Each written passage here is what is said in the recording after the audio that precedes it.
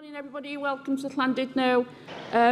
My name's Anne Jones, I'm Chair of the Welsh Executive Committee, and it's my pleasure to open this conference today and to welcome you all here.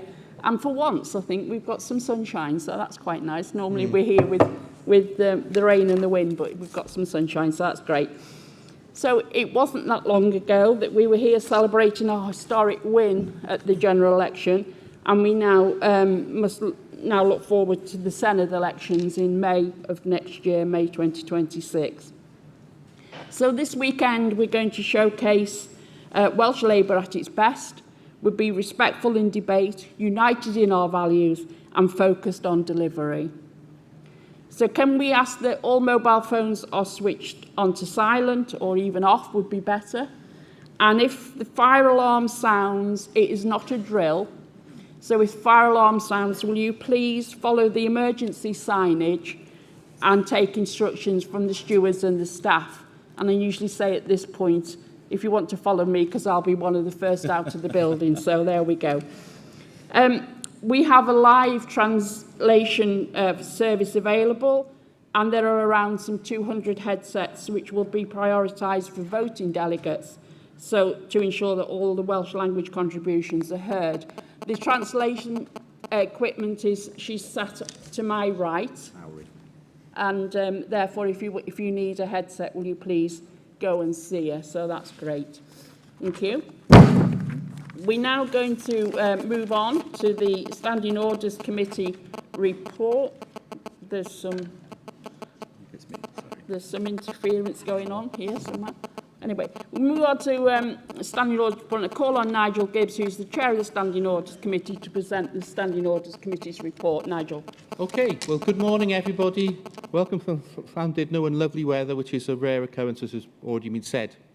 I'm pleased to introduce this report as Chair of the Standing Orders Committee. Can I thank, first of all, the members of this committee for their work in preparing us for conference this year.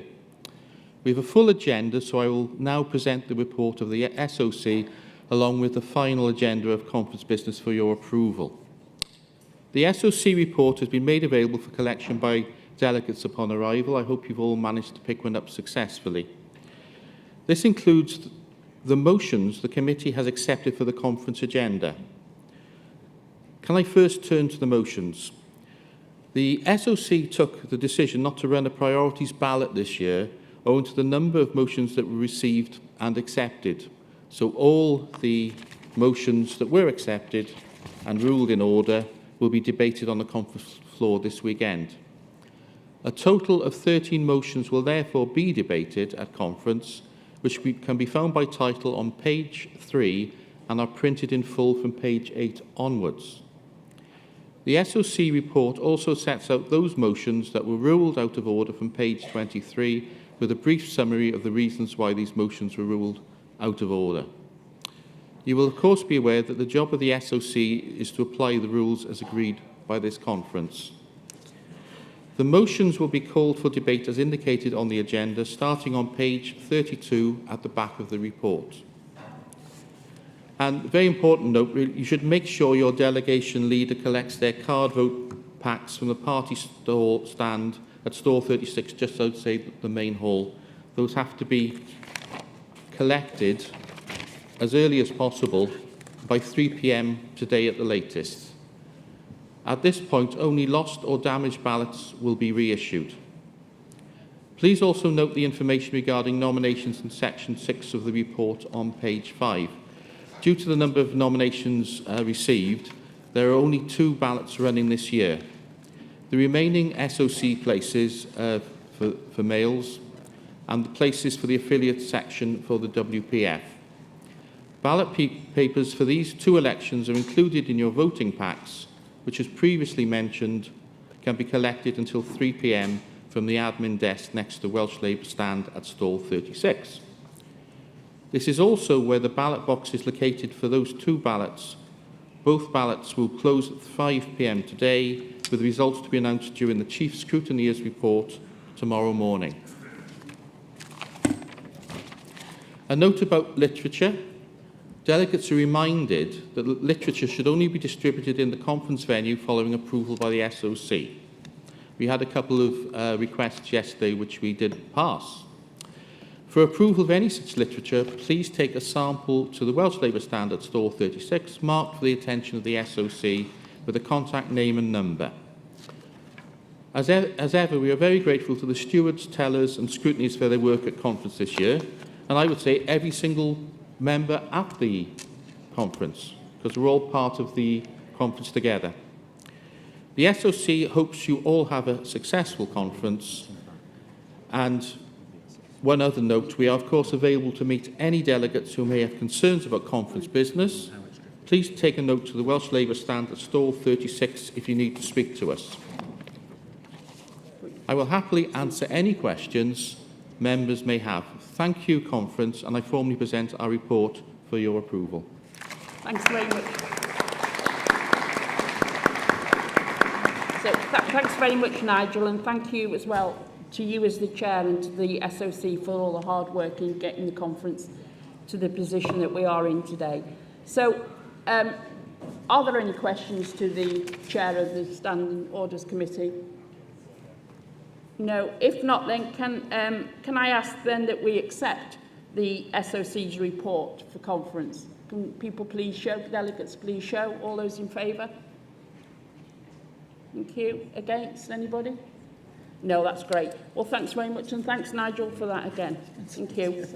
So we're just going to move on now to our Welcome to Conference. The Welcome to Conference this year, it's now my pleasure to invite Becky Gittins MP for Clwyd East to give our official welcome. So, welcome you.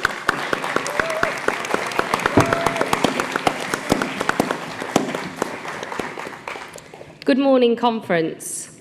This is a Welsh conference, so I am going to need a reply to that. Good morning, conference. Good morning. Much better. It is my privilege to open our annual conference here in beautiful Llandudno, almost 1 year after our fantastic landslide general election victory here in Wales.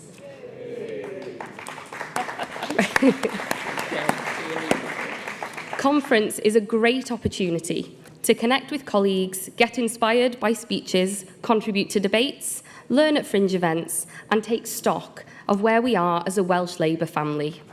To recognise just how far we've come, to shout about how much we have delivered for Wales, to celebrate the fact that for the first time in 14 years, we have 2 Labour governments in Wales and Westminster.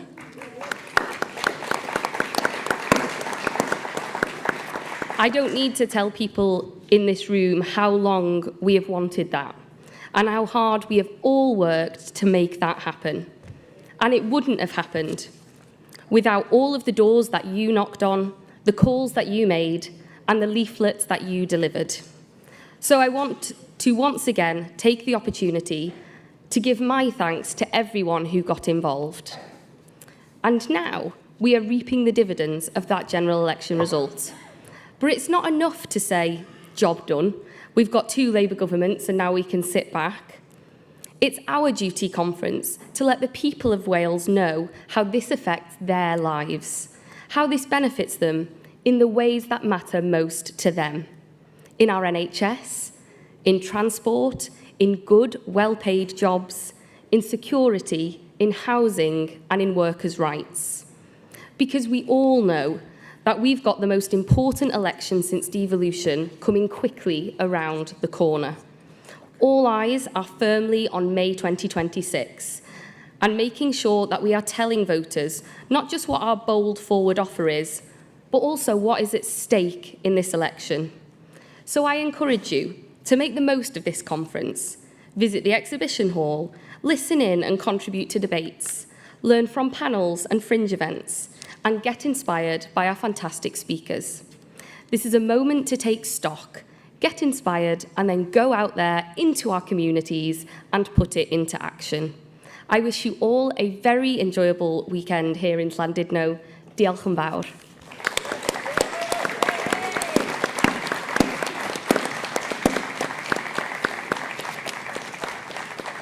Thanks very much for that, Becky.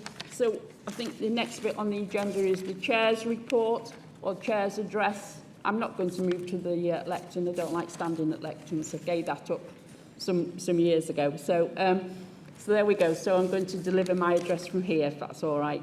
So conferences, we've already heard from Becky.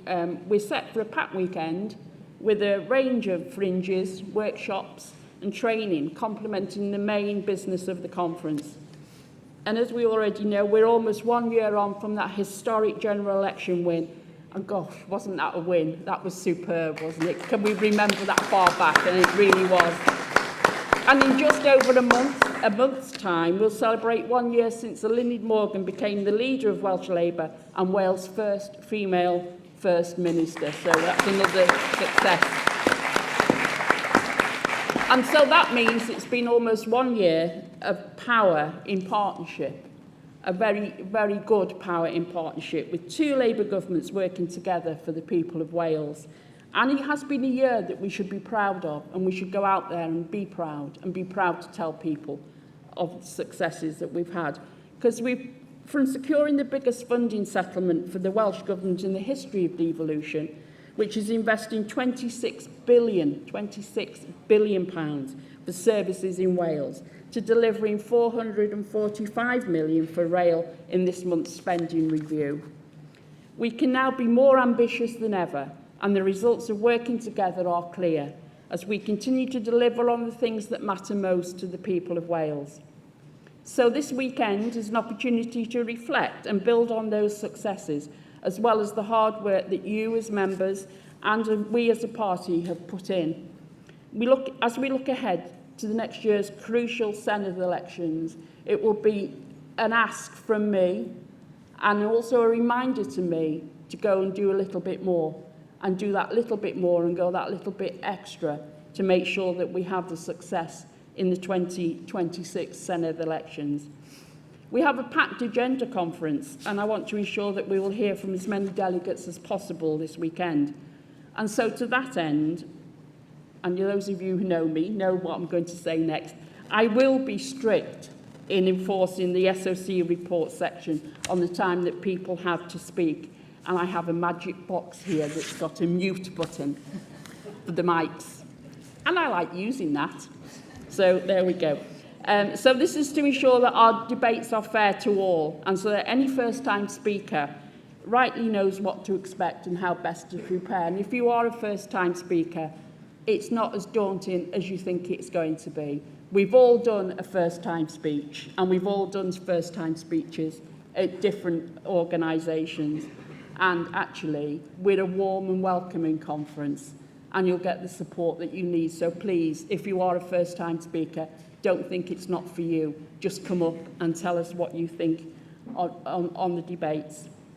So the smooth running of our conference is also supported by the volunteers who have given up their time to serve as stewards. The stewards are there to help the conference run as efficiently as possible. And so I would expect all delegates and visitors to cooperate politely when stewards are advising you. Remember, the stewards have given their time freely to allow this conference to go ahead. I'm looking forward to respectful debates this weekend that will show our party at its best, with speakers representing the rich mix of talent, experience and expertise that we know exists across and within our party. So I hope you all enjoy the weekend, and thank you very much for listening, conference. Diolch yn fawr iawn. Thank you.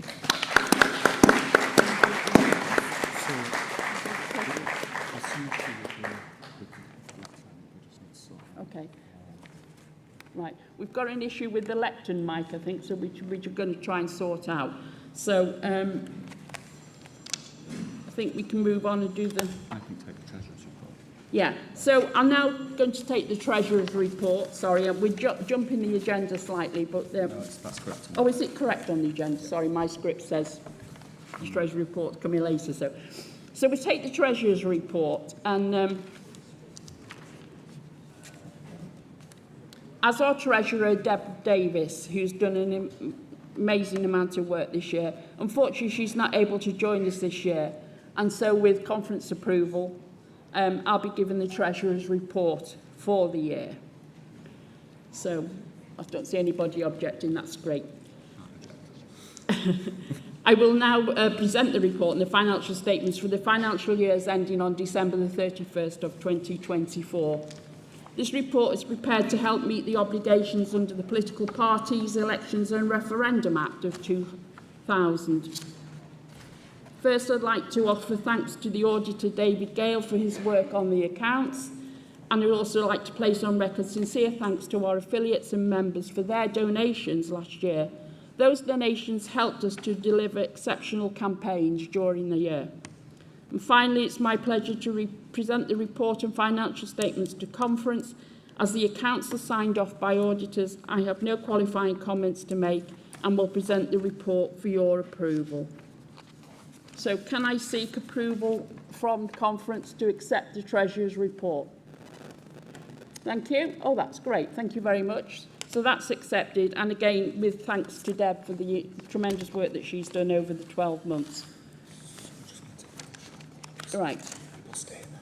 Yeah, so we're going to have a short pause, but I don't want everybody drifting out. So can you just all talk amongst yourselves and decide about what your next canvassing session is going to be in your particular areas, and you know, just sign people up and do all that sort of thing, and make sure they all know where they're. Don't leave the hall. Yeah, please don't leave the hall though. That's that. So those of you who run campaign sessions can sign people up for their next campaigning sessions, and golden opportunity for you to do that. There we go.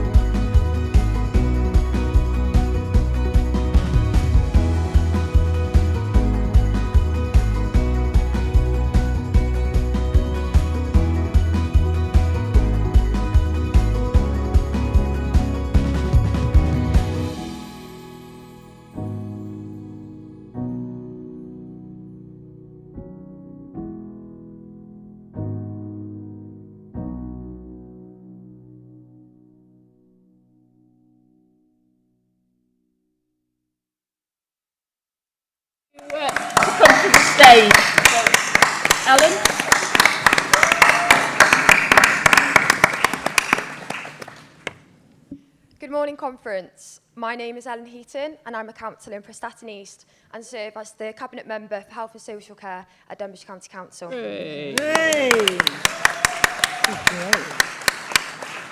When we last met here in Llandudno, we were celebrating all the hard work we as a party put into securing an historic election win and ending 14 years of Tory chaos. It was a significant moment for us all and meant that two Labour governments could work together to invest in our public services and secure a fairer future for working people.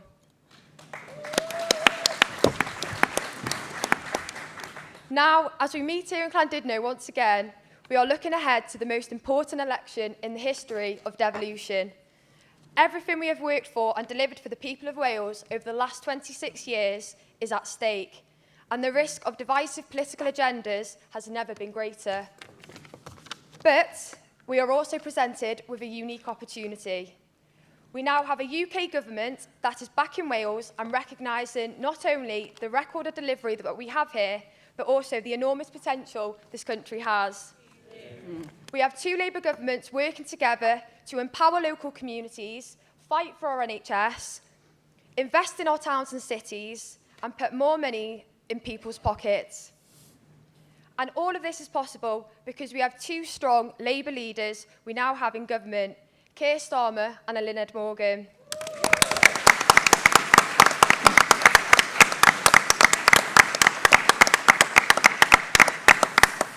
So, as we look towards another historic election in 2026, it's time to show what we can do with two Labour governments at the helm.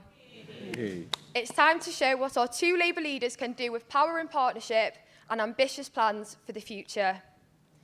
Today, it is my honour to welcome the man who has led us to that incredible general election victory, our Prime Minister, Keir Starmer, with this short video.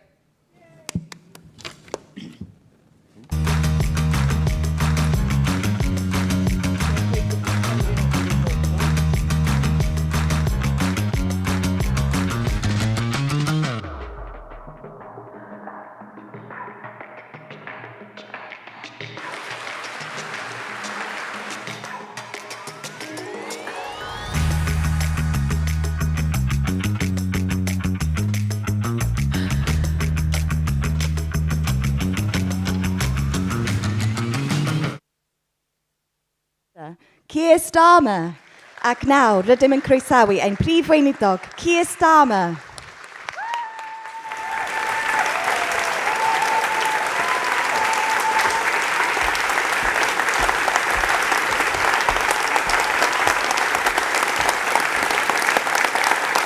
Thank you very much.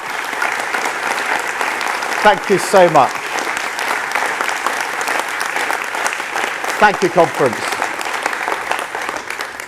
And thank you, Ellen. That was absolutely fantastic. And I don't think you mentioned that you were 22 when you were first elected. And I think you're the youngest member of a cabinet anywhere in Wales. So fantastic, Ellen.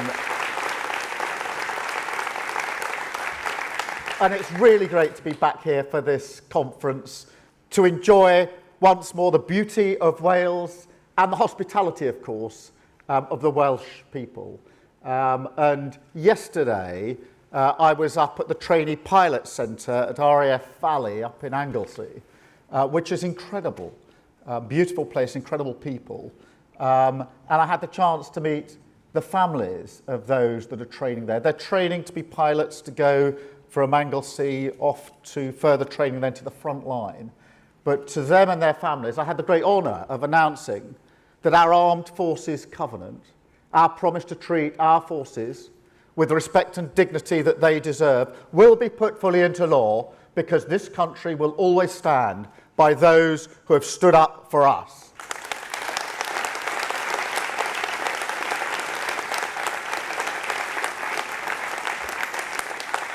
And that is what this government was elected to do, to serve the millions of people who serve this country. And can you believe it? As Ellen said, it's almost a year since the general election. A year since we kicked the Tories completely out of Wales, painted the nation red, with a record 27 Welsh Labour MPs, many of them here in the room with us this morning.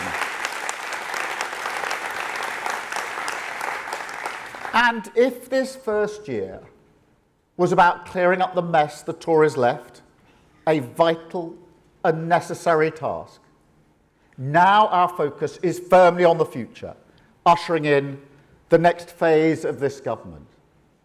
And that's what the Chancellor began in the spending review earlier this month. A Labour spending review by a Labour government making Labour choices. And just look at the difference here in Wales. £22.5 billion per year for the next 3 years. That's an extra £5 billion for the Welsh Government. 16,500 jobs with 2 new free ports in the Celtic Sea and Anglesey, 2 new investment zones in Wrexham and Flintshire and Newport and Cardiff, connecting communities with a £445 million investment into railways in Wales, upgrading the Core Valley Line, improving links between key industries, and building 5 new stations across Wales, and more than £200 million for local growth funds. Not just this year, not just next year, but every year for the next 3 years. That's your victory conference. That's the difference that you make. A Wales back in the service of working people.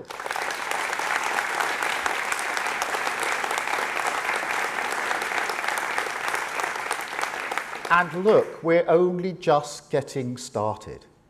There is still a lot more to do to deliver the change that people voted for last year.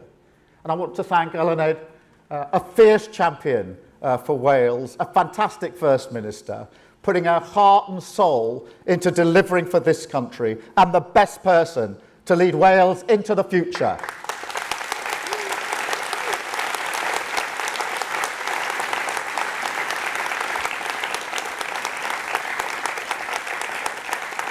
And Carolyn and Joe, my colleagues and my friends, who fought for Wales every step of the way, making sure that the people of Wales are at the forefront of what we're doing in Westminster.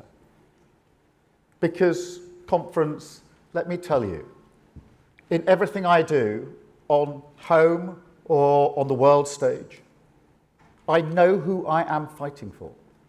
I know who's in my mind's eye, the important thing in politics. The Welsh workers that I speak to at businesses like Airbus in Broughton, or the Breckfast Forest wind farm, the communities I visited on the campaign trail last year, from Abergavenny to Carmarthen. Because let me tell you this, the world is changing around us. We've entered a new era. That's in defence, in trade, in industry, in technology. In fact, across the board. Change that has and will impact almost every aspect of our lives. Now, previous governments have made a choice to stick their heads in the sand, pretend it's not happening.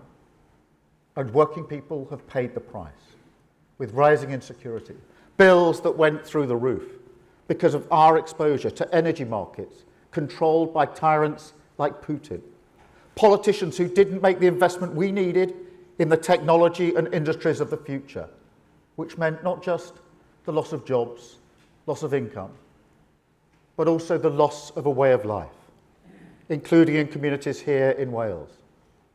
I know that. I know how tough that is. And that's why this government is making different choices, even when they are difficult, like welfare. We cannot take away the safety net that vulnerable people rely on, and we won't. But we also can't let it become a snare for those who can and want to work. And everyone agrees that our welfare system is broken, failing people every day. A generation of young people written off for good, and the costs spiralling out of control. Fixing it is a moral imperative, but we need to do it in a Labour way, conference. And we will. Protecting those who need it most. Investing millions in mental health support. Reforming our NHS so people aren't stuck on waiting lists for years on end. building council homes for people to build their lives around, programmes and good jobs to get people back into work, and the stronger rights that workers deserve.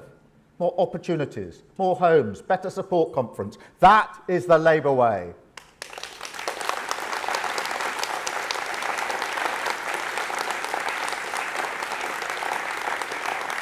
Our job is to rise to the moment, finally, to fix what is broken and seize the changes that are happening so we can make them work for working people.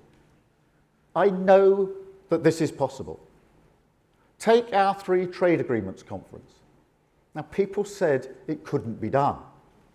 What they meant was they couldn't do it. The hat trick of deals with the world's largest economy, the US. Remember, for years, people talked about the US deal. We came along and we did it. With the world's fastest growing economy, India. The Tories talked about that one for 8 years. Remember that? We came along and we did it. And the world's biggest trading bloc, the EU. People said, well, you can't have a deal with the EU and the US. And we came along, conference, and we did it.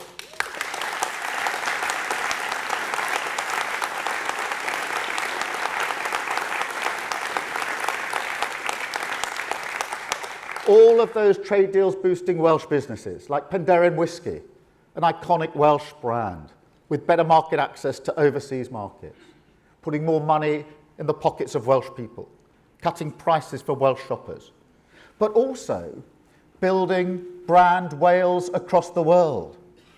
Because the truth is that today our alliances are the currency of security.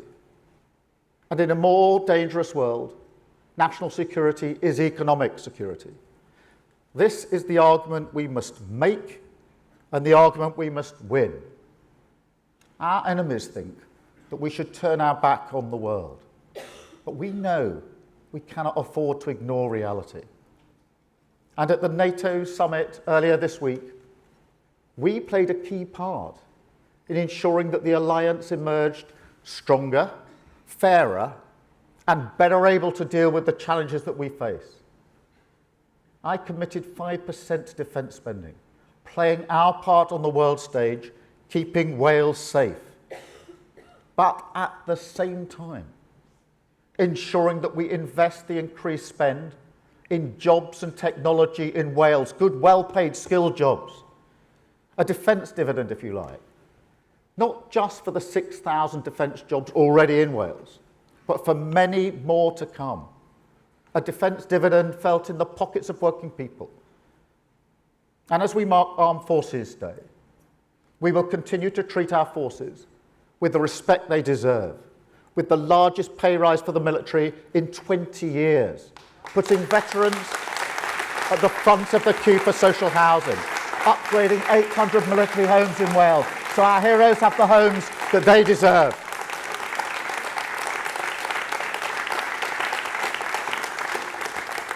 So yes, conference, we will keep our country safe. We will build on our strengths here at home. And that, of course, is what our modern industrial strategy is all about. We launched it earlier this week. It was a really proud moment for all of us. A turning point for the UK and Wales. A new relationship between business and government. And a springboard for investment and growth. From aerospace in North Wales to the world's first compound semiconductor cluster in South Wales. A relentless focus on the industries of tomorrow, with £30 million for local innovation in Wales, crowding in investment with the National Wealth Fund, cutting energy bills for business by up to 25%. They've been asking for that for a very, very long time to make us more competitive with other countries. What a difference that will make for businesses like Port Talbot, creating thousands upon thousands of good, well-paid jobs, a better, brighter future for Wales. But while we're planning the future, there are those who are firmly stuck in the past. Take Farage. When you ask him about Clacton, he thinks it's running in the 210 at Ascot. a wolf in Wall Street clothing, because Reform claimed to be the party of patriotism while sucking up to Putin and abusing our armed forces online. They say they're the party of workers, while they vote against workers' rights, intending to charge people to use the NHS and plan unfunded tax cuts for billionaires. We already know what happens when you make billions of pounds of unfunded tax commitments conference. It's Liz Truss all over again. So no, Nigel Farage isn't interested in Wales. He's interested in Nigel Farage. And he takes people for fools. Just look what he said earlier this month. Going to Port Talbot, pretending he's got a plan to reopen a blast furnace, when he's got no idea what he's talking about. And he's got no plan at all. Let's be clear what Reform's plans would mean in practice. Cancelling the electric arc furnace. That's cancelling the construction work that's on track to start in just a few weeks' time. Cancelling. Cancelling the 5,000 jobs it will bring. That tells you everything you need to know about Reform. Not creating jobs, throwing jobs away. Now, while he's looking backwards, we're looking forward to the future. You all know the mess we inherited from the last government on Port Talbot conference. I've been there a number of times to talk to the workers and apprenticeships. I promised them before the election that this government would future-proof their industry, which is why we've committed to the future of Welsh steel, backing communities in Port Talbot, and delivering a fully funded £80 million transition board to support the shift to green steel. Port Talbot will continue to play a vital role in steel production, in our clean energy mission, and in manufacturing for decades to come. But at the same time, we're investing in carbon capture, in hydrogen production, offshore wind, that will create thousands of good jobs and boost living standards across the country. Wales will be at the heart of the clean energy revolution.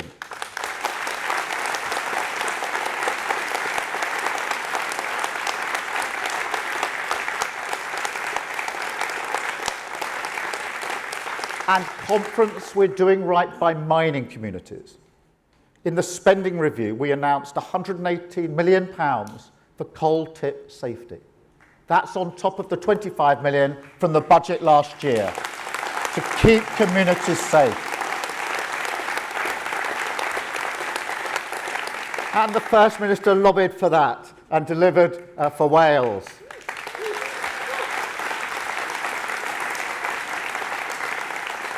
And I am proud that we righted the historic injustice of mine workers' pensions. So mine workers will get the pensions that are rightfully theirs.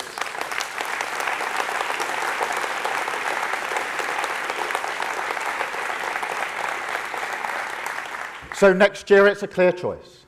Two Labour governments working together for the people of Wales, continuing on the course of change that we've set, with almost £5 billion extra for Wales, money for employment support and training to break down the barriers to opportunity, money for neighbourhoods driving growth and restoring pride in your community, more money for the NHS, for infrastructure, more money for the people of Wales.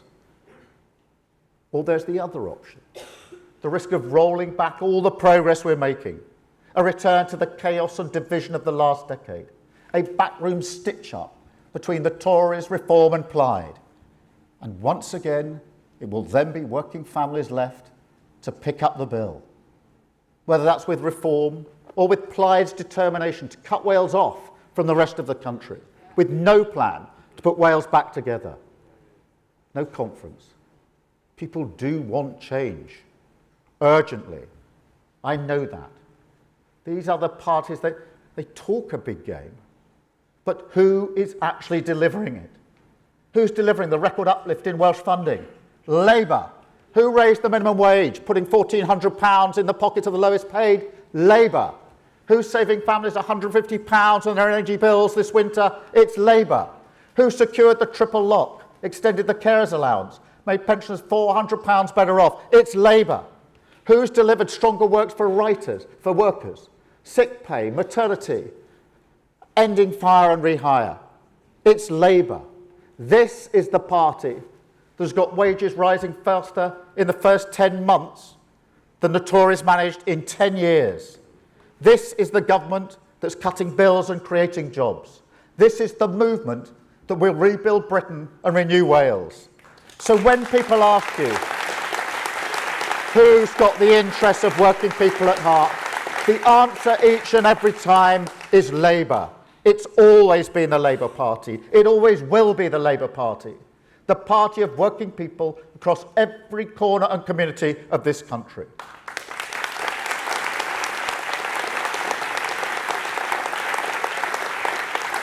A stronger union with Labour, a richer nation with our plan for change, and a brighter future with Eluned Morgan as First Minister of Wales. Thank you, conference. Diolch. Enjoy your conference. Eluned.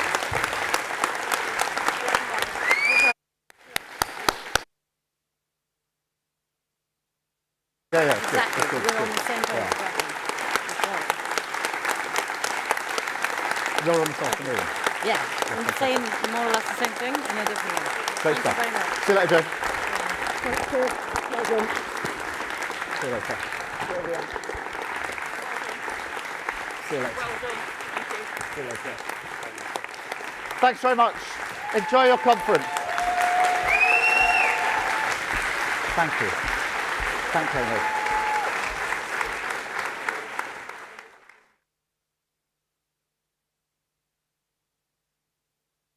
Much, Kier. You're always welcome here in Wales, and it's wonderful to have a UK Labour government working in partnership with the Welsh government. So that's great, and I think we're all inspired now to go out and get those doors knocking. So we're now going to move on to the address by our Secretary of State for Wales, Joe Stevens. So over to you, Joe.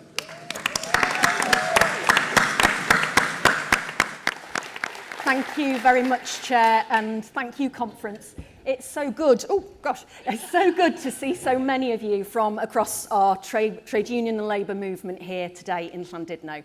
And a year into my role as Secretary of State for Wales, it's been an enormous privilege to work with Labour colleagues across both the UK and Welsh governments and in our local councils throughout Wales. But I want to give a special thank you to Nia Griffith, Becky Gittins, Ruth Anderson and Anna McMorrin for their hard work at the Wales office over the past year. And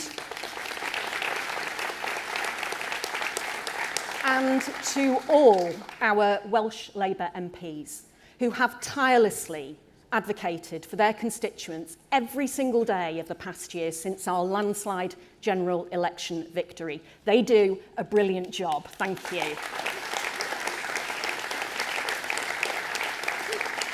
And as we approach the anniversary of that victory, we remind ourselves that it was a victory delivered through the strength of our common endeavour, those words on the back of our membership cards. And look at what we've achieved together. 2 Labour governments investing in Wales's future, in our economy, in our public services, and in our people. And when we came into office, our economic inheritance was dreadful, as you know. We set to work fixing the foundations and urgently tackling those many crises that the Tories had left behind. Nowhere more so than in Port Talbot. So within 10 weeks, a better deal negotiated with Tata, with improved support for every single worker impacted. £1.3 billion invested in Port Talbot for a new electric arc furnace, and the construction of which, as you've just heard, will begin in the next few weeks by locally contracted firms. And we have created the conditions for future investment so the town and our steel communities have a bright and long-term future. Now contrast that with the Tories. They left the transition board completely unfunded. I've never been so horrified as the day I found out that that £80 million promised to people who were losing their jobs didn't exist. Not a single penny went out of the door of the Transition Board to support steel communities in 10 months under the Tories. But in the same number of months, this Labour government fully funded the £80 million promised to support steel workers, their families and businesses through the transition to green steel making. Not just in Port Talbot, but supporting Llanwern and Trostre too. And today I want to pay tribute to our steel communities and to Community Union and to GMB and to Unite for all their work supporting their members and their families.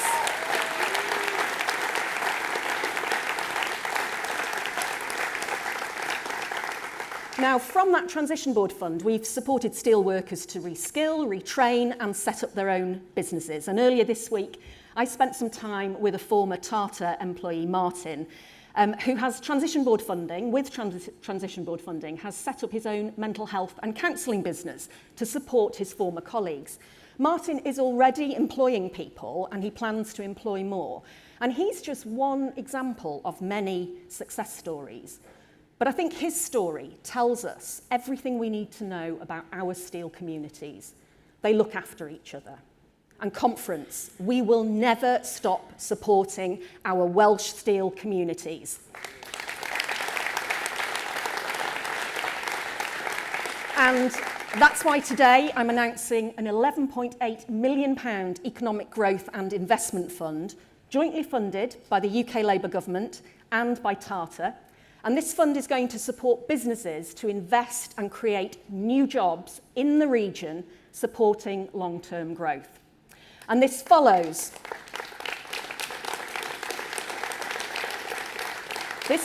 our announcement in the spending review of a further £80 million investment for port infrastructure in Port Talbot. And then just last week, the Crown Estate announced the 2 developers who will deliver a new generation of floating offshore wind farms, the largest in the world in the Celtic Sea. This is going to deliver billions of pounds in investment, over 5,000 new jobs. It's going to power 4 million homes with clean electricity and bring down energy bills. Conference, this is a huge vote of confidence in Wales and the UK's offshore wind sector at a time of global volatility, putting us right at the forefront of a new industry and opening up even more opportunities for export in the future for our people here in Wales and supply chain businesses. You might be able to tell I am so excited about the opportunities that this is creating for people in Wales. And a few months ago, I met a young woman apprentice, Libby, at Dragon LNG in Milford Haven. Some of you will know Dragon. Now, Libby is a qualified hairdresser, which is a very useful qualification, obviously. But she saw an advert for apprenticeships in the renewable energy sector, and she's now training to be a clean energy engineer. She's got a good, secure, well-paid career ahead of her. And it means she doesn't need to leave Pembrokeshire to learn or to earn, something that she told me was crucially important to her. So that's a Labour government investing in our new industries, in new jobs, with a plan to make Wales the best place to invest in the world. And our UK modern industrial strategy that Kier mentioned, published earlier this week, if you look at it, it tells a powerful Welsh story. And both our Labour governments have worked closely on the industrial strategy and with businesses up and down Wales, because this is as much their plan as it is ours. The strategy is robust, strategic and unashamedly long-term, and it leverages our free ports, our investment zones and our highly skilled workforce and will create tens of thousands of jobs. Conference, this is Wales leading the way. Together we are investing to improve our economy and creating the jobs of the future. And because we are Labour governments, these jobs will be secure, unionised jobs in every part of the country. And because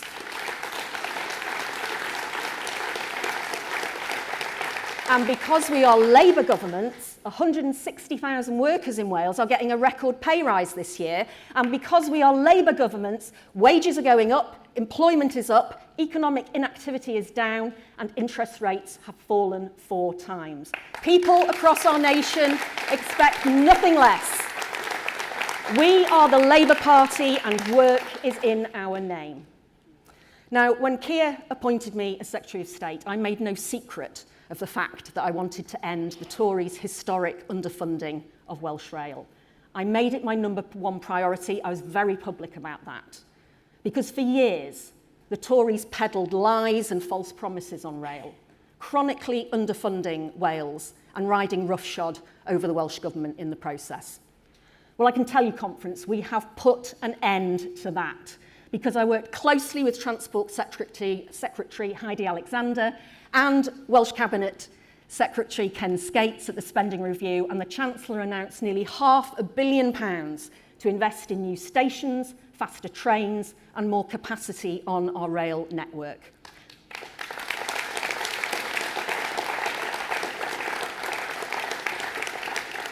So money for the Welsh Government to continue their excellent work on upgrading the Core Valley lines, and money to ensure a pipeline of future rail projects. Because our rail transformation journey has just begun and it's not stopping anytime soon.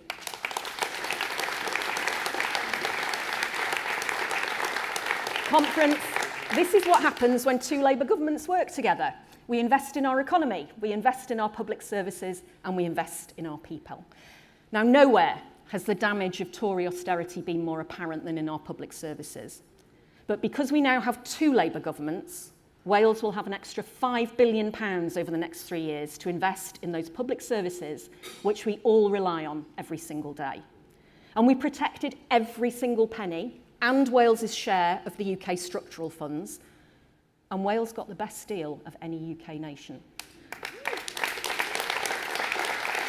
And unlike the Tories, we have fully funded Welsh Government's crucial work at their request to keep coal tips safe. £143 million delivered because we know that keeping Wales safe is our first responsibility.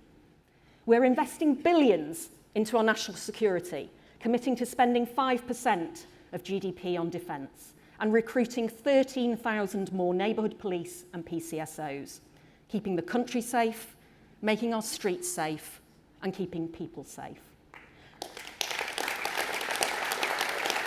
And our two Labour governments are working together to keep those NHS waiting lists falling, to build more social housing, to regenerate our high streets and to keep Wales safe. Because, Conference, that is what happens when two Labour governments are working together. We've invested in our economy, in our public services, in our people, and, Conference, we have ended Tory austerity.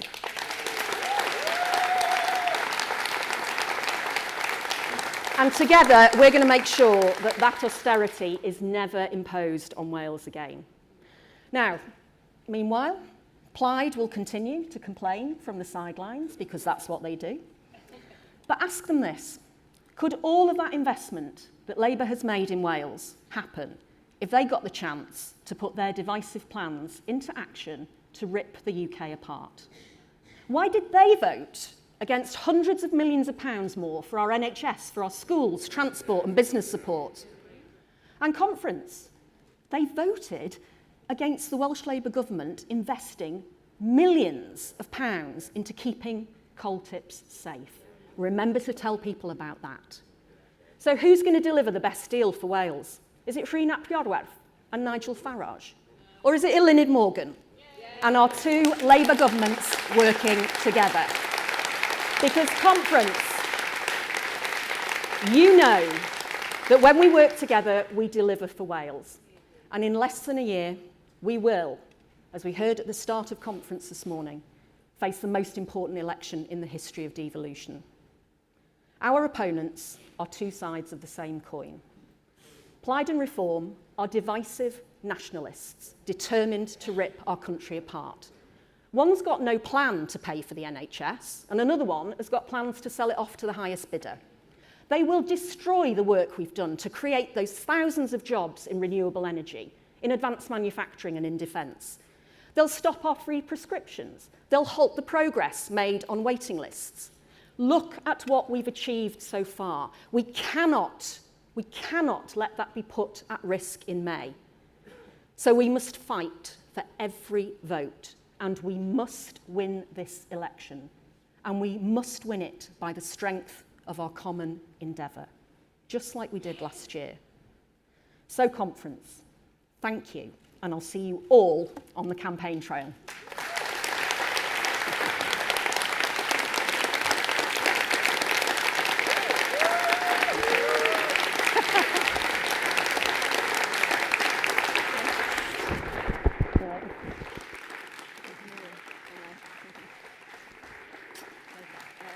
That was great. Thank you.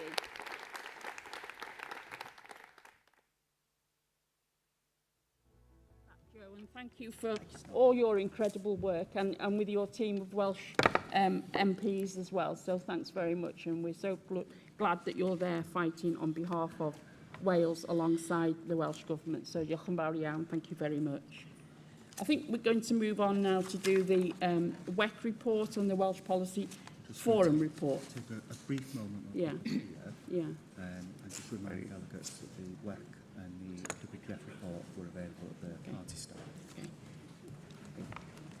So as we move towards the WEC report and the Welsh Policy Forum report, if delegates haven't seen a copy, it's available on the Welsh Labour Party stand, which is just outside the conference hall here. Somebody's got a mobile phone off. If you can just put it to silent, please, that would be great. Thank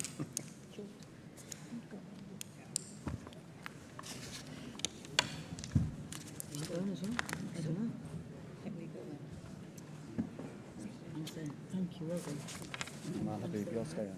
I'm staying. Why say? We both. I'm going as well.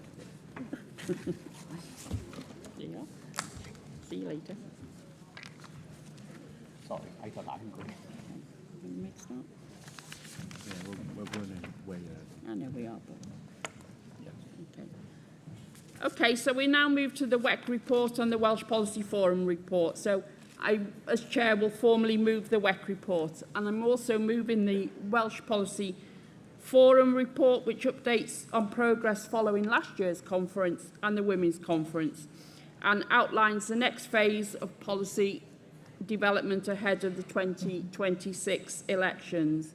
So I can see we've got some interest in people wanting to come and speak. So, yeah, one. Yeah, and then the two there, and then person over there, yeah. Okay. I don't normally take speakers. No, but we're running ahead of time. Is it working? Is it working? No, it's not. Can you hear me? Can we have a mic for the rostrum, please?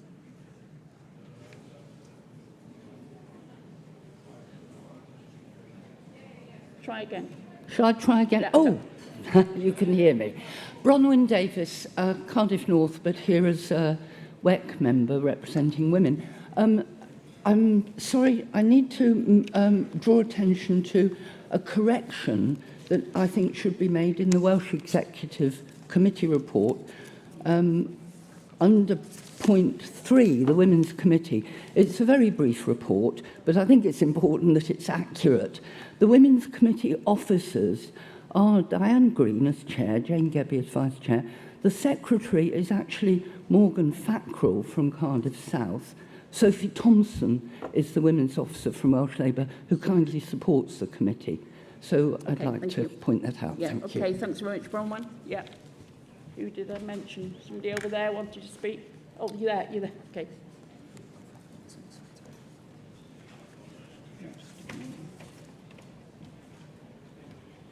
Morning conference. Dylan Lewis Rowlands from Unite Cymru, moving that we reference back the WEC report, specifically because of a motion passed at near unanimous conference in 2022 regarding devolution of the rule book.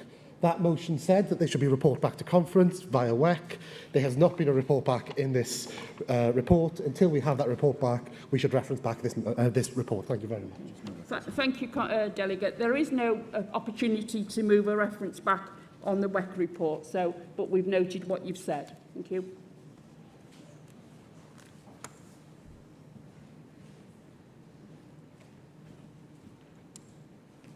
Diolch, Cadeirydd, a bore da Nghynhadledd. Ben Gwelchmai o Sir Drefaldwyn a Llandudno. Good morning all. I was also going to reference back the WEC report because as a long-time visitor but first-time speaker, I was hoping we'd have a dusty, dry conversation about the importance of process this morning.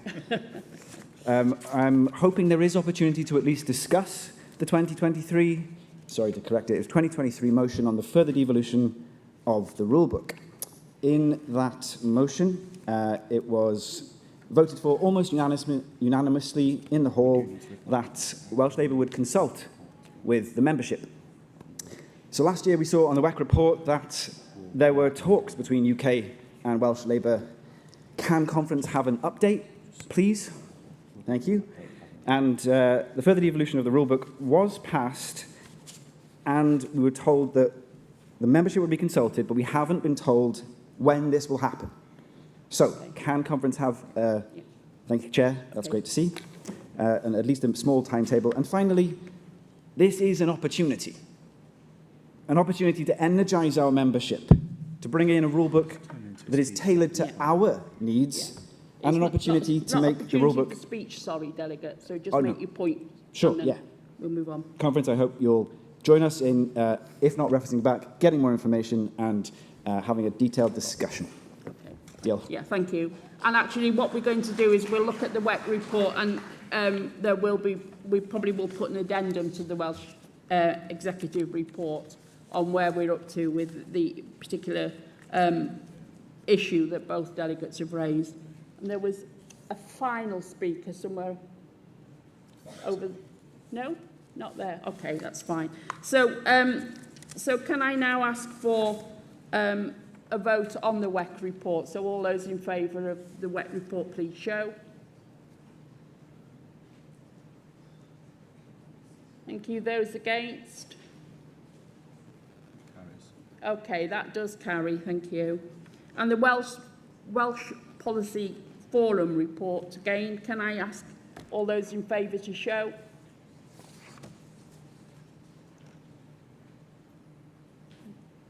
Okay. Thank you. And those against? No, so that carries as well. So thanks very much for that. We're now moving to our next debate, but we're having a short delay because we're missing some people. Okay, so we're now going to move on, but we are just going to have another little sort of, oh no, we're here now, we've got people, people are here, we were looking for them, so they're all here. So we're going to move on now to our next, or to our first debate of conference, this conference, and it's a debate on the opportunity for every family. And I invite you to turn your attention just to a short video that is going to take place. At the heart of this government is caring, looking after our youngest generation. I'm really happy with the investment the Welsh Government have put into education to make sure that my children have got everything they need to do well in life. I learned loads of really invaluable information that's going to be useful to me as I begin to navigate my career beyond studies. I've got a 3-year-old called Taran. I've got 2 children. I'm currently studying my master's degree at Cardiff University. My older son, we started secondary in September. He was diagnosed age 4 with ASD, and school have always been really supportive. Taran is going to go into primary school next year. We're proud to be going through the Welsh medium. The support of Welsh education is something that's so important to us as a family. My younger daughter was able to attend a local nursery through the Flying Start programme. She was born just prior to the COVID pandemic. Having that sort of first step into being with other children and all the support that the nursery gave us was really helpful in making sure she was ready for school then. The free school meals for all children is transformative. That is a guarantee that these children that are coming in aren't hungry in the morning. But also it really helps in terms of making sure they've got a varied diet. So my wife is a teacher, my mum was a teacher, my dad was a teacher. I know how much they do, and to see this Welsh Labour government coming out in support of that with a 5.5% pay rise is really, really, really encouraging. One thing that was really useful to me while I was studying was the maintenance loan that I received from Welsh Government.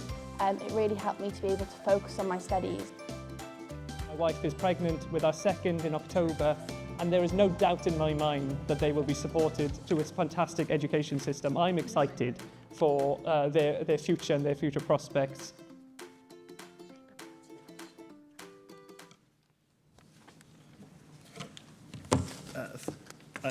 Hello, conference. I am not Anne Jones, as you know. I'm Tom Hoyles, and I will be chairing this debate. So let's open it up now. Can we move to... I will invite Lynn Neagle, MS, to deliver the opening speech. Thank you.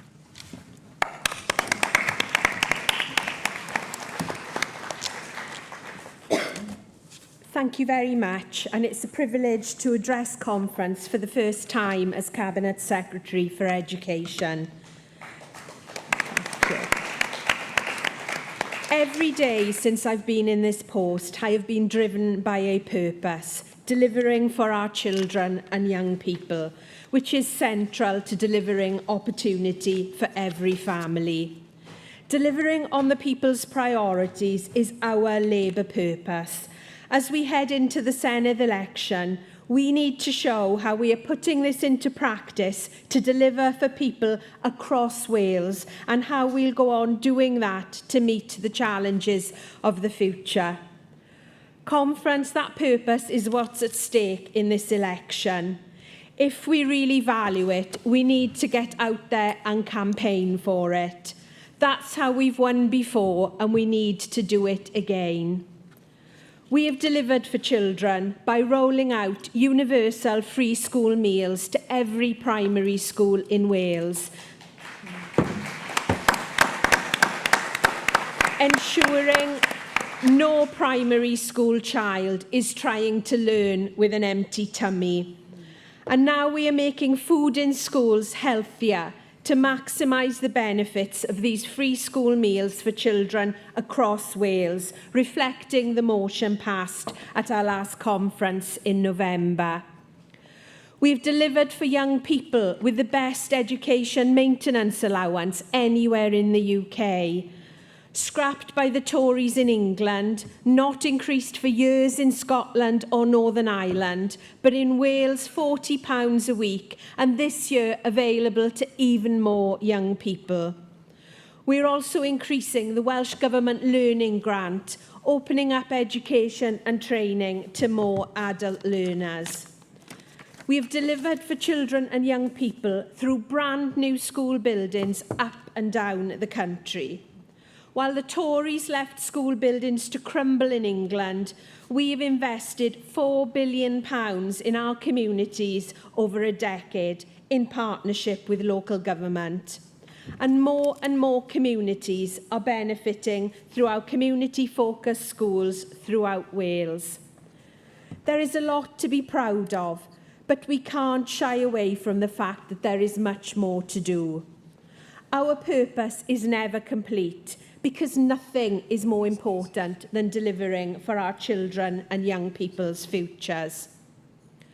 When I came into post, I said that good mental health and well-being would be the platform on which our education system would be built, and I meant it. That's why we are putting in place a whole school approach to mental health and well-being in every school, because we know children and young people won't achieve unless their mental health is supported. We are the only part of the UK where a right to school counselling for all learners from age year 6 and above is enshrined in Welsh law. And we already have child and adolescent mental health teams providing in-reach in all our schools. Of course, for children to learn, they need to be in school. We're tackling the causes of low attendance by investing millions of pounds in family engagement officers in every local authority, because every day and every lesson matters. And we're investing millions in literacy and numeracy support for every child, because these are the building blocks of all learning. Just last week, the latest assessment figures showed literacy and numeracy standards are up in Wales. And we've put digital skills at the heart of our curriculum for Wales so that every child can navigate the complex digital world they're growing up in. And we can go further too by using AI to power up learning so young people are ready for the world of work and to reduce workload so teachers can really focus on teaching. Conference, our workforce is our most precious resource. But it's not just about teachers. Our dedicated school support staff do an absolutely fantastic job right across Wales. I want to make sure they get the recognition and support they deserve. That's why I'm determined to make real progress on school support staff terms and conditions so that they are properly recognised and valued,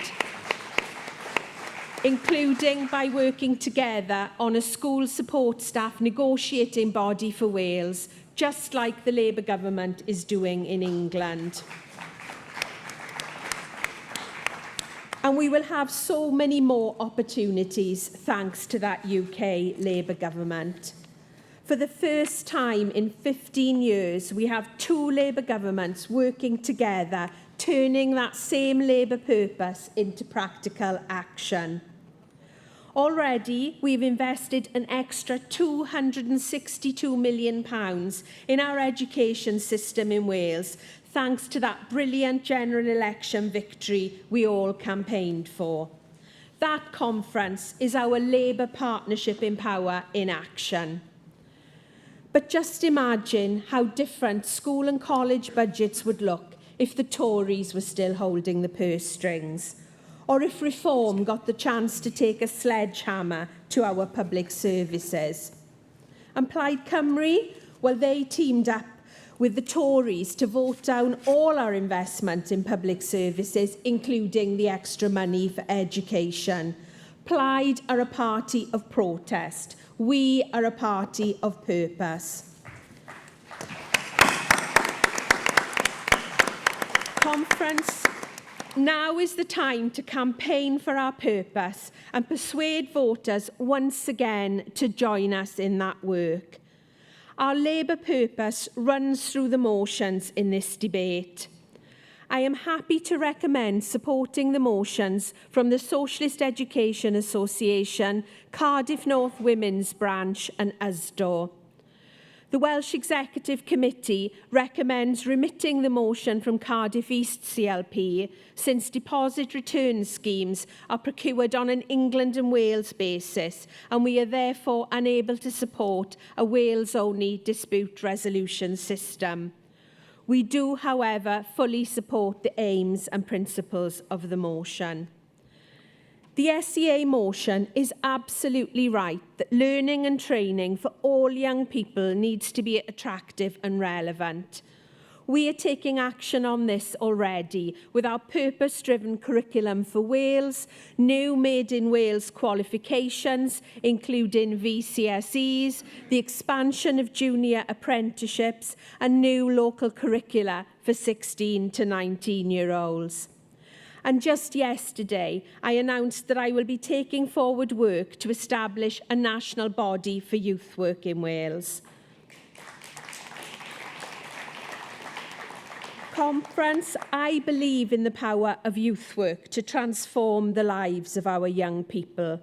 Our national body will help us deliver a consistent national offer for youth services across Wales and help to keep every young person engaged and ambitious for their future. The motion from Cardiff North Women's Branch reminds us that sexual harassment and misogyny have no place in society, and I can tell you, Conference, that they are completely unacceptable in our classrooms. Since Estin's report, we have put in place an action plan to prevent and respond to peer-on-peer sexual harassment. But this month I have gone further by confirming funding for a Wales-wide programme to support schools to deliver high-quality relationships and sexuality education. to ensure that all our young people learn about the importance of strong, respectful relationships. The USDO motion highlights the importance of skills and training at the core of our Welsh Labour purpose.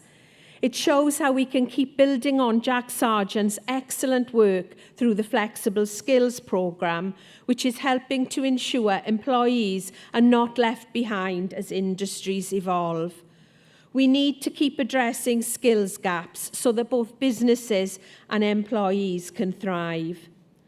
I want to thank the SEA, Cardiff North Women's Branch, USDO and Cardiff East CLP for their motions, and I'm really looking forward to hearing the contributions from members, as well as from my friend and colleague, Jane Bryant, who will respond to the debate. Opportunity for every family is at the very heart of Welsh Labour's purpose. Let's value our purpose. Let's campaign for our purpose. Conference, let's work together to win next year so that we can deliver on our purpose. Diolch yn fawr.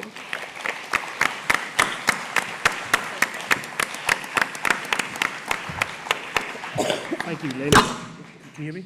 Hello. Yes, you can hear me. Thank you, Lynn. Just to reaffirm to everybody, this is the opportunity for every family debate. I apologise, I was caught texting when we should have opened that. So, Lynn, thank you for opening the debate. We want to have lots of speakers in this debate, so I hope everyone's got lots of motions. Lots of supporting speeches, but let's start with the motions. Can I invite USDO to the stage to move motion 1, please?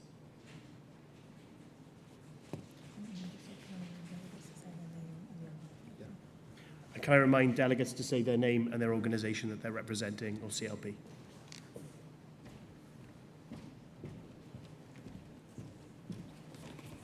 Welsh Conference, Mike Walker from USDO, moving the motion on automation skills on behalf of USDO. Conference, workers have always been exposed to great levels of technological change, but the scale of this change has exacerbated, particularly since the onset of the pandemic in 2020. It's almost been unprecedented. Across Wales, we've seen vast developments in workplace technology, with businesses looking to maximise productivity and performance. Often this technology is framed as something that helps improve efficiency, providing people with greater flexibility and making everyday tasks quicker and easier. But we often see technology in our sector intensifying work, with staff left working harder than before. Workers in sectors such as retail and distribution, which my union represents, have seen significantly impacted by this technology, something that has been brought about unrecognisable changes in their job roles.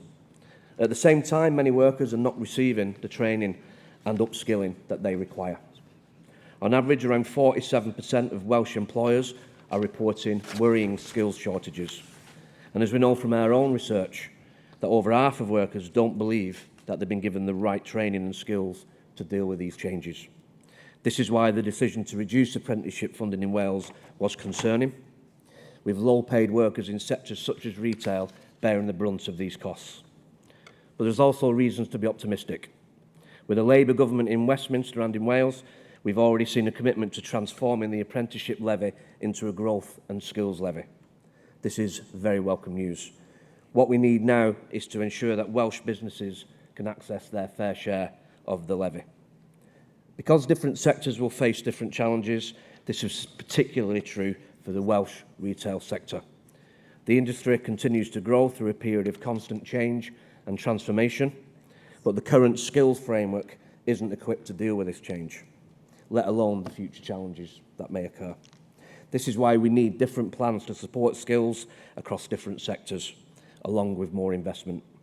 Investment that is coordinated across Wales so that workers can get the training they need wherever they live.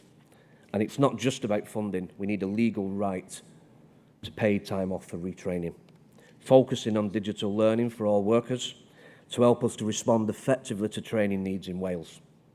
In a wider sense, we need to address the unequal impact of new technology and automation both in Wales and across the UK. This must be done by supporting and promoting positive action to tackle underrepresentation, requiring employers to report what steps they are taking to promote inclusive training and skills provisions within their workplaces, and supporting a requirement under UK legislation for employers to consult on new technology, including the use of the equality impact assessments which employers must act upon. Conference, this isn't just about improving equality and diversity rights in the face of new technology. It's about a Welsh Labour government working in partnership with the Labour government in Westminster to deliver a new deal for workers in Wales so that workers can develop new skills and to ensure that working people across Wales are not left behind but can actually benefit from the future of the work. Conference, I move, please support.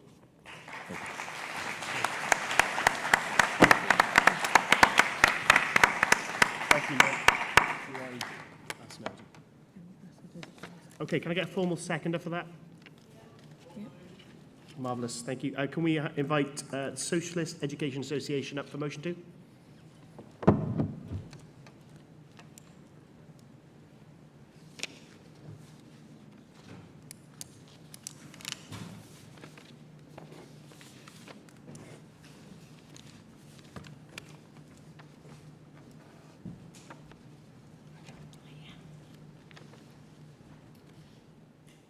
For that conference, David Egan, Chair of the Socialist Education Association Cymru, and please, if you are involved in education in Wales or interested in education in Wales, do think of joining SEA Cymru, but also Pontypridd constituency, Labour Party. I've spent 50 years working in education in Wales next year. It's been a long and enjoyable career, of which I've done a variety of things, from being a school teacher and a school leader to advising our ministers, and also being the academic and researcher that I am. And as we try to capture in this motion, I think these are very challenging times for education in Wales. Despite everything that we've done over the last 25 years, and that's been immense, as Labour governments in education, we are facing now the kind of challenges that we set out in the motion and that Lynn has also referred to, the challenges around persuading our young people to engage in education fully, sometimes to behave in an appropriate way. We shouldn't overstate these things, but neither should we ignore them. But also the worrying trends we have now with engagement of young people post-16 and post-18, that all those kind of curves are now starting to move downwards after a long period of moving upwards. And so we see these as being quite challenging times, and we need to make really bold, visionary responses, I think, as Welsh Labour to these as we move into the Senate elections. As Lynn has said, our Welsh Labour government and our Welsh Labour ministers are responding in an appropriate way all the time to these challenges. So what we're arguing for is a heightening, is an extending, as it were, of that programme and that kind of that work. We think the key to that is the 14 to 19 age phase. I think we know that young people often these days become disengaged with education much earlier than that, but it's particularly in that 14 to 19 age range that we see the chickens, as it were, coming home to roost. And so it's always been part of what we've wanted to do over the last 25 years, to have a bold, visionary 14 to 19 learning offer. And I think it's something we need to return to and enrich and enhance as we go forward. The keys to that, I think, are alongside, if you like, the traditional routes that we have within education, to be enhancing practical, vocational routes that have apprenticeship pathways at their heart. You know, there's much that we're doing already, much more that we can be doing there, working with our further education sector, which I think, again, does an incredible job within education in Wales, and our work-based learning providers, and offering our young people, those who are becoming disengaged or have become disengaged, something that they really feel, because it's practical, because it's vocational, because it's authentic, and offers them the right kind of career opportunities, something that can re-engage them. I think there's much to look at across the UK and internationally in this space that we can learn from. I think particularly the work that Andy Burnham and his team are doing in Manchester around the Manchester Tech Back. I'm sure Lynn and Vicky will have been looking at that, but I think there's much more that we could be doing to look at things like that and similar developments in the northeast of England, where they're trying to return to the idea of a baccalaureate. We have our Welsh baccalaureate, but perhaps looking at that and thinking about how it can capture the kind of offer that I'm talking about. Part of that, I think, should be perhaps thinking about why it is, and there's been a lot of attention on this recently in the press, why it is that the UK is the only country now in Europe that thinks it's a good idea to test young people at the age of 15 and then again at 16 and 17. You know, GCSE, AS level and A level. No other country in Europe now thinks it's a good idea to stop the music on those occasions. And apart from all the issues around health and well-being, I think involved with that, it costs a vast amount of money that could be better spent really within a kind of baccalaureate system. So we're delighted to hear that the Welsh Executive and Lynn and her team are supporting this motion. We see it as being an opportunity really to seize the moment, seize the debate and come up with that extended, bold, visionary offer that we can take to the Welsh people, particularly our young people in the next Senedd elections. So I call upon conference to support our motion. Thank you very much indeed. Diolch yn fawr.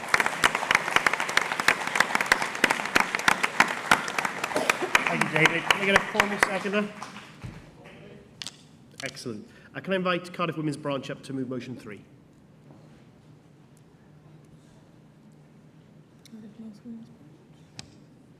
Yes.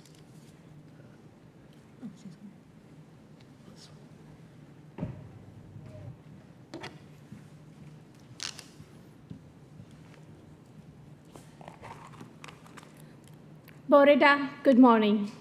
Chair, Conference.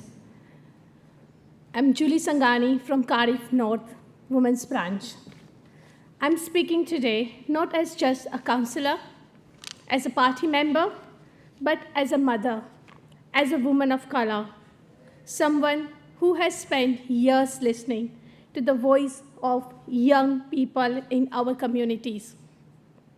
And what I hear again and again and again, girls are growing up thinking harassment is normal. Being followed, touched, or sent inappropriate message is just a part of being teenager girl. Estin Report 2021 told us that 61% of girls and 30% of boys in the Wales have experienced sexual harassment in school. And the children, young people, Education Committee put it plainly, it has become so commonplace, it now seems to be a normal. That should shame us.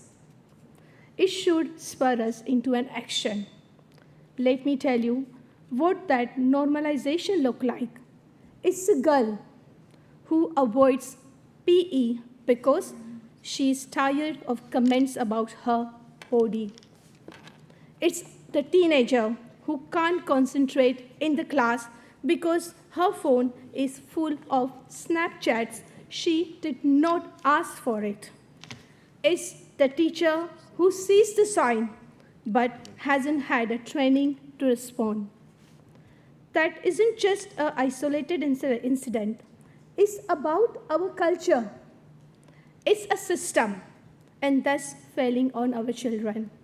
And yes, this overwhelmingly affects the girls, but it also cuts the deeper for the pupils who are lesbians, gays, disabled, from minority, ethnic, or a religion background, or who don't conform from a gender form norms. This motion we are bringing today to recognize that complexity. It says clearly, being a female is the biggest risk factor, but the other characteristics carries their own risks too. Thus, intersectionality in action, that's kind of inclusive, honest, and the policy we need. Now, some may ask, Don't we already have safeguarding in place? Yes, we do. Here is the truth. Policy alone does not change the culture, but the people do. And that's why this motion is called for. Specialist training in every school, not just one-off, but the continuous support of the staff, parents, and the learners is required. Support for boys to resist toxic masculinity and understand the consent. And a review by Estin in 2026 to hold ourselves as accountable. We also want the Welsh Government to build on what already is working, like an EU excellent resources, and bring this into a curriculum in Wales. Because teaching consent and the respect should be just as important as teaching maths and science. Conference, this isn't about ticking a policy box, but it's about changing the lives. We owe to the girls sitting in the classroom today, next generation of our girls, ones who have stopped speaking up because they think no one will listen. We owe to the boys who want to do the better, but are being pulled into the dangerous online cultures. And we owe to every child of Wales who deserve to learn in safety, with dignity, and with confidence. Let's not wait for another report, another film, another heartbreaking story. Let's act now. I absolutely urge to support this motion. Thank you. Diolch am fawr. Namaste.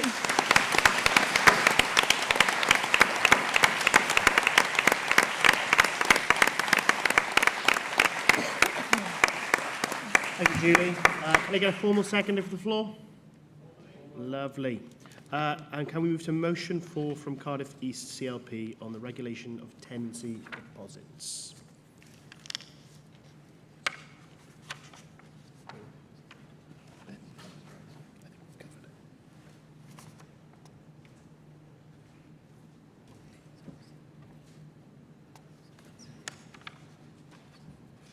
Hi, Sue Lent, Cardiff East CLP, Chair, Conference. This motion is about fairness for tenants. I represent a ward, Plasnewydd, which has many students whose tenancies are short-term, but this motion is about all those who rent properties from landlords. While there are many reputable landlords, I think we all know that there are also many out there who are only too willing to find easy ways to increase their profits. The deposit system is a gift to them, and one that unscrupulous landlords exploit to the maximum. As the motion states, tenants often find that though they have left their properties in perfect order, their landlords claim that they have left their properties dirty, damaged, and substantially different from when their lease was signed. Their deposits disappear into spurious claims for cleaning services, totalling sometimes hundreds of pounds. Currently, landlords aren't required to provide a specific amount of proof or evidence in order to take a deposit. They also don't have to provide receipts for the work they claim has taken place as a result of tenants' actions. So, the scales are heavily tipped in favour of landlords, and tenants, such as students and those on low incomes, are unlikely to have the time or knowledge to dispute the non-return of their deposits.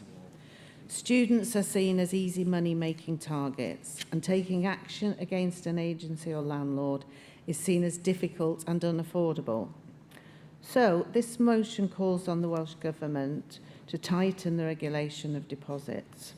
Firstly, landlords and tenants must be required to take photos at the beginning of tenancies. Secondly, landlords must provide itemised invoice bills and receipts before any deposit can be withheld. Thirdly, final inspections must be scheduled before the end of the tenancy so that tenants and landlords can agree on issues that need to be rectified before the tenancy ends. Finally, we call on the Welsh Government to ensure a simplified dispute system which is manageable and just, I do understand why the motion is being remitted, so the reference to Welsh Government may be slightly out of kilter, but I hope that conference will support the sentiments of the motion. Thank you. Thank you, Delegate. Can I just check you're happy to remit the motion? Delegate, sorry. Can we just check that Cardiff ECLP are happy to remit the motion? Thank you. Perfect. Thank you, Delegate. Marvellous. And that moves us on to the debate part of the discussion this morning. So just a bit of housekeeping. We'll take them in groups of 3. The SOC has asked me to remind you you can speak broadly on not just housing, you can speak on housing, education, social justice, and all of it. So feel free to come make your views heard.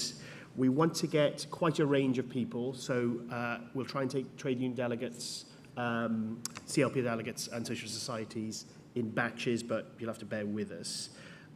If you're a first-time speaker, please do let us know. Also, if anyone has any idea what the British Lions score is, please feel free to say it at the podium.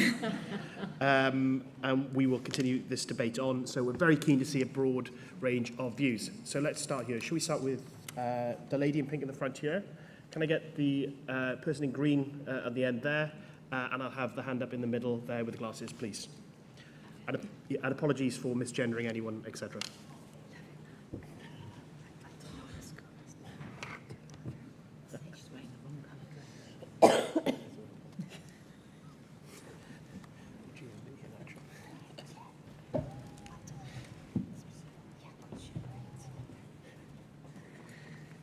Conference Chair, Marie MacDonald, Retail Officer for GMB Union, speaking in favour of USDO's motion. We stand at a turning point in the world of work. Technology and automation are reshaping retail at a rapid pace. But progress must come with responsibility, because progress without fairness is not progress at all. Better training for workers isn't optional, it's essential. As retail evolves, every worker must have the chance to adapt and thrive. That means training that's inclusive and accessible, not just for the tech-savvy or able-bodied, but for those facing real barriers, our disabled workers, those with impairments, and people from marginalised communities. If automation is the future, then fairness, access to that future is a Labour value. That's why inclusive training must be built into every rollout of new technology. But conference, we must go further. Equality impact assessments are powerful tools for identifying and preventing discrimination, yet right now they're only used within the public sector. That is not good enough. They must be required in all workplaces, from shop floors to boardrooms, wherever decisions are made that affect workers' lives, because true equality doesn't happen by accident. It happens when we ask, who might this harm, who might be excluded, and how do we fix it before it's too late? This is about protecting rights, ensuring no one is sidelined, and building a future where automation brings opportunity, not exclusion. So conference, let us lead with our values. Let's build a future where technology serves all workers, where inclusion is standard, not a special request and added on at the end, and where dignity at work is a reality for everyone. Let's rise to that challenge together. Please support USDO's motion. Thank you, Marie.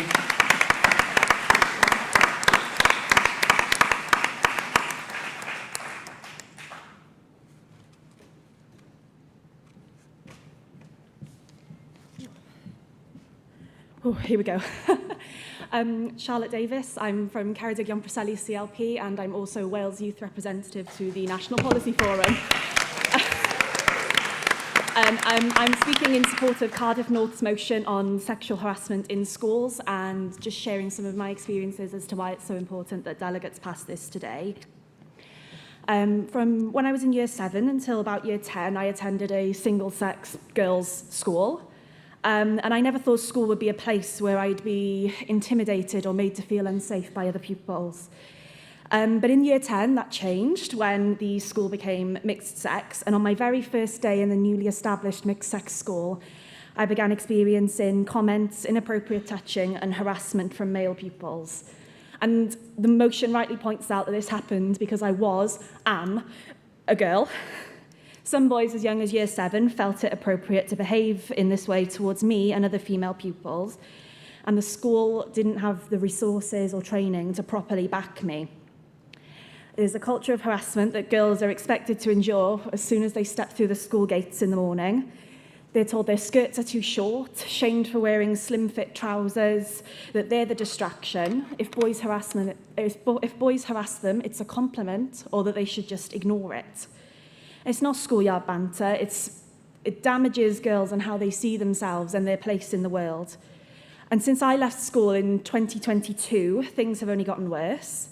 The rise of misogynist influencers like Andrew Tate has taken this to a new level. His videos spread hate disguised as confidence, and boys are listening. And they bring those attitudes into their classrooms, corridors, social media, group chats, and girls are paying the price. I've heard from younger girls who say things that have only escalated online and offline over the last couple of years since I was in school.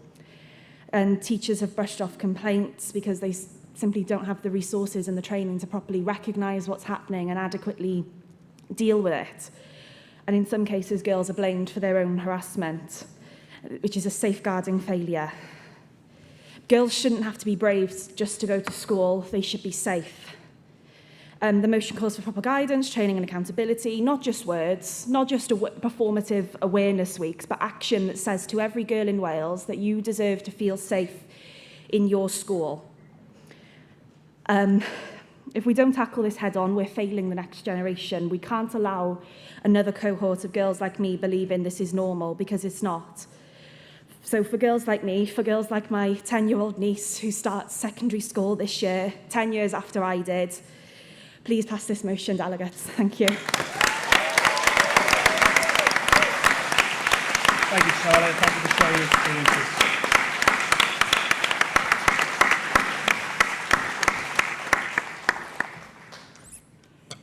Bore da, Nghynhadledd Rebecca dwi o Goer, cynghorydd yn Abertawe, a dwi'n yma yn y cynhadledd gyda fy mab Emrys sy'n 1 oed. Mae yn y cresh ar hyn o bryd. A dwi'n moyn defnyddio'r cyfle i ddweud diolch enfawr I pobl yn y cresh. So good morning, conference. I'm Rebecca from Gower. I'm a counsellor in Swansea, and I'm here at the conference with my son Emrys, who is 1 year old, and he's in the creche at the moment. And I wanted to say a big thank you to the creche staff. Without the free creche at Labour Party conferences provided by the Labour Party, I wouldn't be here. It wouldn't be possible. And I think this is Labour Party conference number 4 with a little one in tow. Access to childcare is absolutely essential for enabling the full participation of all parents, but specifically women, who are often underrepresented in a number of spheres. I'm so proud to be bringing up my boys in a Wales led by the first female First Minister. And I'm also really proud to be the first councillor in Swansea to have had a baby in office and taken maternity leave. And I can see, thank you. And I can see the difference it makes to our policy priorities and our ideas to have women more equally represented alongside men. I'm here today to support motion 3 from Cardiff North Women's Branch. And I believe that one factor that will help eliminate sexism is for our children and young people to grow up in a world where they see gender equality in action, where women are supported to achieve their potential and make their fullest possible contribution, where it is completely normal to see women in leadership positions in politics, in industry, in business, and in the community. And I'm going to keep doing what I can to stand up for women in some of those positions, even when I've got a screaming toddler in tow. For this to be a reality means building on our childcare offer, which is already extremely generous here in Wales, but it's alongside more holistic support for parents during one of the biggest and ongoing transitions of their lives. And I don't believe that support should stop just because a child has reached a certain age.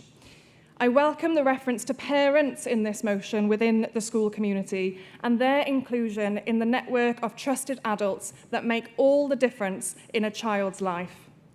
It absolutely breaks my heart as a parent to 2 young boys that this motion is necessary today.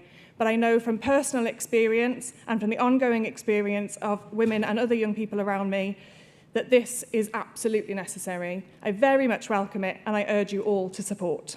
Thank you. Thank you, Delegate. Okay, let's go for the next batch. So, shall we go for the woman in the front row, right What is it? Zebra print? Is that what it is? I'll go for you. The chap with the glasses there, and the lady with the nice sandals here, holding the papers up. That's you.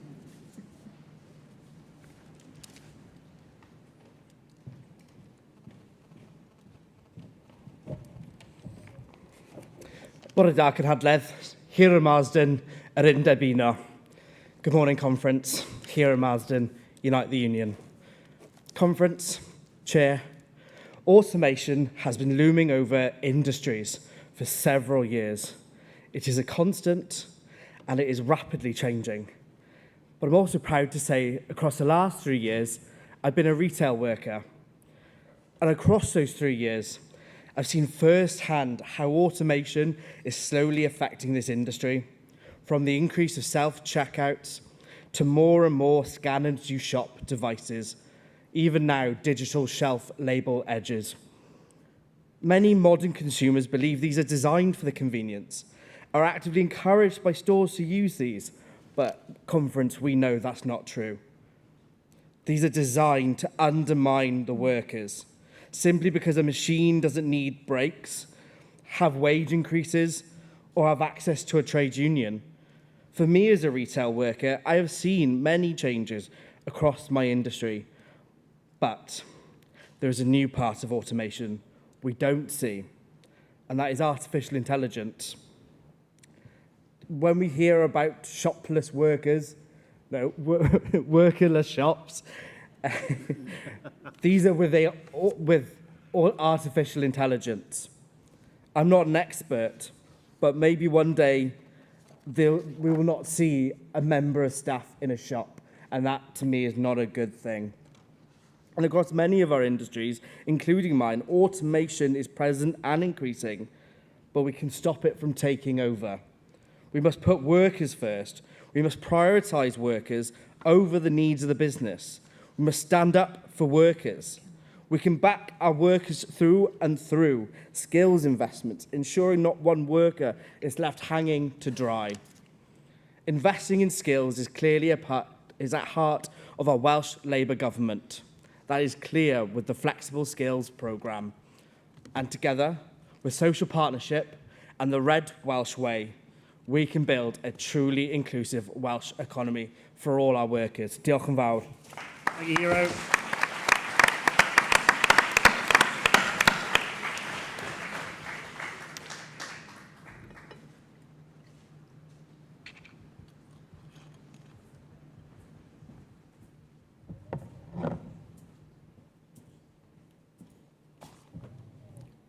Good morning, everyone. I'm a first-time speaker, so bear with me. Thank you very much. My name is Mustafa Mahoub.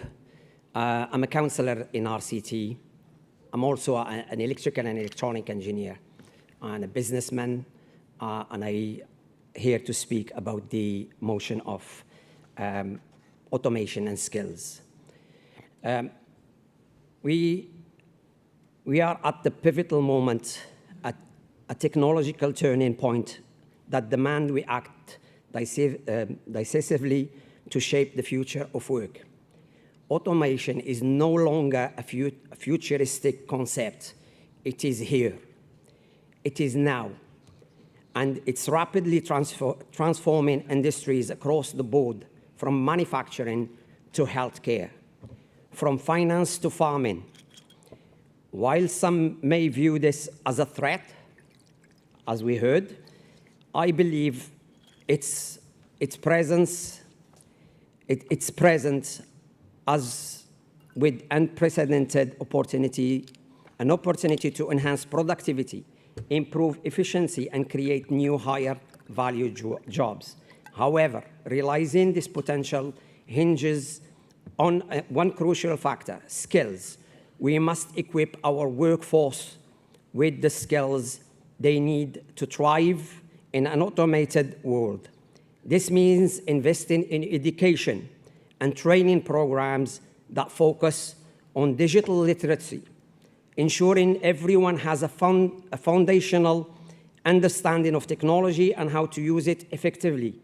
STEM skills, strengthening our capabilities in science, technology, engineering, and mathematics, the driving force behind innovation, adaptability, fostering the ability to learn, adapt, solve complex problems, skills that are essential in rapidly changing environments, creative and interpersonal skills.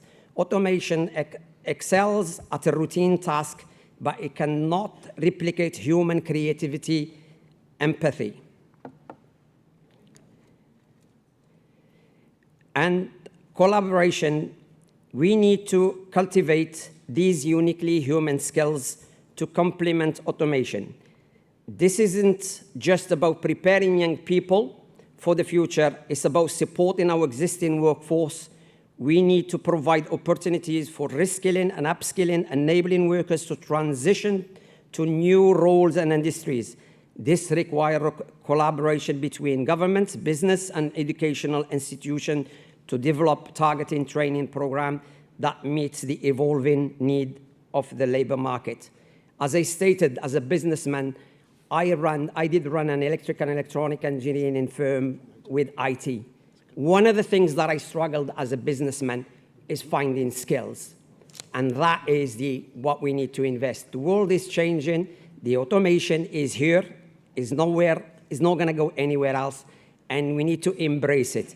And therefore, I strongly stand in front of you to support as thou motion on automation and skills. Thank you very much. Delegate. Great first-time speech.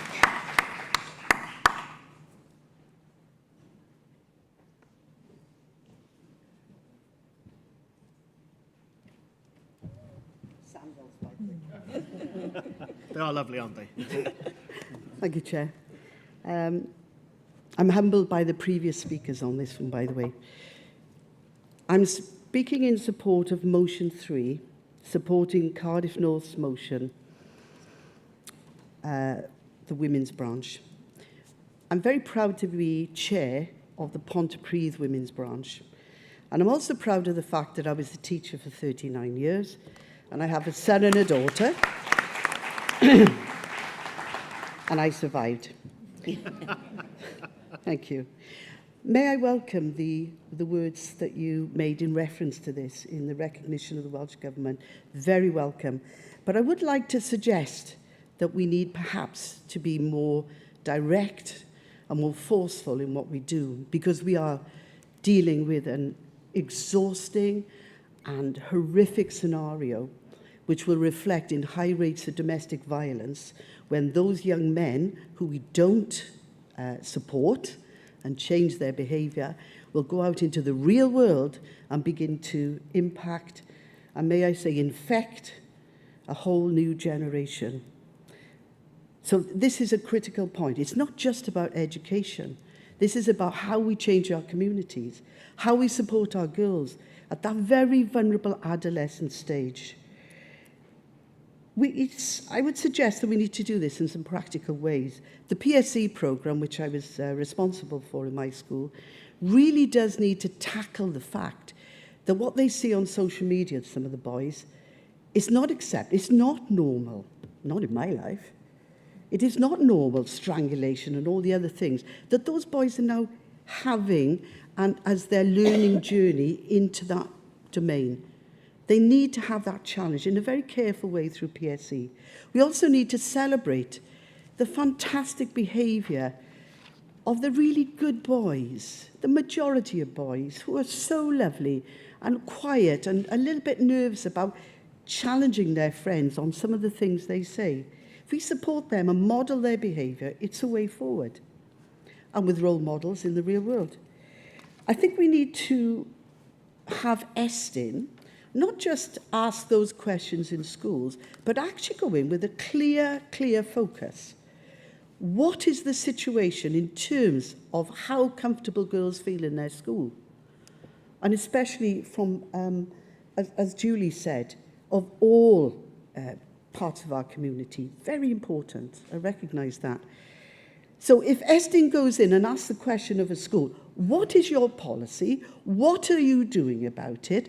Are there examples where they don't do that? And that school needs to be called out. And may I just say, not necessarily related to a negative point, but there are some brave people in schools, and a shout out to the teachers of Nant Gwyn, if I may, because some schools do try very, very hard to do it. Coming to a conclusion, thank you, Chair. Look, I see you looking at me. And I do talk, don't I, guys? Sorry about that. You all know me. Yeah, thanks, babes. I think the key thing is that we can actually put things in place in our schools, and not just in the schools, but preschool learning as well. That very early stage where they come into nursery school, some of their modelling at home, we know, is really questionable. And if we don't tackle it at that very early stage, we have a problem. I would say that I think that lots of the women's groups around in the Labour Party have all, in one way or another, tried to bring these motions forward over years. And I would say that the Cardiff North motion is probably the most well-constructed one, and I suspect we have support across the motion. Okay, so finally, to change society, we have to change the actions of our young and the attitudes of our young. And do you know what, as a party, I think we can do that. Thank you. Lovely finish. Thank you, Jane. Okay, just a reminder, there'll be no British Lions school updates. We wouldn't mind some of those at the panel. Can I take the lady in purple? Can I take the lady with the red hair back there? And can I take the lady with glasses in the front row here? Behind, the second row. In pink. Apologies, I don't want to go by colour each time.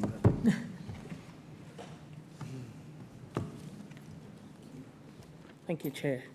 Good morning, conference. Kemba Hadaway Morgan, Unison, speaking in support of the motion by the Socialist Education Association. Conference, this is a pressing issue that affects the future of our young people and consequently the future of our society. 16-year-olds in Wales now have the vote.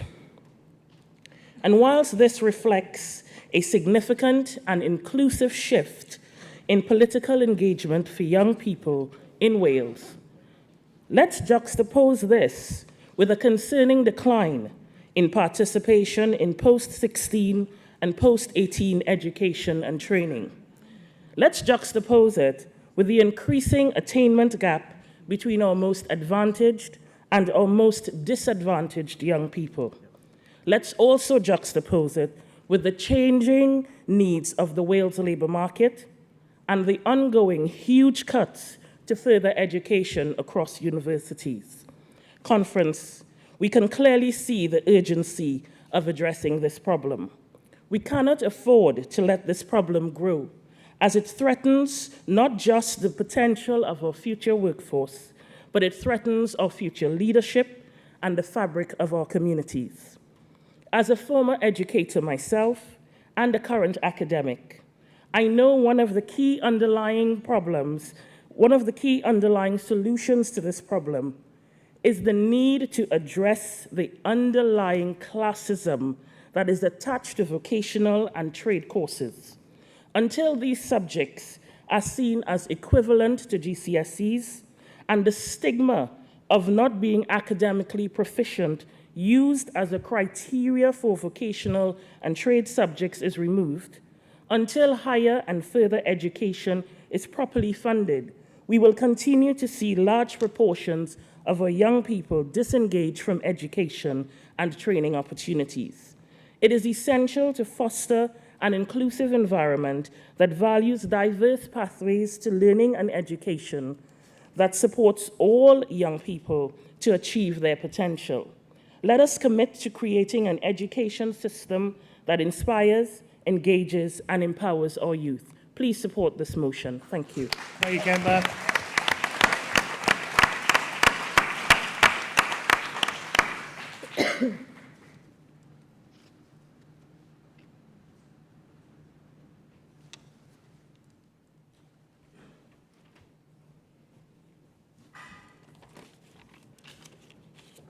Chair, Conference.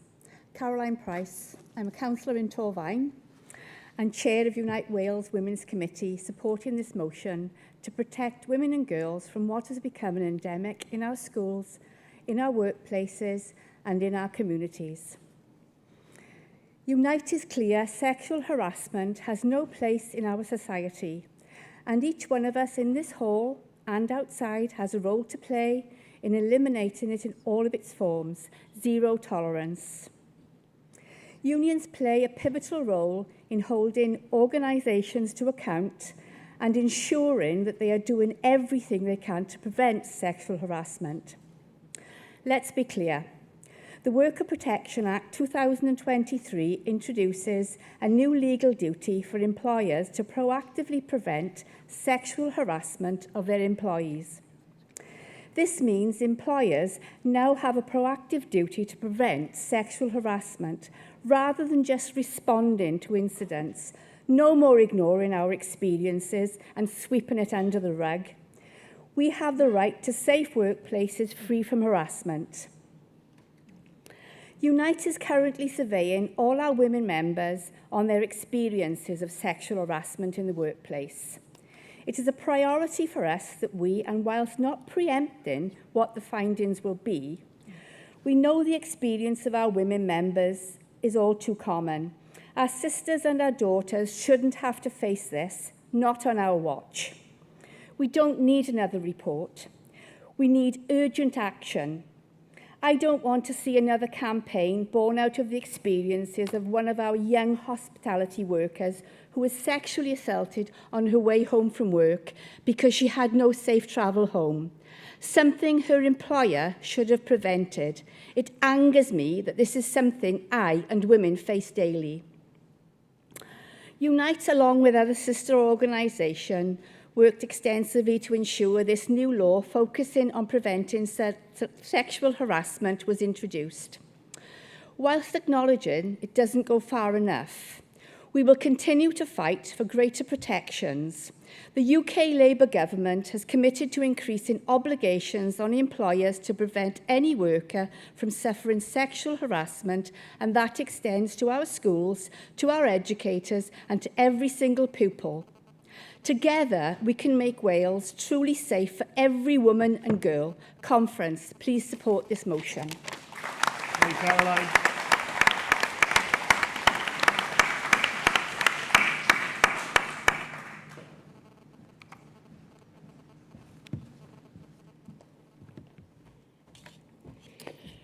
Conference, Sarah Taylor, Unison Cymru, speaking in support of motion 3 from Cardiff North Women's Branch. Our schools, which ought to be safe and enriching environments, are in danger of becoming toxic, and misogynistic. This motion could not have come at a better time, and arguably could be one of the most important ones debated over the course of this conference. The behaviours and values that our children pick up in school are often the ones that guide them through the world of work and leisure once they've left school. Unison is one of the biggest trade unions in education, and our members are teaching assistants, clerical staff, administration staff, cooks, cleaners and caretakers. And of course, our children are pupils there as well. In recent research undertaken, 1 in 10 female support staff say they have been sexually harassed, mainly by male pupils, but also by male colleagues, sadly. This excellent motion asks to put more resources into ensuring that every school has access to ongoing specialist training and support that the school community, teachers, other staff, most importantly, parents and learners need to challenge sexism and to support boys to resist a rape culture. Anecdotal evidence and research is showing that more and more young boys have access to and are being influenced by misogynistic so-called online influencers. If it isn't addressed, then we are simply storing up problems for the future. All of the trade unions have worked tremendously hard over the years to combat sexism in the workplace. What was deemed acceptable 20 or 30 years ago is now recognised for what it was: sexism, discrimination and harassment. We're not there yet, but huge strides have been made towards eradicating such behaviours and making workplaces safer environments. We risk all of these gains if we do not tackle with some urgency the problems we all know are growing in our schools. Yes, it will carry a cost, but what's the alternative? Welsh Labour has always valued the principles of equality, and this ought to start in our schools. And I recognise the comments made earlier by you in your speech, and I thank you for that. But I would urge the conference to please support the motion. Thank you. Okay, we're going to take some more. Can we go for the lady in pink here? Can we go for the gentleman with the fabulous moustache at the back? And we'll go with the gentleman with glasses here.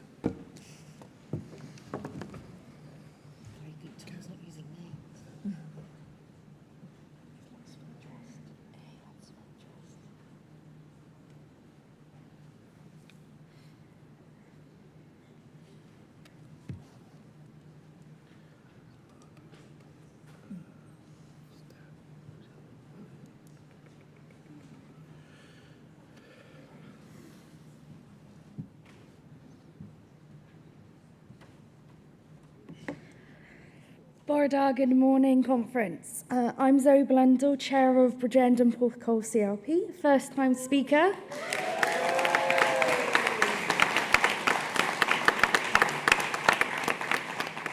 I'm also a mum to an incredible 2-year-old girl. I want to speak to you about something that touches the lives of thousands of families across Wales, including my own, every single day: the urgent need for better childcare. For many working families, childcare is not just a convenience, it's a lifeline. It enables parents to pursue careers, support their households, and contribute to the Welsh economy. But too often, the reality they face is a system that is too expensive, too limited, and too difficult to access. Across Wales, parents are making impossible choices, cutting back hours, turning down jobs, or even leaving work entirely because they simply can't afford childcare. And this burden falls hardest on women, deepening gender equality in the workplace and at home. High-quality childcare should not be a luxury. It should be a right.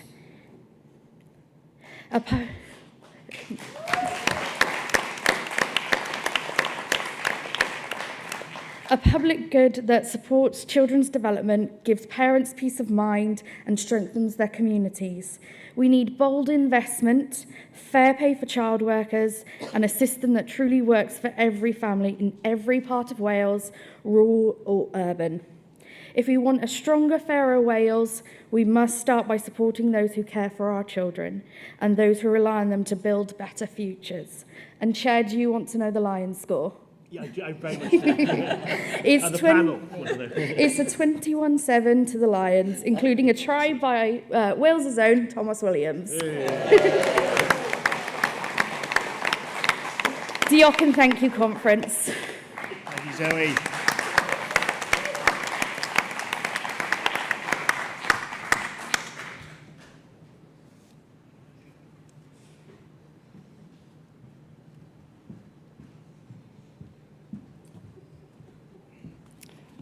Conference, Ash Lister, Cardiff South and Penarth Delegate, and surprisingly, first-time speaker at conference. Not usually nervous. Thank you, conference. I'm proud to serve as the Cabinet Member for Children's Services in Cardiff, and as a former youth worker, I wholeheartedly welcome the commitment this morning to establish the Youth Work Board for Wales. Every baby, child and young person deserves the best possible start to life, and under this Welsh Labour government, we have been seeing this. Thanks to Lynn, Jane, Dawn, Sarah, and so many other allies in the Welsh Government, we're delivering for future generations. Let's start with the first 1,001 days, where we know the most impact can be had on a child's life. Here in Wales, we didn't stop with our Flying Start programmes, we expanded them. By the end of this financial year, 80% of children should be able to access the high-quality childcare and support that we've invested in over so many years. And we know that our Flying Start programme is making sure that we increase the opportunities for future generations. And our childcare offer, as Zoe just mentioned, reaching not just parents in work, but also those who are in education and training. And the Flying Start expertise is being spread as far and wide as possible, making sure that those childcare settings get that support as well. And we recognise the valuable work being done by that workforce, and that's why we continue to invest in them. Whilst all this has been happening, we saw the Tories turning their backs in England on future generations. And in Wales, our Welsh Labour government didn't. They continued to invest. So in education, we've seen a new curriculum, support for teaching and support staff, universal free school meals. In Cardiff, we've had the biggest school building programme in the city's history, with more than £460 million invested, including a state-of-the-art brand new Fitzallen High School, where I not just studied, but I'm now proudly the vice chair. We've also got Ysgol Hamadryad, Cardiff West, Willows, just some of the brand new schools that we've seen, and I know that's replicated right across counties in Wales. This year in Cardiff, we spent almost £500 million on babies, children and young people to support them and give them the best opportunities and chances in life. This money was almost blocked by Plaid Cymru and the Tories teaming up. That is something that we know is a real threat next year. We could lose the investments that we get from two Labour governments working hand in hand and making sure that our future generations have the best possible opportunities. So we're less than 365 days into a UK Labour government and a Welsh Labour government partnership. So imagine what we can do in the remaining 1,001 days. Thank you, Conference. Thank you,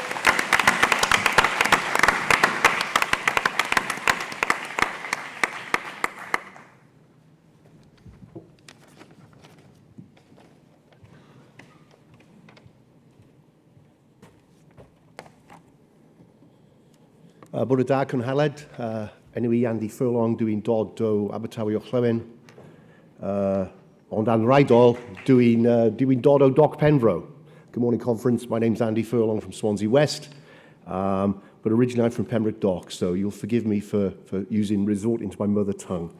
I'm speaking in support of Motion 5 from the GMB, of which I am a proud member.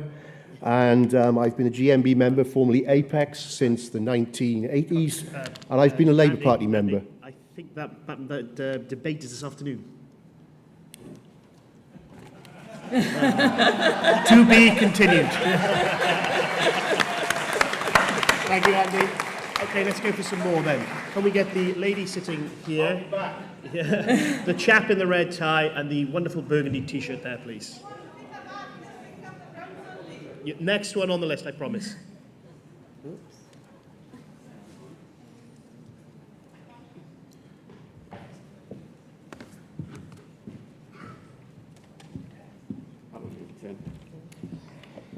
Conference, can I firstly say thank you to see number of Black, Asian, ethnic minority members in this room. 4 years ago, I stood up here. It took 37 times to raise my hand to come and stand and speak here. But today, I could see a first person move the motion, and in the second row, second person spoke about this. It's brilliant. Can I just say massive thanks to all the trade unions on the CLPs and affiliates making ensure the Black, Asian, ethnic minority are coming here and attending the conference. This is my pledge 4 years ago. I stood up, I said, in 5 years' time, we will change this one. Long way to go. It's not what we have achieved, but the long, long way to go. But thank you to everybody. Thank you, Chair. My name is Mehboob Basha. I'm the chair of the Black, Asian, ethnic minority membership in Welsh Labour, but I'm standing here on Unite the Union. I'm proud to speak on the motion number 2, Education Wales. As a governor in both primary and high school, as well as governor in the college, I have all the four sectors, I have a full eyes from up and down for the last 10 years. So I clearly know what exactly has been happening, how to deliver. As a governor in all this one, and also representing the Black, Asian, ethnic minority in the school movement, I witnessed systematic challenge our young people face, particularly those from marginalized, and disadvantaged background. Falling engagement, rise behavior issues, declining post-16 participation after the COVID-16, and all are the warning signs that a diverse background is going backward. Our young people are telling us the system is not working, and we heard from one of the delegates that the boys are struggling. It's just not the girls, even the boys are struggling. If we won't train them here, motivate them, and counsel them here, a future is in a very difficult position. Unite the Unions call for the public-funded, inclusively high-quality education system, the system that equips every learner with the skills, knowledge, and confidence to thrive.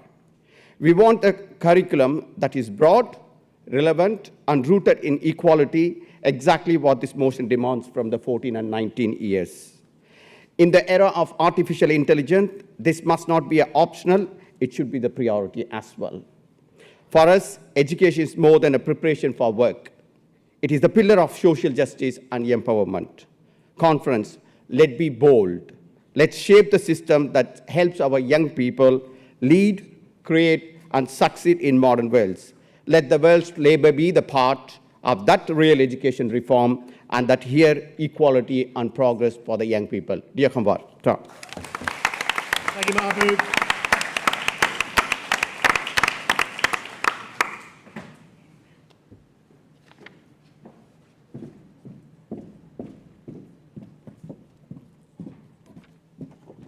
Borodar Conference, Stephanie Grimshaw, dwi Aberafan Maesteg CLP Women's Officer. Thanks. So 2/3 of schoolgirls actually experience sexual harassment in schools, but behind that are the stories. Behind that, there's a girl that just accepts that on her way to school she's going to be catcalled in her school uniform. Behind that is that girl that grows up, is in her first relationship, and she accepts that someone's sexual desires, for want of a better word, are more important than her ability to say no. That's what leaving sexual harassment in schools unchecked is actually causing. It's causing generations of girls that just accept that all forms of violence against women, whether that's domestic abuse, whether that's sexual violence, whether that's sexual exploitation, it teaches them to accept that this is just part of being a girl in the UK and in Wales. It's really important that we acknowledge that, because if we don't make a change now, and when I say we, I mean all of us. The issue is when we talk about sexual harassment in whether it's workplaces, whether it's in schools, it's always women talking about it. And I know it's really challenging for a kind of man to stand up and kind of speak in a debate like this, but it's so, so important. This is not a woman's fight. We did not cause this fight. Thank you. We need to make sure that all the men in the room and all the men sat here and all the men outside of this room are actually using their privilege to speak up. Because something I always say is, if I went into a school, as someone who regularly campaigns on sexual violence and sexual harassment, if I went into a school and talked to boys about whether, you know, what's right and wrong and what they should and shouldn't be doing, they're not going to listen to me. They're going to listen to their dads, they're going to listen to their brothers, they're going to listen to their uncles, they're going to listen to their teachers.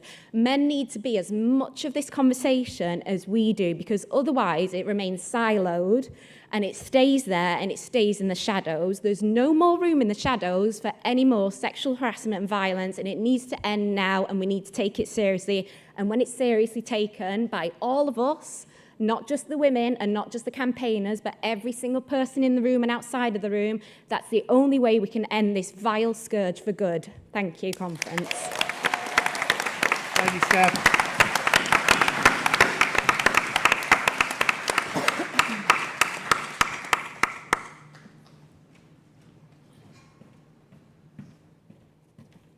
Not sure I'm going to follow that, Steph, thanks. Dan Beard, Unison Cymru, speaking in support of the Ystod motion, automation and skills. Conference, it could be argued that we're in the midst of an industrial revolution.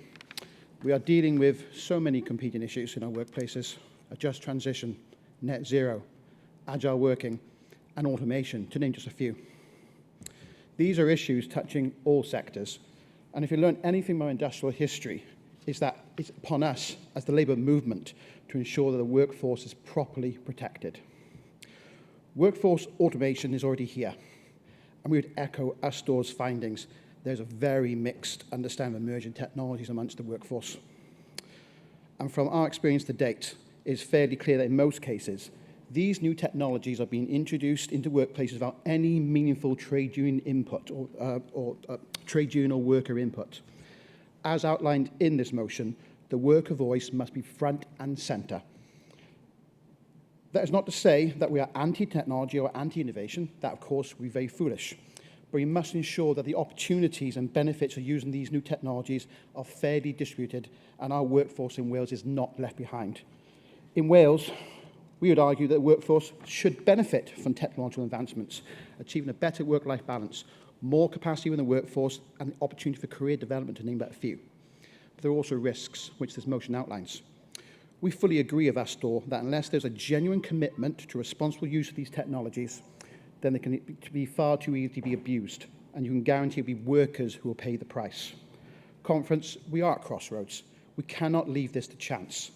Trade unions must be central to the ongoing conversation, not because of our technological skills, but because of our unique ability to represent the workforce, the worker voice. So trust us when we say that our workforce must be allowed to upskill. Conference, Unison fully endorses the actions outlined in this motion. Long-term skills assessment is essential. Whilst this is a cross-sector issue, the response must consider specific sectorial needs. All workers must be represented as our workforce adapts, and we must have a proactive approach to ensuring underrepresented groups are not left behind. Paid time off to train is crucial. We have a workforce of people willing to learn as long as they are empowered to do so.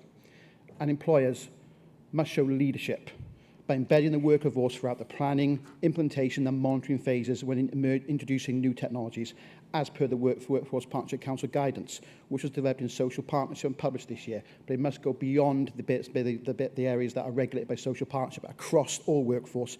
And I would say to the Minister that unless you introduce regulation to those bits that are not covered by the Workforce Partnership Council, they'll do what they want. They always have done. Conference, please support this motion. Thank you, Dan. Okay, conference, I think it's time for our final round. So I'll take first the person who called me out before. We'll start there. I'll go for the lady there in green. I'll go for Jenny. And I'll go for this gentleman here with the white hair. And I'm afraid we'll have to call it there.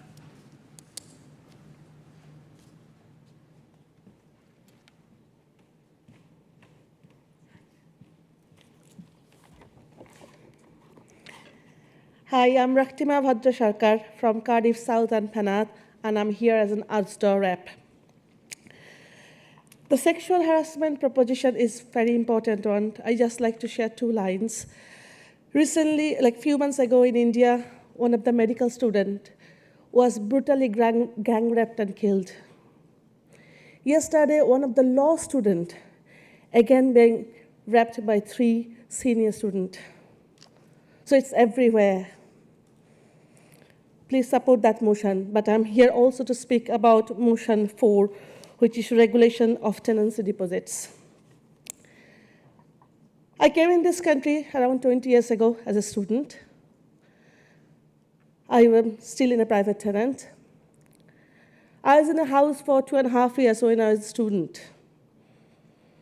After leaving the house as clean as possible, my landlord didn't give my deposit back, saying, no, house is not cleaned enough. That time, obviously, I was new to the country, didn't know my rights, didn't know the rules, couldn't do anything. 16, 17 years later, it's still happening.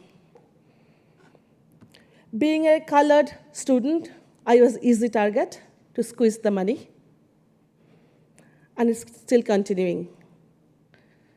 It is really important to tighten the rules so that private landlords can squeeze them. We are really trying hard to save some money so that we can get into the property ladder, have our own house.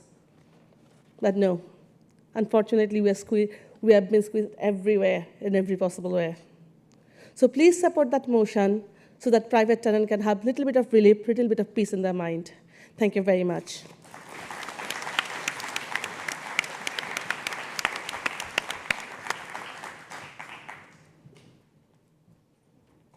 Morning, Conference Chair. Stephen O'Connor, Mid and South Pembrokeshire. I'm here to support all the motions, including the one that's been remitted, but I want to speak on motion 2 and 3. I am a teacher now. I haven't been all my life, but I am now. And I do appreciate that we are desperately lacking in vocational training in schools. I left school with undiagnosed dyslexia and 1 O-level. I got myself an apprenticeship. I got trained. I could earn a living, quite a good living. Thatcher's government got rid of the apprenticeships. All that's gone. We need to reintroduce them. We need to give people the opportunities. They need to see in schools that academic isn't the only way.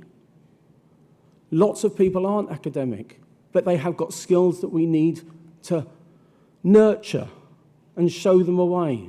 So yes, I totally support motion 2. On motion 3, as I said, I am now a teacher. I'm a maths teacher. Thanks to the last Labour government when they introduced lifelong learning and I could access the Open University. I see misogyny or hear it, I challenge it. I was trained, well, basically from a very early age by my family, and then Usdaw, when I was a shop worker, always challenge discrimination. I challenge it in the class when I see it. I don't have all the skills I need.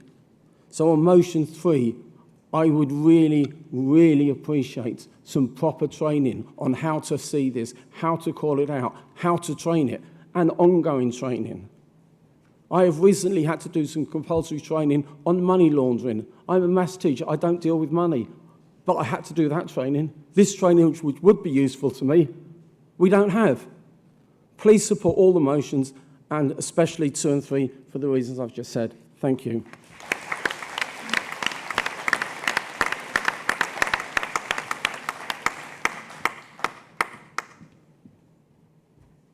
Hi Conference, I'm Councillor Helen Cunningham. I'm Deputy Leader of Blaenau Gwent Council from Blaenau Gwent CLP.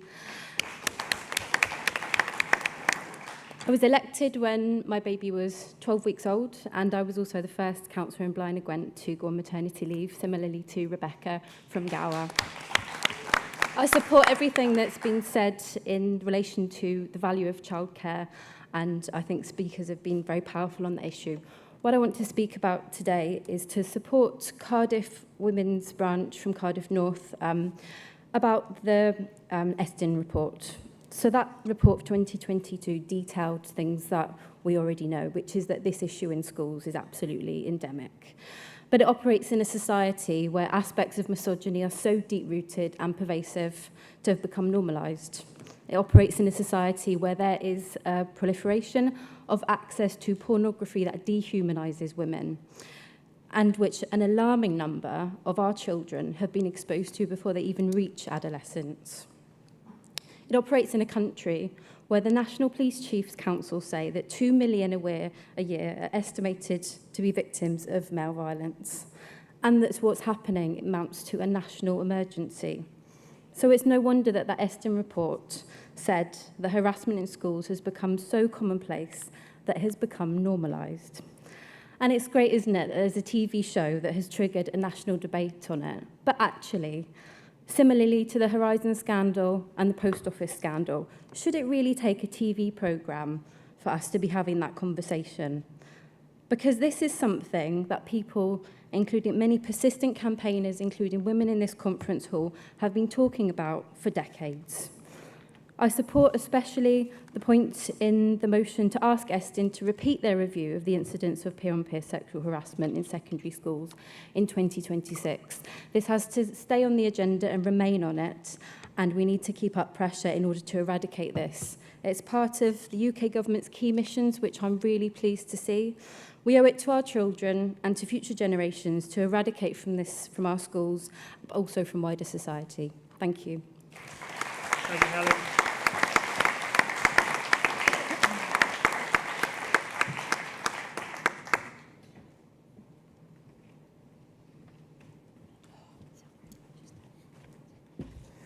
Jenny Rathbone. I'm a member for Cardiff Central in the Senedd, and I also chair the cross-party group on school food. Just first of all, I just want to say I hope we'll all support the spirit of the motion on protecting tenants' deposits, because we need to ensure that the partnership in power between the two governments actually delivers. And this is one of the things that we need to deliver for tenants in England and Wales, to ensure that tenants aren't being ripped off by unscrupulous landlords. Moving on, I just wanted to talk about the well-being of children and the importance of the investment we've made in school meals. It's a really bold policy, and I'm very supportive of it, but we need to make the money deliver the better outcomes. We have plenty of work to do to ensure that we are delivering healthy, balanced diets for every pupil. So I would like to encourage anybody who is a parent with a child in school, a counsellor, an MP or an MS, or those who work in the kitchen or the dining halls of our schools, to take part in the consultation on school meals, which ends on 29th of July. At the moment, the only thing we measure is the content of the menu. We don't measure at all whether the food served is palatable, whether it's nourishing, what is actually eaten, what amount of food is wasted, or the carbon miles involved in getting the ingredients to the kitchen. So what is going on in your school? We really do need to know. Is the time allocated for the main meal of the day long enough to make that mealtime an enjoyable, nourishing experience? We know that poor diet fuels poor behaviour, and we need to pay much more attention, particularly in our secondary schools, to what is going on. And here I have particular concerns about the way in which pupils are being exploited to buy all the wrong things rather than healthy, balanced diets. I can remember going to a secondary school where no water was on the table because the caterer wanted to drive up the sales of bottled water. This should not be happening. Every child has a right to drinking water freely available. So we particularly need to know what goes on in the secondary schools, which is way more difficult to find out about because parents have less contact with the school. But overall, we absolutely need to raise our game on serving better quality, fresh food to deliver that healthy balance that we know is the foundation stone of good learning. We need more training and better status for the people who cook and serve our children's meals. And if we want to be bold, a policy ask for 2026 is to set some milestones for more Welsh food in our school meals and a date for banning ultra-processed ingredients for our school food. Thank you, Jenny. And now to close the debate, I'd like to invite Jane Bryan, MS, to the stage. Or to the podium, because she's on the stage.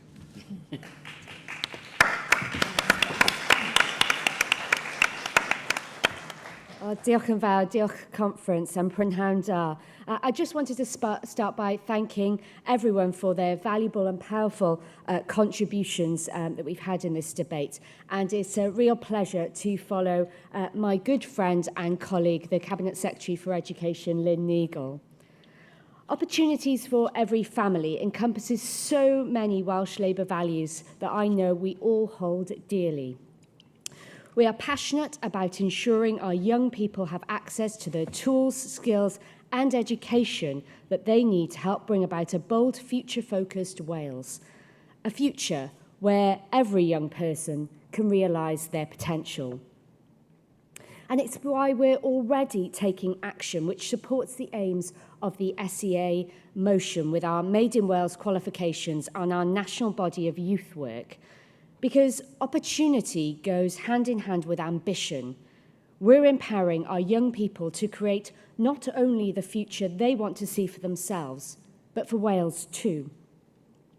Turning to the other motions, I'm grateful to Cardiff East CLP for their motion on deposit return schemes and for their agreement to remit to the motion. And I want to be clear that it's not because we disagree with the substantive focus of the motion. To the contrary, it's incredibly important that the deposits of renters are suitably protective from spurious claims.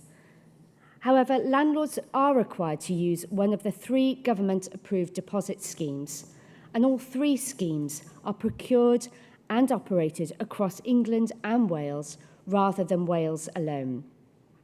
And as such, and where there is lack of clarity in this space, we will take steps to work with the UK government to address the gaps and strengthen the security of tenants' deposits. We're also very pleased to support USDOR's motion on automation and skills, ensuring that workers have access to good quality learning and development opportunities is absolutely paramount. And lastly, I'm really pleased that we've been able to support Cardiff North's Women's Branch motion on eliminating harassment in schools. This is about giving our young people the very best chance to thrive, about creating the environment in which they are supported to realise their ambition, to broaden their horizons and shape the Wales of today and tomorrow. And we heard from the speakers today about the importance of tackling this, because inaction is not an option. Conference last year, I spoke about how having a secure home is key to unlocking all of this, how better housing can lead to better outcomes in education, in the NHS, for mental health, for community cohesion, economic growth. And after 14 years of the Conservative wreaking havoc with this nation's finances, failing the priorities and to prioritise Wales and our communities, we need opportunity now more than ever. So with a new Labour government in Westminster, a record budget settlement for the Senedd, and a First Minister who is laser-focused on the priorities of the people of Wales, opportunity and delivery firmly underpin the ambitions of the Welsh Labour Party.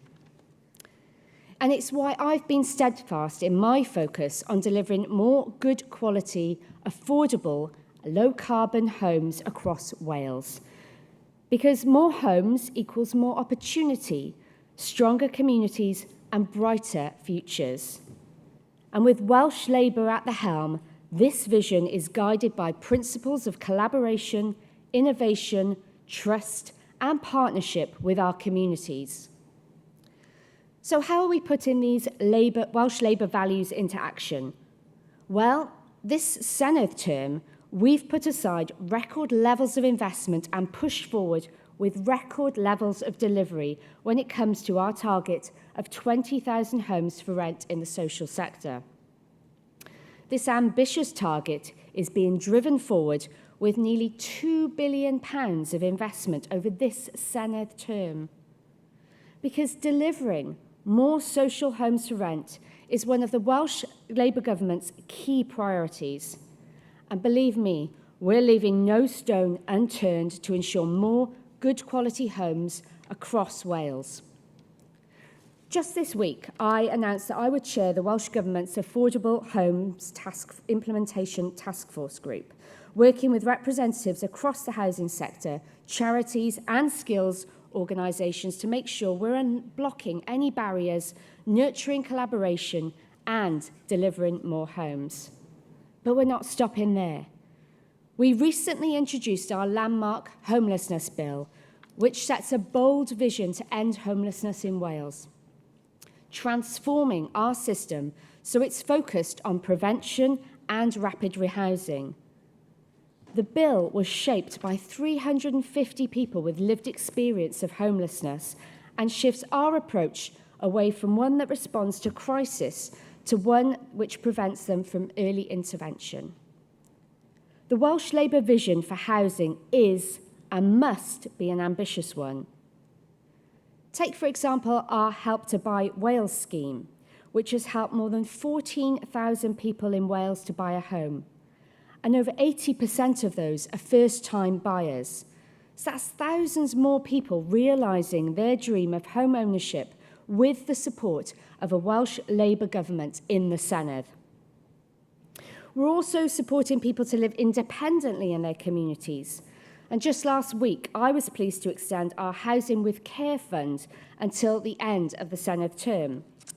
We've ring-fenced over £60 million to deliver housing which meets the needs of carers, older people, people with learning disabilities, and people with mental health needs. The fund supports independent living, reducing the pressure on health and care systems by preventing avoidable admissions to hospital. Because better homes equals better outcomes. We're also supporting homeowners and renters through our Warm Homes programme. And this year we're investing £35 million to improve energy efficiency and drive down bills for households across Wales through improvements like insulation and solar panels, as well as impartial energy advice. So that's greener, warmer homes and cheaper bills for families and individuals in all four corners of our country. This is the difference a Welsh Labour government in the Senedd can make. So just this year, we've secured a record annual budget of £411 million for social housing, helping us to deliver more homes for those who need them most. £220 million in funding to support the prevention of homelessness, and £40 million to revitalise our high streets and regenerate towns and city centres across Wales through our Transforming Towns programme. And make no mistake, these can only be guaranteed through a Welsh Labour government in the Senedd. These were decisions made as a result of the record budget settlement from a UK Labour government, money which Plaid and the Tories refused for Wales. Where we lead the ambition, they cower from responsibility. And we've shown how partnership can create real impact in housing, in supporting our public services, in driving forward the priorities for the people of Wales. A record budget, and now a record opportunity. Because we know that by working together, we can deliver more for families and individuals across Wales. That's partnership in power. And this is something only Welsh Labour can achieve. And that's why we need to get out there and campaign for it. Diolch yn fawr. Thank you, Jane. Can I say a quick thank you to everybody who took part in that debate today, first-time speakers, and particularly those who shared personal experiences. It is an unbelievably difficult thing to do, to come to this podium and do that, particularly on motion 3. I want to thank everybody who did share their experience on that and offer our solidarity as a Labour movement for you. And now we move forward to the votes. So the WEC position is to support all the remaining motions. So let's get to it. Can we get motion 1? Can I see all those in favour? And all those against? Passed. Can we get motion 2? All those in favour? All those against? Passed. Motion 3. Can I see all those in favour? Can I see all those again? All unanimously passed. And just to remind everyone, motion 4 has been remitted, so there will be no vote on that, but that motion will go into the national policy process. There's a lot of good stuff in there, which we would expect to see in the manifesto documents going forward. So thank you, Conference. Conference, I've got good news and I've got bad news. The good news was I thought it was an excellent debate. I think it was important that people explain, particularly with those personal experiences, people brought things forward. I think we had a diverse range of speakers. The bad news is we're running quite a bit of time over, if anyone noticed. So we've had to cancel the panel, I'm afraid. But the other good news is you probably have an extra 5 minutes for lunch. So with that, I'd like to close conference. So I'd like to close conference there for lunch. Remind all delegates, please don't leave your bags in the hall. Take them with you. Not sure how secure this is as a part of the venue. And we'll see you back promptly here for 2 o'clock. Thank you very much, Conference. Well done, Tom.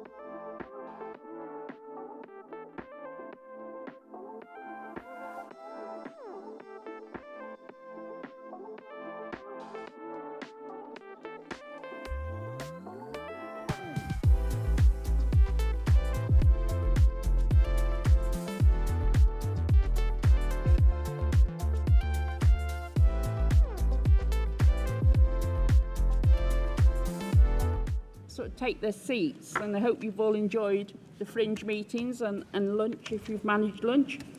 Can I remind delegates and affiliates to collect their card votes from the party stand? That's if you haven't already done it. The ballot closes at the close of conference. I knew there's too many closes there. Today. So if you haven't picked your cards up, can you pick them up after we've had the address from both the Deputy Leader of the Welsh Labour and also the First Minister. So if you can pick them up after that, that would be good. And also a reminder for the scrutineers and the tellers to report to the doors in the main hall at the end of today's business. So those are my notes for the start of this session. So to open this afternoon's session, I'm pleased to welcome our Deputy Leader of Welsh Labour and the MP for Neath and Swansea East, Carolyn Harris.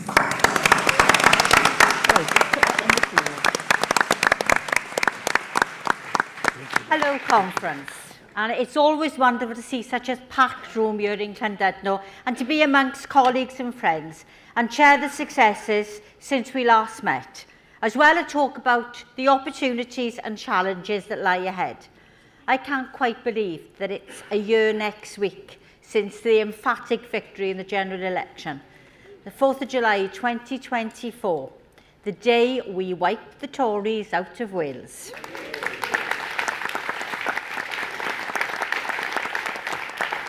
But let's be clear, that landslide should not be taken for granted.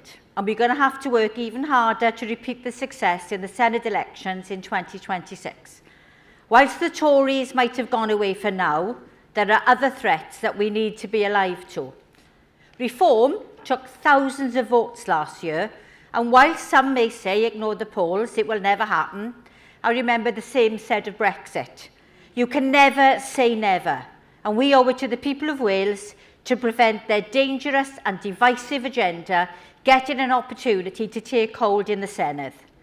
And we cannot forget the threat of Plaid either, a party that cares more about independence than about the constituents they represent. A party that teamed up with the Tories to try and vote down a budget that will improve public services and boost the NHS in Wales. A party that cannot deliver and whose vote share will only succeed in giving reform a foothold in Wales. But we aren't here today to talk about what the others are doing. We are here to celebrate what we are doing right. Over the last 12 months, we've already seen the difference a Labour government in Westminster makes, and it's an honour to be a small part of that. It hasn't always been easy, and there have been tough decisions that have had to be made, but under the steady and assured leadership of my friend Keir Starmer, the Prime Minister, it still feels really odd calling him that, the country is in a better place. Because we are the party of the people. A party with a vision and values that will build a stronger, fairer and greener future for the whole country. A party that has put the very best people at the heart of government, including our wonderful Secretary of State for Wales, Jo Stevens.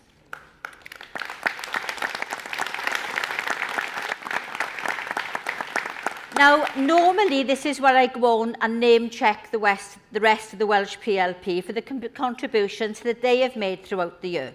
But now that Labour hold 27 of the 32 seats in Wales, I'd be up here far longer than anybody wants to hear me talking. However, I am going to give a special shout-out to my friend, Jessica Morden.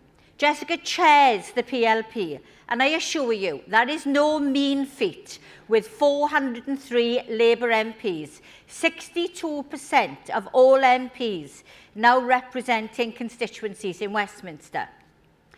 Now, wouldn't it be wonderful if we could see a similar or even greater majority return to the Senedd next year, to show the benefits that can be realised when devolved governments work hand in hand with central government. We already have the commitment from the UK Labour government. Earlier this month in the spending review, our Chancellor made a promise to support a fairer future for Wales and an average yearly settlement of over 22 billion, the largest in the history of devolution. Significant highlights of the review of Wales include £4.9 billion for investment in public services like the NHS, £500 million for Tata Steel's new electric arc furnace, which will protect jobs and reduce carbon emissions, £445 million for all rail infrastructure enhancement to address the historic underfunding of rail investments in Wales, £218 million to support local economic growth and community projects, which will create thousands of jobs across every region of Wales, £118 million to support vital work to maintain the safety to disuse coal tips, which will drive local economic growth in some of our most deprived communities and unlock land that can be repurposed, and £80 million investment to support floating offshore wind development in the Port Talbot area and create a greener future for Wales. All proof that this party cares about making a difference to communities right across our nation. And nobody here needs to tell me that the Senate's elections next year really are the most important ones in Wales since devolution. And with the prospect of two Labour governments continuing the success of the last 12 months, I know that we can build a better future. A future of good education, secure jobs, and a health service that remains free to all at the point of use. A future where all people matter and you don't have to be privileged to access the basics in life. A future that those of us in power today will be proud to leave for the next generation. None of us are pretending that we have managed to completely overturn 14 years of Tory failure in the last 12 months. There's still a long way to go, but progress is happening. Positive changes have been made. And every one of the 403 Labour MPs, especially the 27 from Welsh Labour, are committed to doing everything we can to make our country better and fairer. For those of us here in Wales, being able to do that alongside a Lyned and supportive Welsh Labour colleagues truly makes all the difference. That is why the only outcome we can afford next year is the return of a Welsh Labour government to work together with the UK Labour government, because we will commit to proper investment in our public services, better job opportunities in communities across the country, and a fairer future for the people of Wales. But I want to thank everyone in this room, and the thousands who aren't, who give up their time for our party, whether they're elected as representatives, volunteers, or to our wonderful Welsh Labour staff who make things look so easy. You made a massive difference last year, and you can make a massive difference next year. So let's ensure that our Labour vision and our Labour values that have spread through the heart of Westminster can do the same in Cardiff Bay. And now it's my pleasure to introduce our next speaker, a legend in Wales, a man who earned 91 caps for his country, including 4 Six Nations winning campaigns, 2 of which were Grand Slams. And that's to say nothing about his illustrious career with the British and Irish Lions. And quite frankly, one of the nicest, most humble people it's been my pleasure to meet. So conference, let's hear it. Let's have a big welcome to the Sheriff, Ken Owens.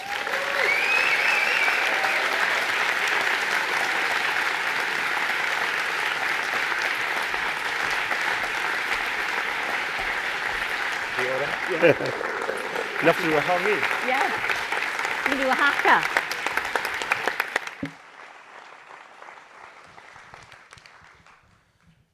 Boneddigion, boneddigesau, Nghynhadledd, diolch yn fawr iawn am y croeso. Ladies and gentlemen, conference, thank you very much for the welcome. As Carolyn said, I've achieved a hell of a lot in my rugby career, but for my grandparents, I think this would be a pinch me moment. They'd be even more prouder that I get to speak at Labour Party conference.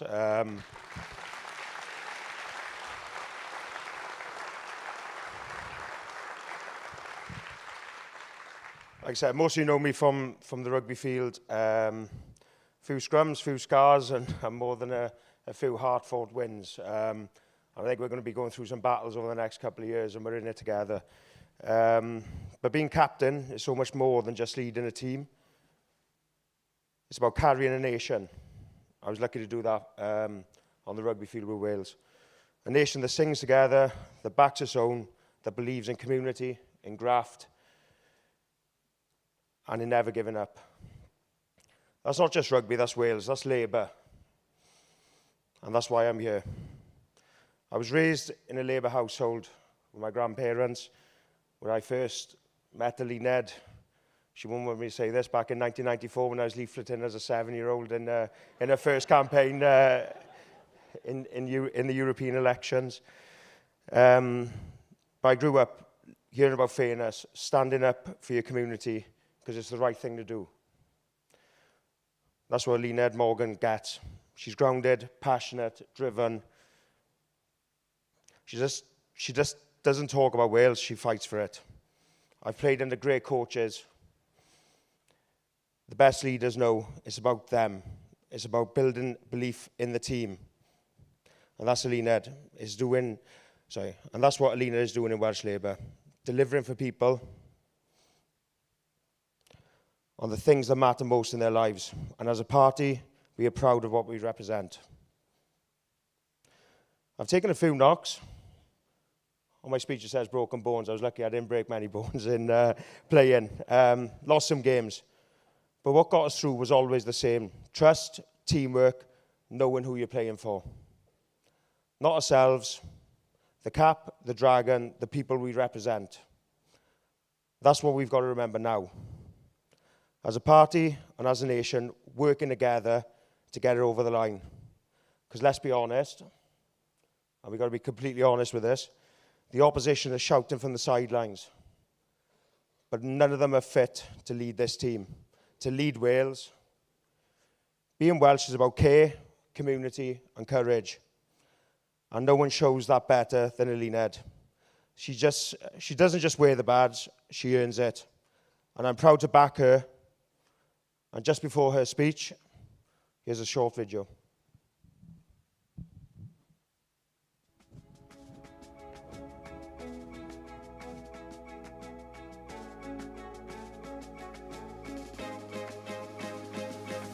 With the people of Wales behind us, we will win and build a better future.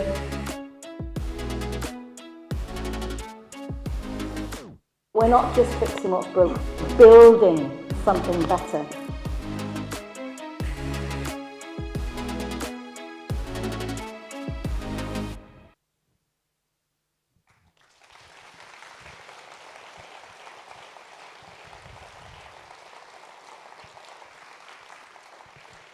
So conference, Nghynhadledd, give a resounding welcome to our captain, our leader, Nghynhadledd Morgan. I'm having such a good time, I'm having a ball. Don't stop me now. If you want to have a good time, just give me a call. Don't stop me now. 'Cause I'm having a good time. Don't stop me now. Yes, I'm having a good time. I don't want to stop at all.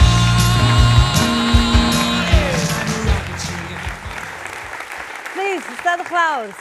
Ystad clouds. Pnawn da. Come on, we tried this last year. Let's give it another go this year. Pnawn da.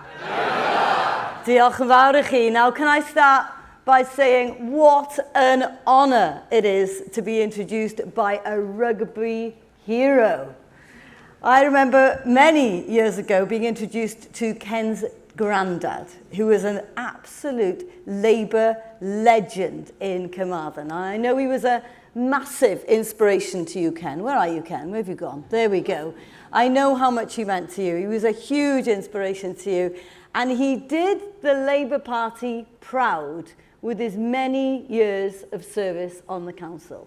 But I'll never forget, though, this time when I was canvassing with this lovely woman in Carmarthen. And I was telling her with real pride how my 12-year-old son was going to be playing rugby in Cardiff Arms Park, and I was for the school. And she said, "Oh, is he good at rugby?" And I said, "Well, he's all right." And she said, oh, my son plays rugby too. And I said, well, is he any good? And she said, well, he's out playing with the Lions at the moment. So that was Ken's lovely mum. So diolch yn fawr iawn i chi. Thanks, Ken, for everything you and your whole family has done for community and for your country. Gawn ni ddiolch iddo fe.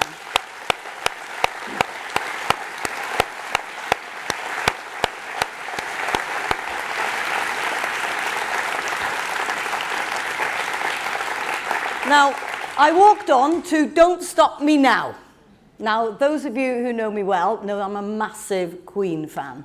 So Don't Stop Me Now has now become my top track because I have no intention of being stopped. Not now and not in May. Because, yes, I am having a good time. I've got a nation to fight for and I don't intend to lose.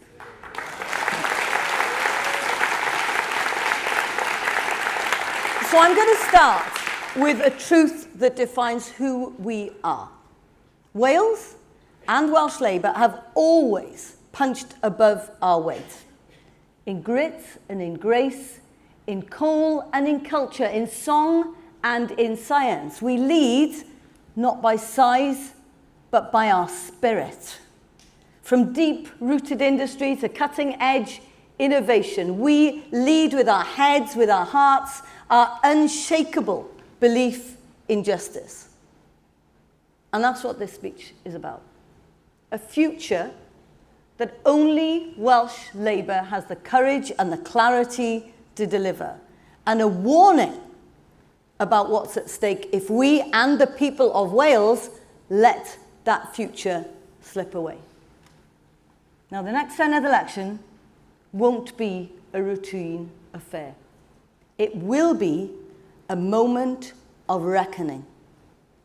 Reform are rising, Plaid are mobilising, and across the country, people are asking big, serious questions about what kind of future they want for Wales. Now, this is not a moment to look away. This is a moment to look forward, a moment of maximum opportunity, and yes, of really serious threat. It's time to stand up. It's time to get involved because the next chapter of our story is being written and we all have a role in shaping it. Now, for the first time in a generation, we have two Labour governments in Cardiff and Westminster working together, pulling in the same direction. And when Wales has a seat at the table, we don't just follow the agenda, we set it. Fydd yr etholiadau nesaf yn ddewis. Dewis rhwng gwahanol weledigaethau dros yn gwlad. Nid dyma'r amser I edrych I ffwrdd, dyma'r amser I edrych ymlaen, I sgrifennu'r benod nesaf yn hanes ein gwlad, ac am y tro cyntaf mewn cenhedlaeth, mae dyn ni ddwy lywodraeth yn cydweithio, yn tynnu yn yr un cyfeiriad ac yn delifro dros bobl Cymru. Now, working with our Welsh Labour MPs and with Joe Stevens, we made the case for Wales clearly, confidently, and with conviction. And they didn't just listen. Keir Starmer and his team heard us and worked with us. And the result? The largest budget in the history of devolution, a massive boost to funding to tackle our longest NHS waiting lists. New schools and social homes are now being built. Money poured into education to improve standards. More support for childcare to address the cost of living challenges. £445 million secured for Welsh Rail after over a decade of Tory underinvestment. £118 million for coal tip safety after years of hard campaigning, adding to the millions already injected by the Welsh Labour government. And also they've reinstated winter fuel allowance to the vast majority of pensioners in Wales. That was welcome.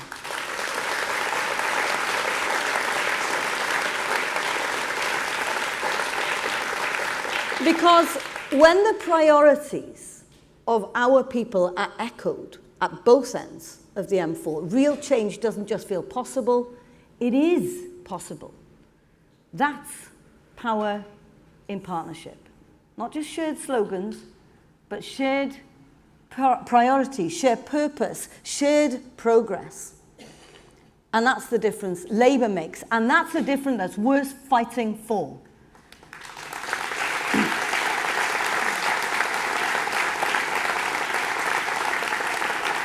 And when we talk about power in partnership, we're not just talking about two Labour governments, not just Labour MSs and MPs working together. It's our local councils. It's our trade unions. It's our frontline workers, not just in the room, but at the table. Because here, it isn't just a principle. It's written into our laws through the Social Partnership Act. And it's delivering. It's the Red Welsh way, and it works.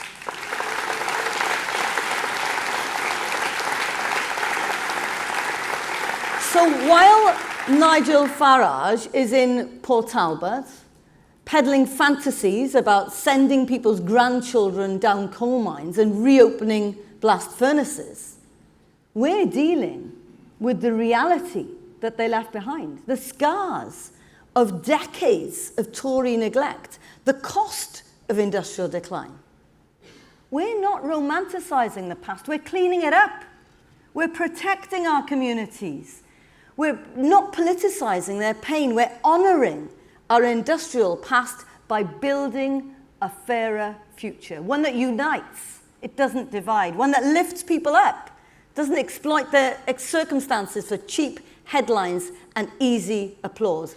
This isn't abstract, it's action. And this is what happens when Labour governs in partnership and with the people of Wales at the heart of every decision. Ambitious, united, and always, always putting Wales and its people first, just as it says on your membership card.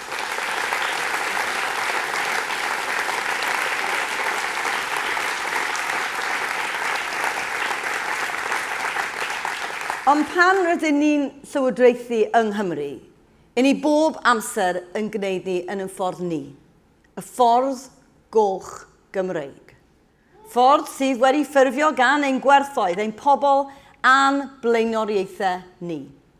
Now here in Wales, we don't follow the crowd. We lead in our own way, shaped by our Welsh values, our people and our priorities, the Red Welsh way.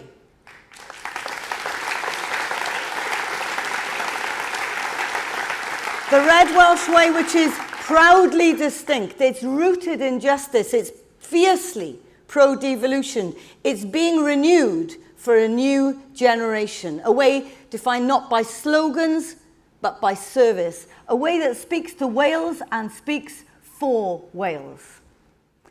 And nowhere is our Labour vision clearer than in the NHS. Labour's proudest achievement and Wales's greatest promise. Born of Welsh conviction, built by Labour courage, now renewed with Labour resolve. As Nye Bevan said, no society can legitimately call itself civilised if a sick person is denied medical aid because of a lack of means. And that principle still drives us today. We know things in the NHS are tough, but here in Wales we are making progress and we've got a plan to go further and faster. People are being treated quicker, and behind every statistic is a life being moved forward. We're not just defending the NHS, we're reimagining it for the next generation. Long NHS waits fell by 60% between November and April. 60%. Diolch, Jeremy.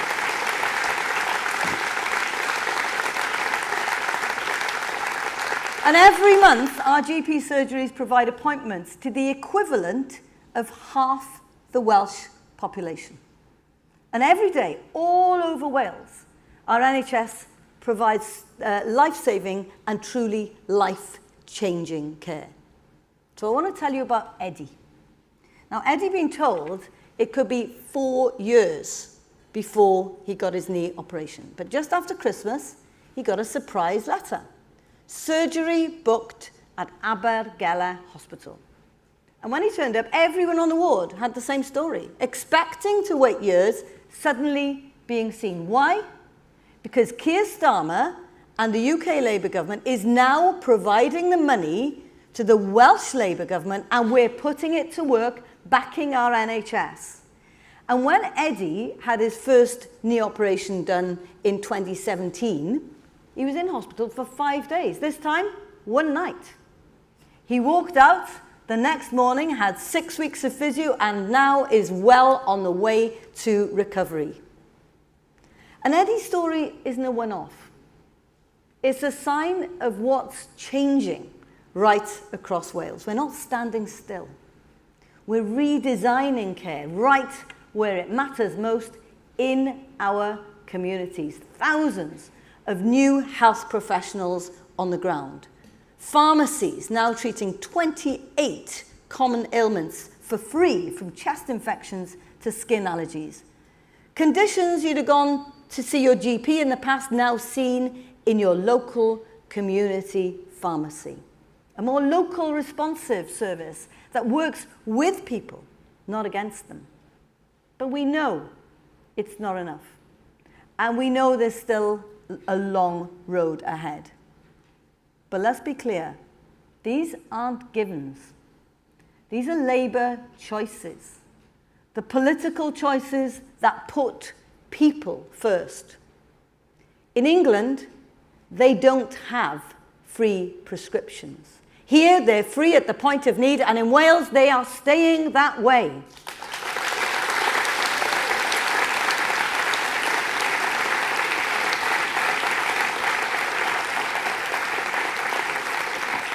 And here in North Wales, we've opened a brand new medical school in Bangor, and by the end of this year, there will be a brand new orthopaedic centre right here in this town. So people like Eddie,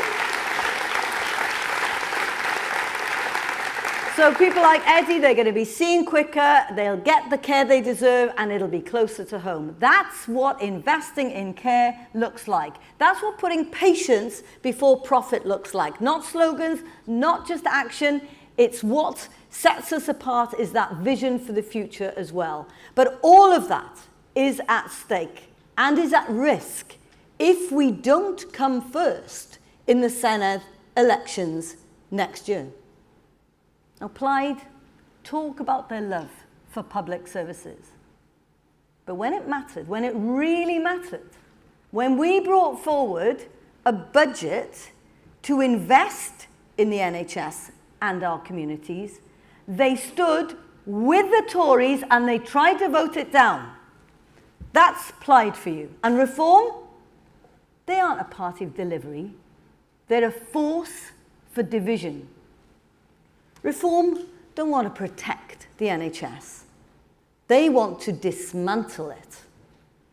Rip it up and replace it with an insurance system, privatised, profit-driven, out of reach for the people who need it most. Because in their world, your health depends on your wealth. They point to problems. We're the party of answers, not the party of excuses, not the party of fear, but make no mistake, they are a threat to your NHS, to your rights, to the Welsh way of life.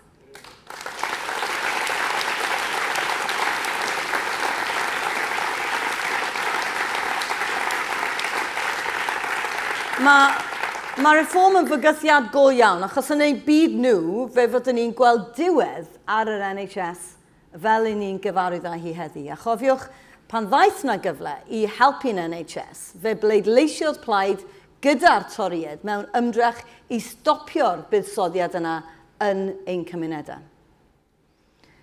Next week, the UK government is going to unveil its plan for NHS reform in England, aiming to shift more care into the community, to focus on prevention, and to modernise through digital innovation. Well, here in Wales, we're already delivering that, but you won't hear much about that because it doesn't fit the tired image that some want to paint of the NHS in Wales. The real picture, we're continuing on the path to modernisation, to prevention and to community and digitally driven support. And that is just the start. Because we know that around a quarter of adults in Wales experience mental health problems. And even more young people need support. And that's why in the next Senedd terms, we will take the next bold step. Building on the success of our 111 Press 2 service, which has already started to transform access to mental health support, we will go further. In the next Senedd term, we will provide open access to mental health support so help comes early and people get better faster. True parity with physical health.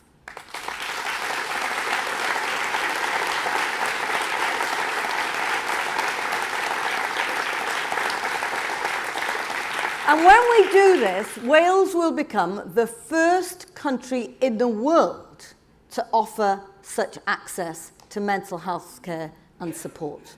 Because mental health can't wait. And under Welsh Labour, it won't have to.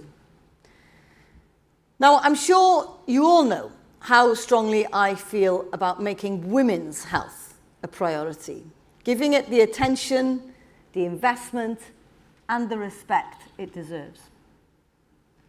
Now, last time when we gathered here in Llandudno, Claire O'Shea was with us. And she stood here reminding us of who we are, a movement rooted in justice, in solidarity, and we've sadly lost her. Now, Claire spent her final months fighting, not for herself, but for others. Campaigning for women who, like her, had been failed by a system that should have protected them.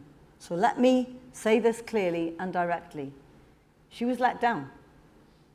And too many other women have been let down as well. We're revisiting women's experiences, and as the first woman in this job, I am listening, I am learning, and I am acting. Creating spaces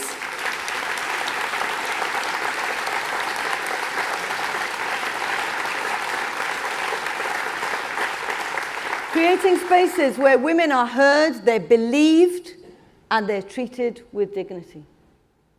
And I promise you this, we will deliver the Women's Health Plan, and in Claire's memory, we'll ensure that women's health hubs are up and running in every part of Wales before the next election.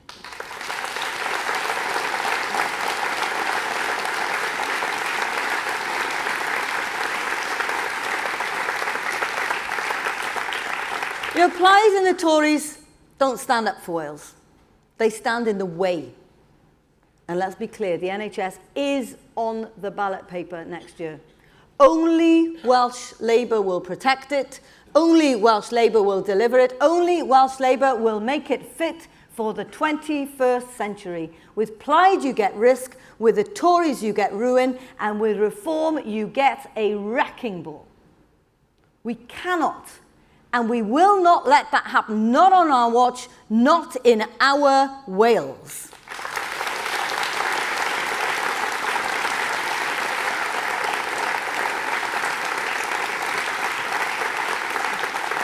Now, conference, after an incredible 26 years in office, it's time to renew our vows to the public and to this party. And when it comes to vows, my husband often jokes I'm more married to Wales than to him. And to be fair, he's probably got a point. But this is a moment, I think, of renewal for our party. And I'm really, really proud of what we've delivered. But I'm not here to look back. Our past success is the launch pad for our future. And today, conference, I can announce the next step in that journey. We will build a nation ready to take advantage of the artificial intelligence revolution. A tool that can improve lives because the race is on and Wales will not be left behind. I want our country and our people match fit for the future.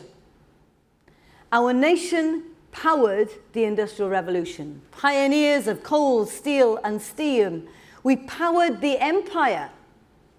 But those days are well gone. Nigel Farage may want to drag us back to that past. But I am focused unapologetically on the future. Reform say they're worried about artificial intelligence. Well, their interest in Wales is certainly artificial. And when it comes to policy, well, we're still waiting for the intelligence, aren't we? So there's a major difference between us and Reform. As Raymond Williams says, to be truly radical is to make hope possible rather than despair convincing. And we're already leading the way, being one of the global centers for the tiniest, most powerful, most modern semiconductors. And in the years ahead, we will transform public services using the best technology and the brightest talent, upskilling our fantastic workforce, embracing the huge opportunities of AI with fairness and purpose at its heart. Now, handled in the right way, with humans in charge, AI can help us deliver services that are faster, smarter, and fairer. And in Wales, we're already showing what that looks like. But we're going to do it in the red Welsh way. Of course, we're doing it in partnership with our trade union colleagues because they understand the power of AI to transform how we live and how we work. Thanks to them, we already have ethical guardrails in place, protecting workers and guiding how AI is used across our public services. Now, this isn't innovation for its own sake. It's innovation with purpose, to make jobs easier, not to make them disappear, to protect people, not replace them, to close inequality, not widen it. Now, I know what some of you are thinking. AI is all a bit sci-fi. Let the next generation sort it out. But this isn't science fiction. It's here.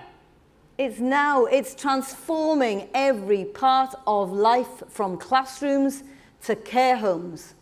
Just take my own story. Now, many of you know that I care for my 93-year-old mum who lives with Alzheimer's.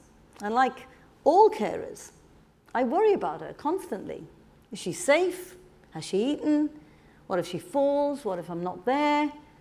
Now, thanks to AI, she can wear a small device that monitors her blood pressure, oxygen levels, whether she's skipped a meal, whether she's had a fall, and that can send the data in real time to a monitoring center.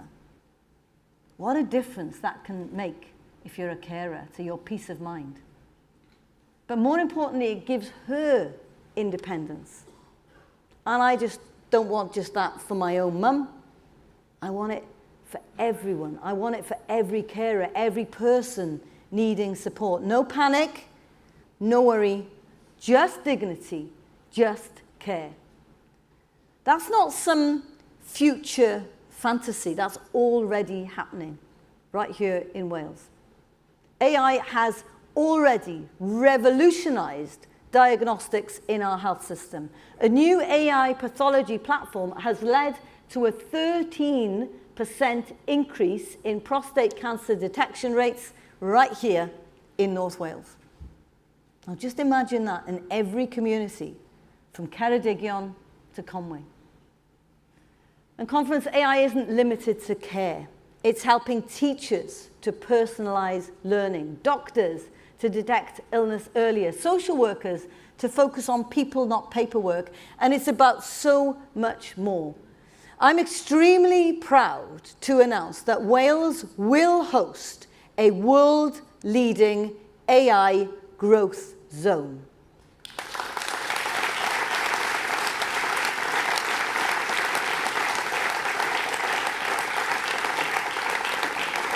Now, this is a place where fair work, cutting-edge technology, and ethical design come together. By backing innovation with fairness, we're turning ambition into action. AI, the red Welsh way. Now, this is a huge win for Wales. And together, the UK Labour government and the Welsh government made this happen together.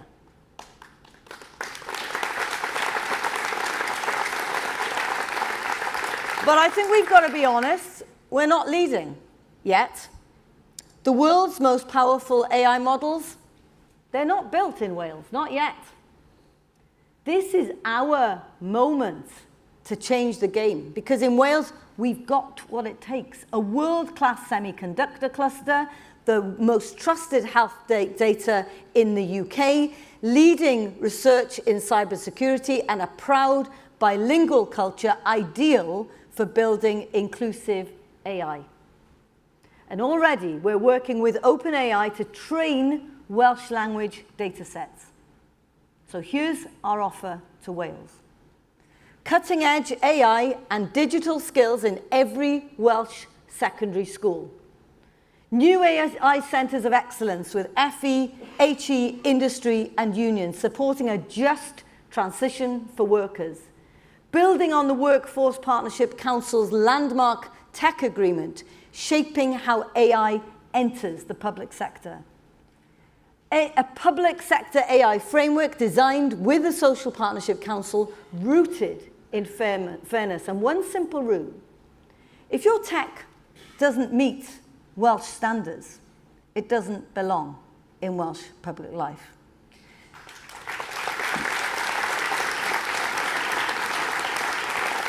And today I can announce that this year we'll invest £2.5 million to show visible leadership on AI across the Welsh public service sector, including the creation of a new department for AI within the Welsh Government, bringing together civil servants and industry experts to lead the way for us. This isn't about Silicon Valley, it's about the Welsh valleys.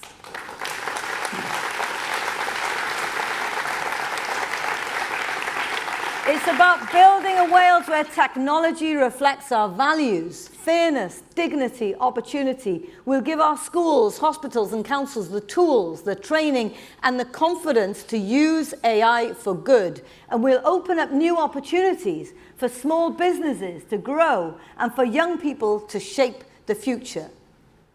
We don't want gimmicks. We want progress with purpose. Progress that protects your job, your dignity, and your community. And yes, we will lead in AI, but we'll do it our way, the red Welsh way.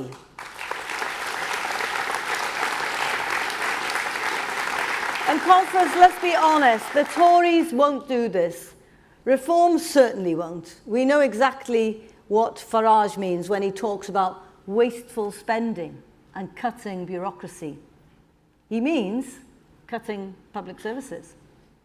So to all of you who keep our public services running in Wales, that's nearly 300,000 people, listen carefully to what Farage is saying.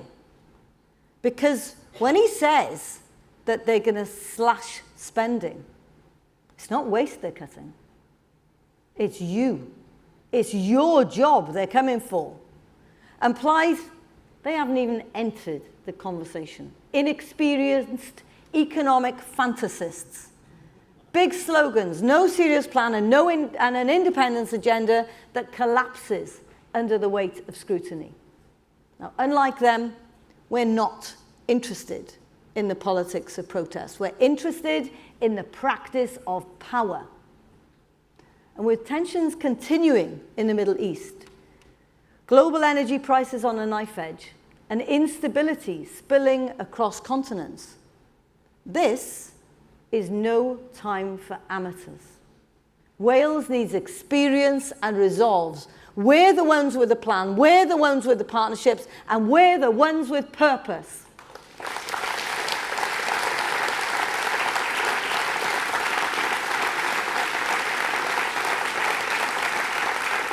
And conference, I want to pause here to thank those Senedd members who have decided not to stand again in the forthcoming elections. They are going to take a well-earned break after decades of service, and that's understandable. But we will miss your commitment, your drive, and your passion for our movement. Can we please thank them? Diolch yn fawr.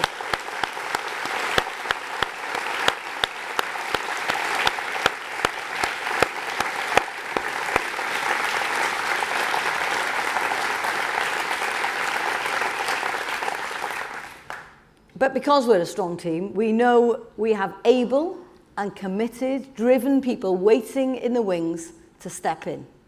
Talented people who will inject our Senedd with fresh energy and new ideas. So I want to thank you, the hundreds of people who've put your names forward to lead your communities and your nation. In conference, we're serious about building a better Wales. And we must be honest, nation building isn't just about money, it's about vision and power. The power to make decisions about our country, in our country, appropriate for our country. So yes, we will continue to pursue further powers. Not for show, but because if we want a stronger Wales, we need the tools to build it ourselves. Control over youth justice focused on rehabilitation and a fair deal on the Crown Estate so the wealth from our natural resources stays in Wales.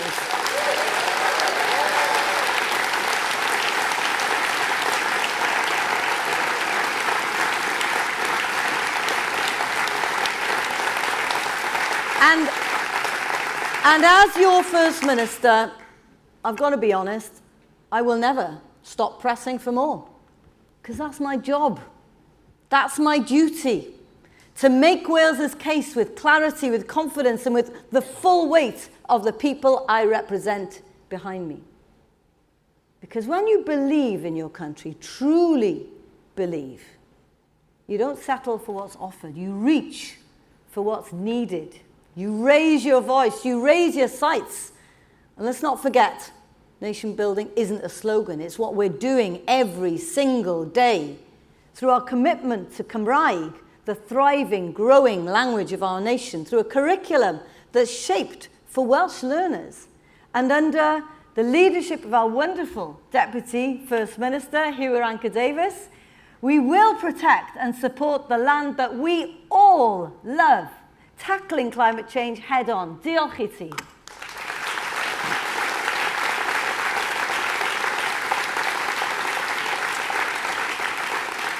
That is real nation building. And we're not just focused on what happens within our borders. We're taking Welsh leadership to the world. Now, this December, we'll host the most significant business event that Wales has ever seen, a major investment summit in Newport, bringing together global investors, Welsh innovators, and government partners to do one thing, put Wales firmly on the global stage. Wales is open, Wales is confident, Wales is ready to lead. And let's not forget, through the bleakest days of Tory austerity, it was Welsh Labour that stepped up, stood firm, and kept delivering.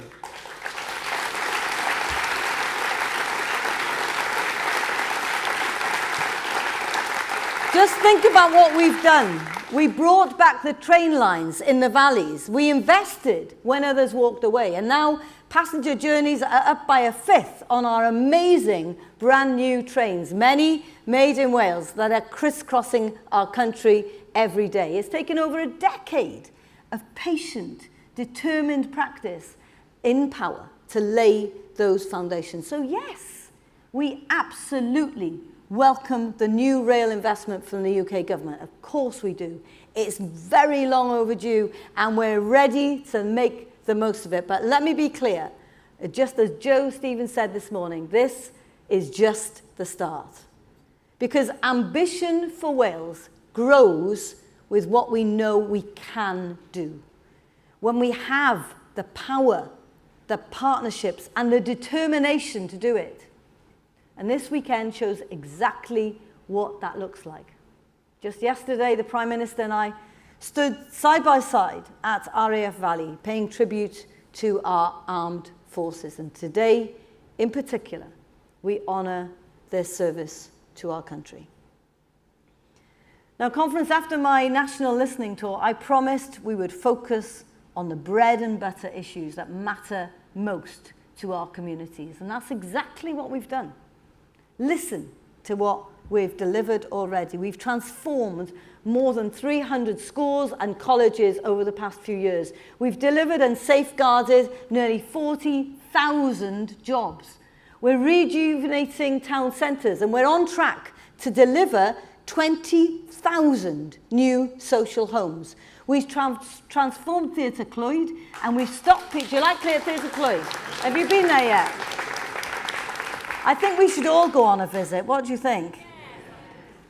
We've stopped people also, and this is one of the proudest achievements, and I know this is something that Mark Dreyfus is particularly proud of, along with Julie and others, that we've stopped people profiting from services for looked after children.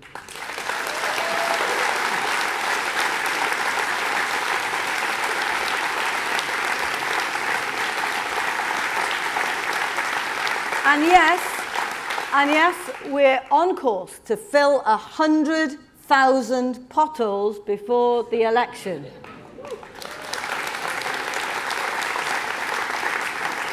You're laughing, but that's what the people care about, and that's why we're delivering it for them, because government isn't always glamorous, but under my leadership, under our leadership, it always delivers. Real action, real results, promises made, promises kept.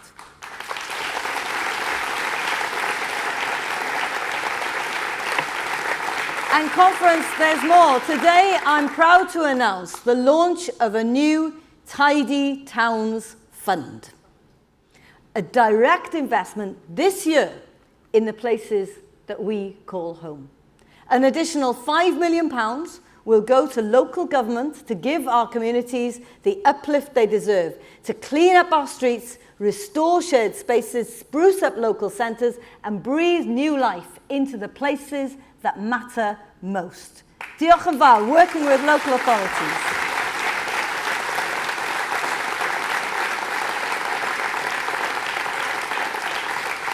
Mi fyddwn ni'n lawnsio yn cronfa trefi taclus 5 miliwn o fuddsoddiad yn y manner sy'n bwysig i ni eleni yn ystod yr wythnosau nesaf. Because when our surroundings feel cared for, we feel cared for too. When a street is tidy, when a park is looked after, when a town centre feels alive, that's not just about bricks and mortar. It's actually about belonging, it's about dignity. And above all, it's about pride. Because pride in our places means pride in ourselves. That is the red Welsh way, rooted in respect, delivered with purpose, and powered by the people who know their communities best. Thank you to our councillors and all they do for us.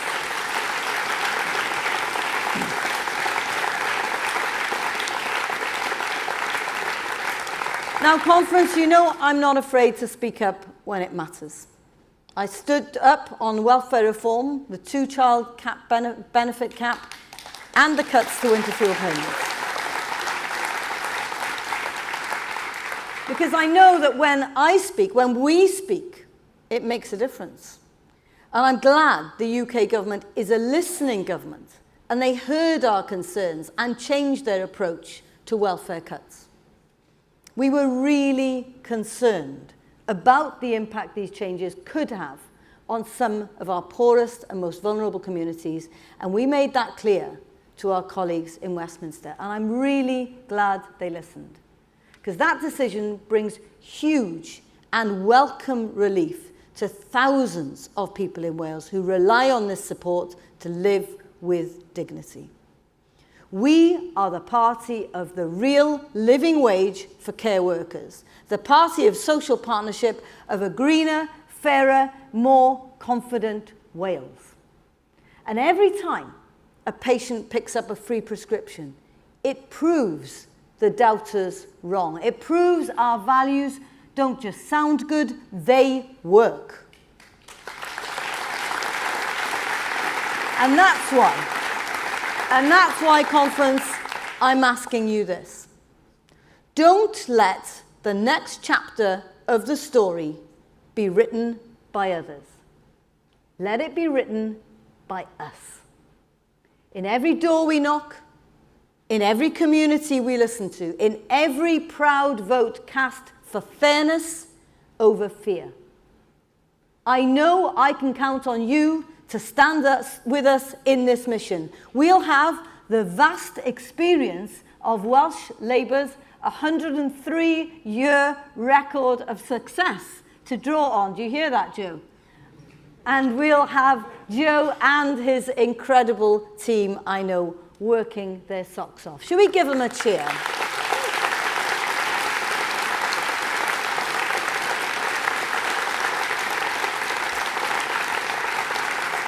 And we'll have campaigners like the wonderful Deputy Leader, Carolyn Harris, tireless in her leadership and in her love for this party.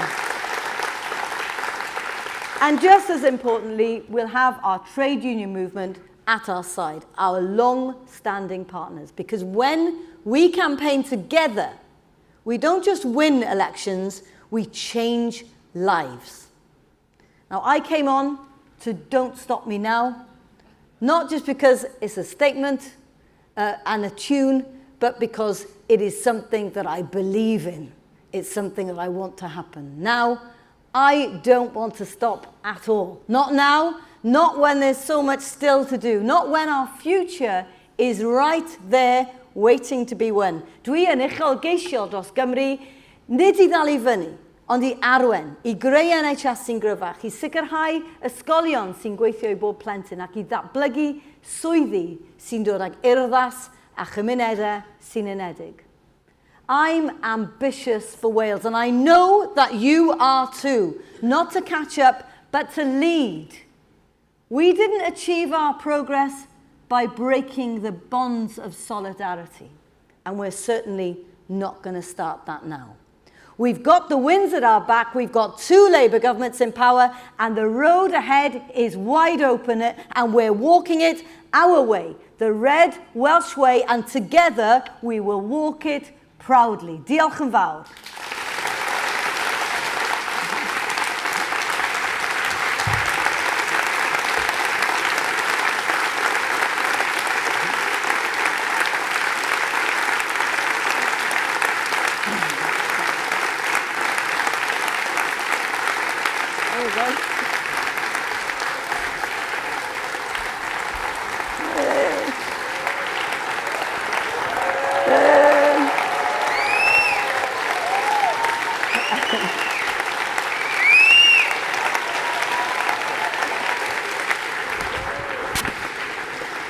Thank you.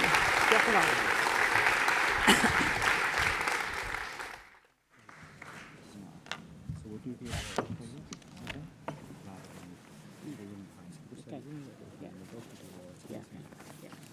So thanks very much for that, Eluned. And conference, if we can now go back to the agenda, we're going to look at the moments in conference. We just take a moment out to thank the incredible volunteers and members who make this party what it is.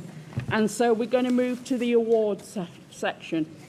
So we're going to ask those who are announced as winners to pick the awards up if you're in the hall from the Labour Party stand. So the first of our awards. Leave the hall quietly. Yeah, can you leave the hall quietly if you're going? But you really should stand to applaud all these volunteers who are going to win the awards. But there we go.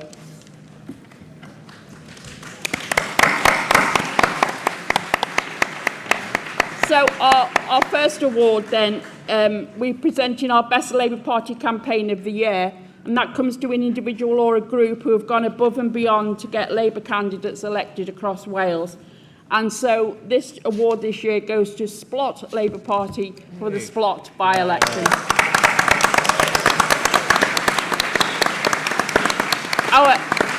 Our next award goes for engaging our members and supporters, and this is for those who have built an effective team in their area.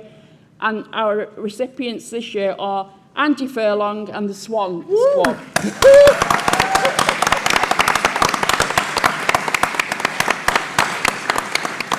So, Labour in Local Government Award. This year's award goes to a Labour group who've utilised digital campaigning to effectively get their message out and around their council budgets. And the 2025 recipients are Newport Labour Group.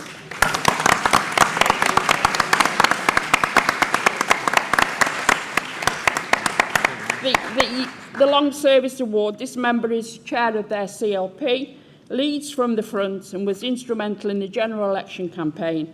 She's been a member for longer than we care to mention, and this year's recipient is Vicky Roberts from Clwyd North.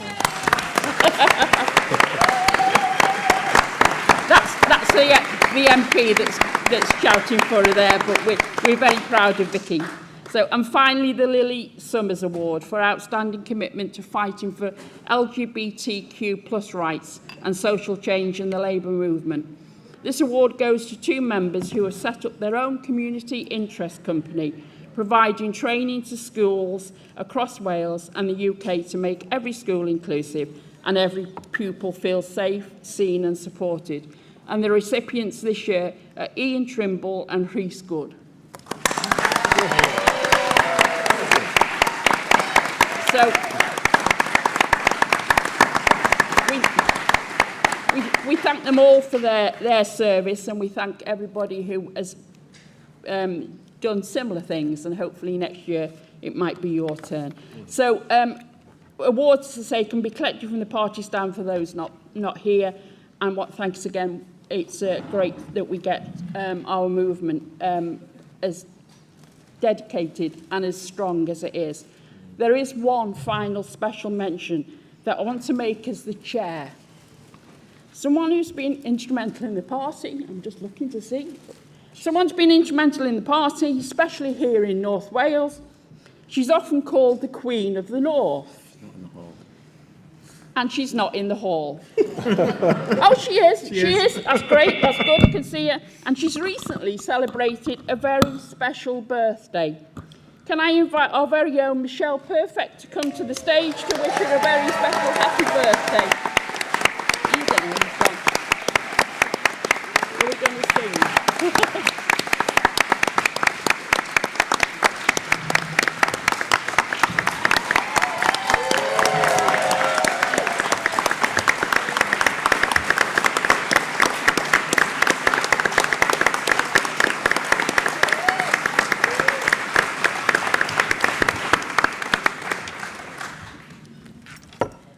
Thanks very much, Michelle, for all you do, not just in North Wales, but across Wales in your role. So thank you very much.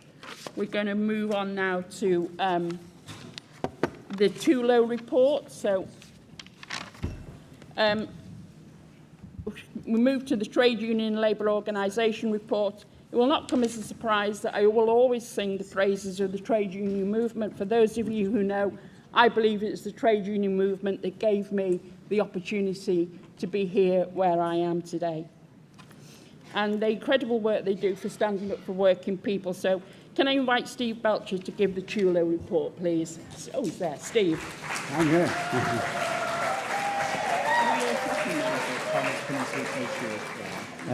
Thanks, Chair. Thanks, Conference.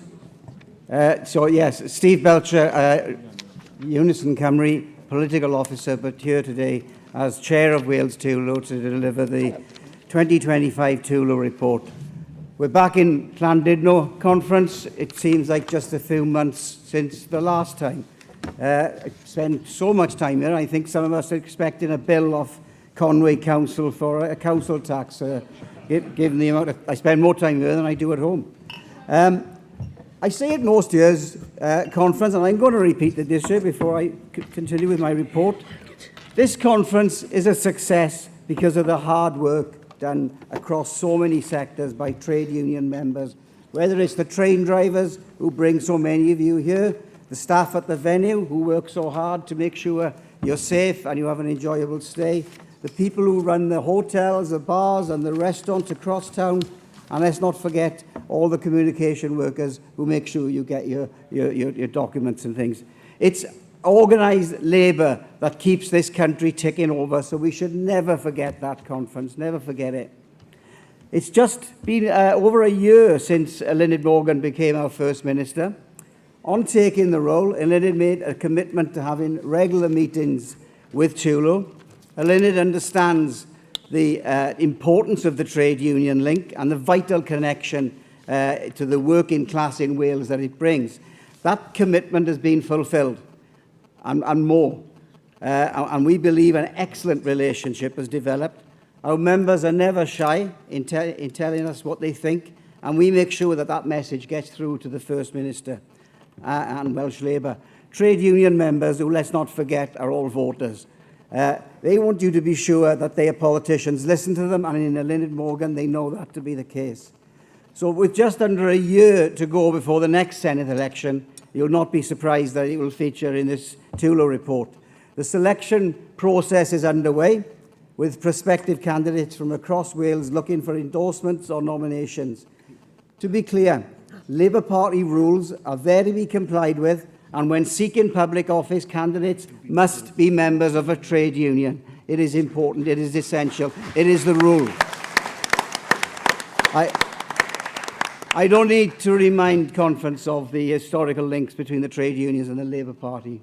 So the affiliated trade unions have shared values. They include fairness, equalities, social justice, democracy. Our activists know the difference between right and wrong.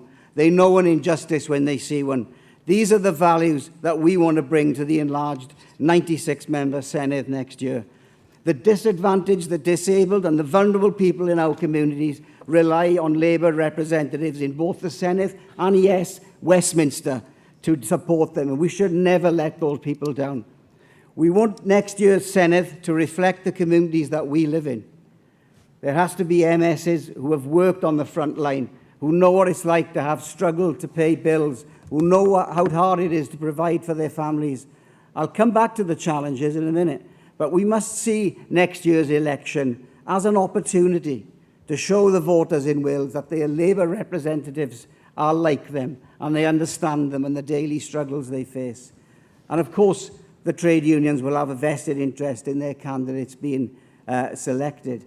But let's not forget that our representatives have all gone through what I would say is the best education programme available. The trade unions make sure that our activists are trained, they are knowledgeable, they're trained on equalities, diversity, negotiating skills, public speaking, awareness of local government finance, dealing with distressed and very upset members.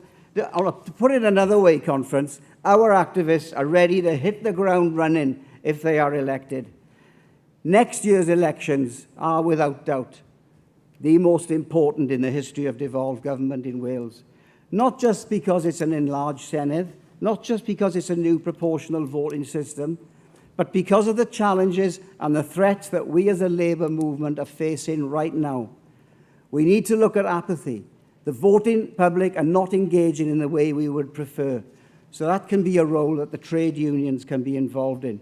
We will engage with our members to persuade them of the importance of not just turning up and voting every few years, but empowering them to see that they can make a difference. What is our message? Conference, polling has shown that the Westminster Employment Rights Bill is popular amongst everybody, no matter which party you vote for. Polling is showing that that bill, is, as it makes its journey through Westminster, is very popular. But we need to make sure the public know about it and who delivered it, the Labour Party. TULO will be playing our part in this with roadshows, training, seminars. The bill will have a positive effect on so many people. Just like the Minimum Wage Act, the Tories are actively resisting this bill, claiming that it's bad for business, and they will do everything they can to prevent it happening or to water it down. But who else is resisting the Employment Rights Bill and instructing their MPs to vote against it? That's right, Conference. It's the revolutionary hero of the working class, that paragon of Marxist purity, the proletarian champion of the worker, Nigel Farage, and his latest political vehicle, Reform UK, or to give it its full name, Reform UK Limited, registered with Companies House number 11694875. They've used every opportunity to vote against the Employment Rights Bill. They see it as detrimental to their friends in big business who bankroll them for a reason. They bankroll them not because they think they look after the interest of the working class, but because in Reform they see a political party that will always put profits before people. As far as they're concerned, public services are just a drain on the budget. Empathy, compassion, justice. When we talk about these qualities, they just see weakness. We should never forget that Reform's leader, or should I say Reform's owner, he was a member of the Conservative Party during the 1980s when our communities here in Wales were torn apart by his political hero, Margaret Thatcher. If he's changed at all since then, it's simply that his political journey has taken him even further to the right. He still stands by the mantra that you stand on your own 2 feet, and if you can't, tough luck. It's so important that we get that message out to our members. Reform are no friends of the trade unions or the working class.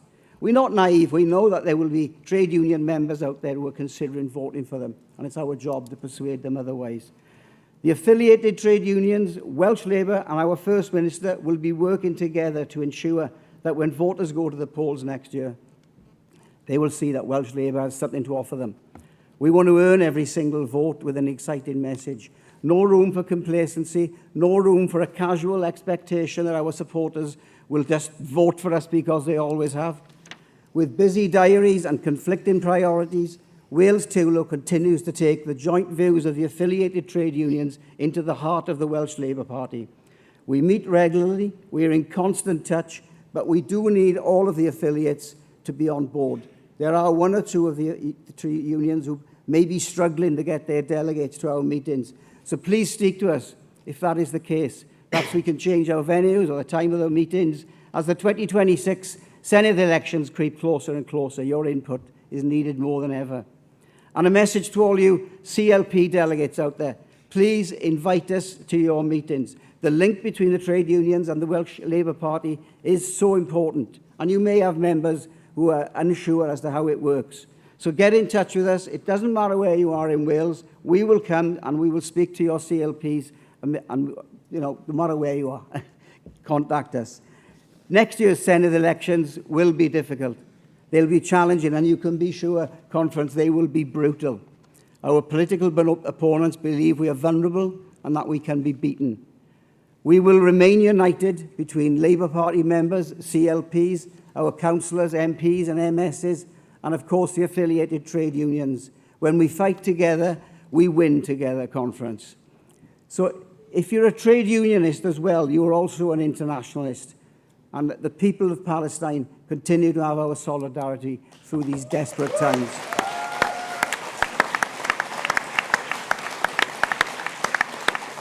Chair, I'll close this report with a quote, as I often like to do. And a previous Labour Party leader was always keen to quote Shelley, and I see no reason to stop the tradition today. Rise like lions after slumber, in unvanquishable number. Shake your chains to earth like dew. You are many, they are few. Thank you, Conference.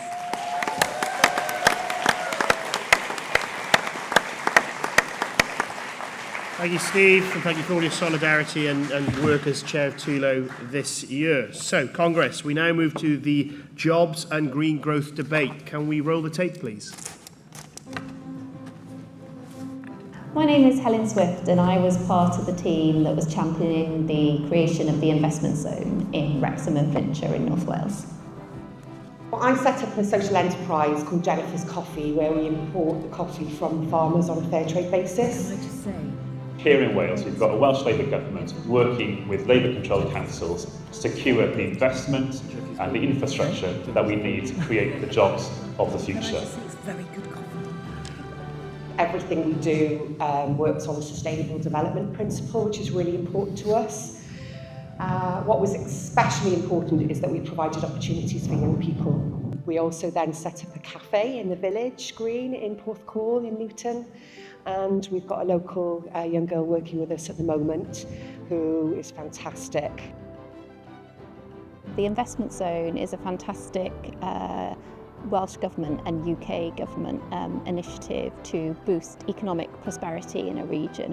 What it means for North Wales in particular, it's a commitment to a 10-year plan with £160 million of government money to really support the advanced manufacturing businesses that operate within the region to not only grow but attract new businesses as well.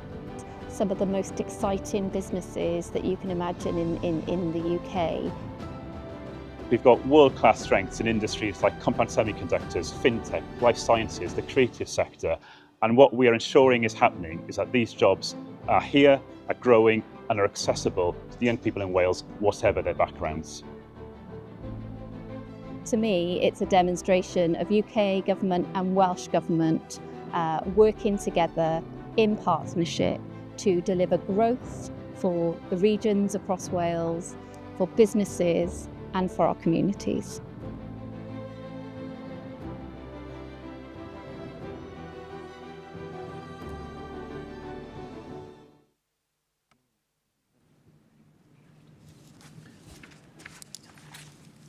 Thank you for that. So let's start the debate. Jack Sargent, I'd like to invite you to the podium to open us up.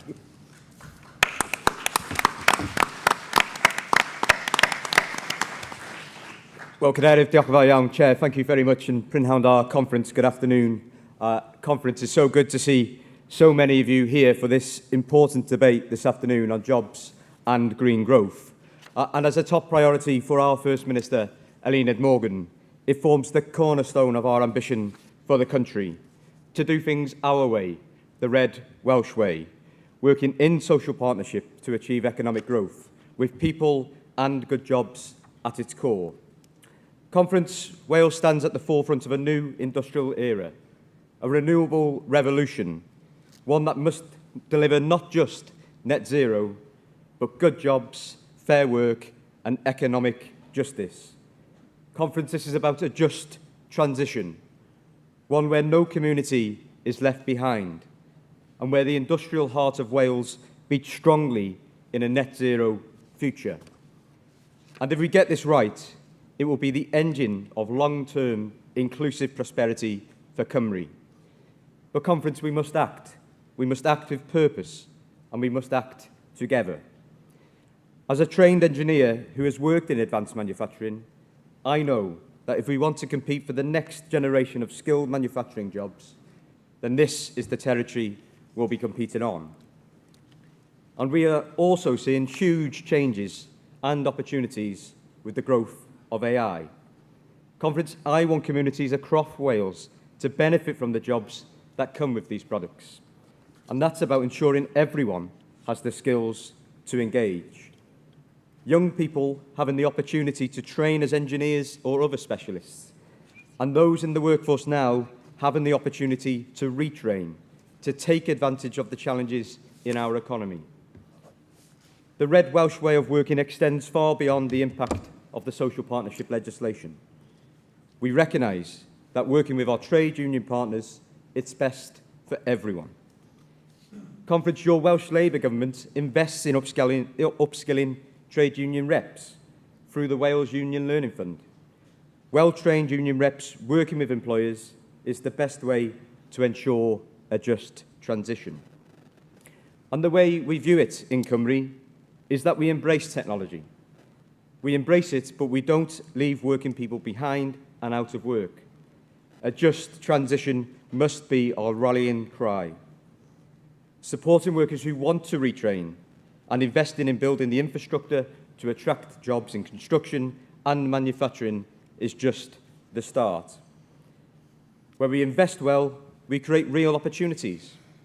And just look at Wales's thriving cultural and creative economy. Jobs right across the spectrum of employment are now supported by this sector in Wales. And I have personally met young people whose futures look bright because of the way the Welsh Labour Government has supported the cultural economy and has invested in skills. Conference, the future is bright for Wales. And I'm unusual in politics, coming from that manufacturing background. But Conference, that gives me an understanding to know that a country marked by Farage's open cast minds won't meet the needs of our young people. But good jobs building next generation products just might. Our approach is rooted in social partnership, where government, industry, trade unions and communities all working together to shape an economy that works for Cymru. The industrial strategy isn't about growth for its own sake. It's about the right kind of growth, inclusive, sustainable and future-facing. We are focused on high-value sectors where Wales has unique strengths: advanced manufacturing, energy, steel, and the supply chains that underpin them. Conference, we have some of the strongest wind resources in Europe, and we intend to harness them fully for the benefit of Wales.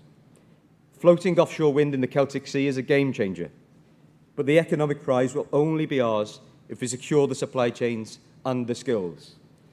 This once-in-a-generation opportunity must mean Welsh ports, Welsh steel and Welsh workers.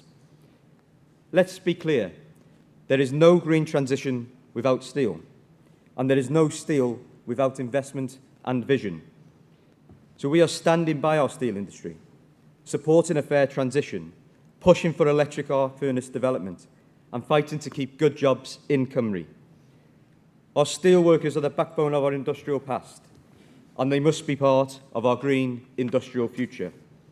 It's why we're expanding apprenticeships in energy, in engineering and digital, on our journey to 100,000 apprenticeships this Senedd term, working with colleges, universities and employers, alongside our trade union partners, to align training with demand, making sure that people across Wales are equipped not just for today's jobs, but for tomorrow's too. Conference, this is about investing in our young people, giving them a reason to stay, to work, to build a future in Cymru. We want every young person in Wales to know there is a future for you here, in good, in meaningful work, work that helps build a better country. Conference, Wales has the people, it has the expertise, it has the natural resources, and Welsh Labour has the ambition and the action to match. Conference, this is our moment to lead. It's our moment to build.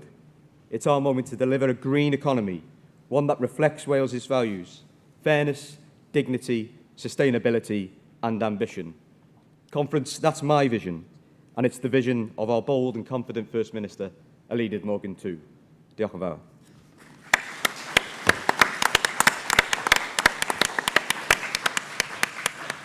Thank you, Jack. So now we'll move forward to the motions. Please refer to the SOC report where they'll be in full if you want to see more of the motion. In terms of the speakers, please don't forget to say who you are, what organisation you come from, although it's pretty integral from the thing, and whether or not you're a first-time speaker. So it gives me the greatest pleasure to invite the GMB Trade Union to move motion 5, please.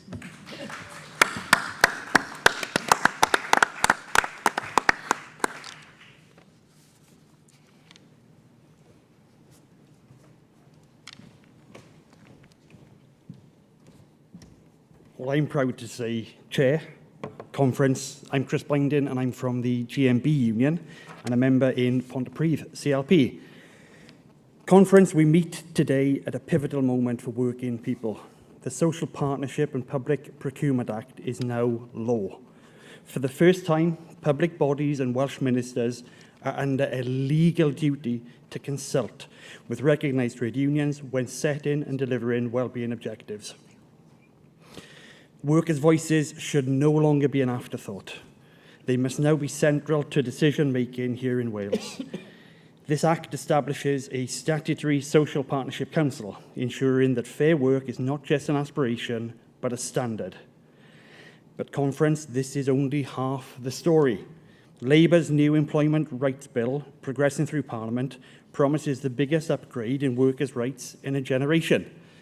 This bill will end 0 hours contracts, combat fire and rehire, guarantee fair notice for shifts, and provide compensation for last-minute cancellations. It will give workers protection from unfair dismissal from day one, strengthen redundancy rights, and enhance family-friendly protections, including day one parental leave and better safeguards for pregnant workers. And let's be clear, it's trade unions that have taken these arguments from the shop floor to the floor of the House of Commons. And under Keir Starmer, we saw this bill implemented within 99 days of taking office. A promise made and a promise kept. Labour putting our values at the heart of the new government. And in Wales, we have a huge opportunity. The combination of the Welsh Social Partnership Law, our Fair Work agenda, and the New Deal for working people, we have an unprecedented opportunity to make Wales a truly fair work nation. We know the potential of social partnership. We want to deliver better working conditions, tackle exploitation, and improve public services. We want trade union members to shape the world of work and empower workers to have a real say at every level. But these rights and duties are only as strong as our commitment to enforce them. That's why we are calling on the Welsh Labour Government to maximise these opportunities. We must ensure every public body rigorously fulfills its social partnership duties, actively consulting and negotiating with recognised trade unions and guaranteeing union representation in all relevant decision-making. Conference, this is not just about compliance. It's about building a Wales where fair work is the norm, where no worker is left behind, and where trade unions are empowered to lead the way. Let us seize the moment. Let us make Wales the gold standard for employment rights and fair work across the UK. Let us deliver for working people. Diolch yn fawr. Thank you, Chris. Can we move to motion 6 now from Unite? Unite for Address Transition.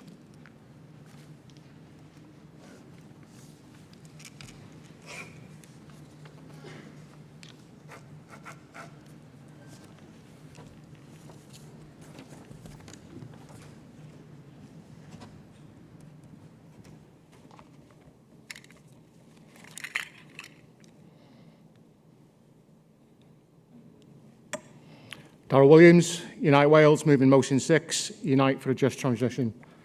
Conference, colleagues, brothers and sisters, today we stand at a crossroads, not just for our planet, but for our people, our industries, and the people that we serve in this country. This motion speaks to the heart of that choice. It's not just about climate action, it's about climate justice. It's about putting working people at the centre of the green transition, not on the scrap heap of progress. Let's begin by recognising our history. Wales has a proud industrial past, forged in coal and steel, built on the backs of generations of working people. Our values powered the world, our steel helped rebuild it, our communities thrived when industry thrived, but too many were abandoned when change came, when industry declined without a plan and profit was put before people. We cannot let history repeat itself. Because make no mistake, change is here again. The climate crisis demands it. The science is clear. But decarbonisation must not mean devastation. We know the risks. If we do nothing, thousands of jobs could vanish and entire regions could fall further behind. Just look at our valleys and other post-industrial communities across Wales. This is why we need a just transition, a worker-led, union-led transformation of our economy. Not a greenwash, not another round of cuts dressed up as climate policy, but a real, ambitious, green industrial strategy for Wales, with public investment, job guarantees, and proper union recognition at its core. Colleagues, let's be clear. There is no net zero without the workers who will build it. Steel workers in Port Talbot, energy workers on Anglesey, engineers in Flintshire, transport workers in Cardiff, construction workers in Swansea. These are the people who must be at the heart of the transition. Not just consulted, but leading it. Not left behind, but trained, supported, and given new opportunities in clean, unionised, well-paid jobs. Not retrained in the jobs of today, but in the green jobs of the future. That's why this motion calls for more than just warm words. It demands action. A Welsh Green National Industrial Strategy, a proper just transition framework with guaranteed for affected workers, not what we've necessarily seen in the steel industry. Proper investment in renewable energy, public transport and retrofitting.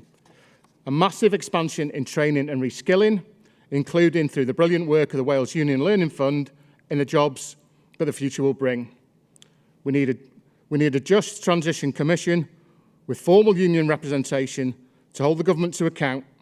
Conference, we can't afford to tinker around the edges. We need a bold, joined-up plan that brings together climate action, economic justice and trade union values. We owe it to the workers of today and to future generations to make sure the green economy is not a race to the bottom, but a rise to something much better. Let's honour the legacy of Welsh industry, not by clinging to the past, by shaping the future. A future where no community is discarded, where no worker is left behind, where climate justice is workers' justice. Let's unite for a just transition and let's deliver the future your communities deserve. Diolch yn fawr. Thank you. I invite motion 7 up from community.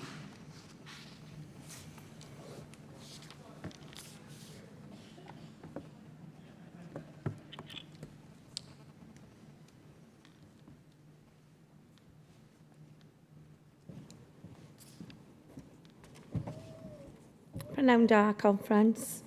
Jacqueline Thomas, Community Union, moving motion 7. This is an important motion, but it's also to sound note of realism and urgency, because while this motion recognises the strategic importance of the steel industry to Wales, we cannot escape the fact that the steel communities from Port Talbot to Shotton, from Llandudno to Trostre, have been battered over a decade of political failure. Steel's not just a product, it's not just an industry, it's the lifeblood of many of our Welsh towns, an anchor of our community, culture, skilled employment, from the blast furnaces for the south of Wales to the mills in the north. Steel has shaped our past. If we act decisively, it can shape our future, but only if we place it, the strategy and support what it desperately needs.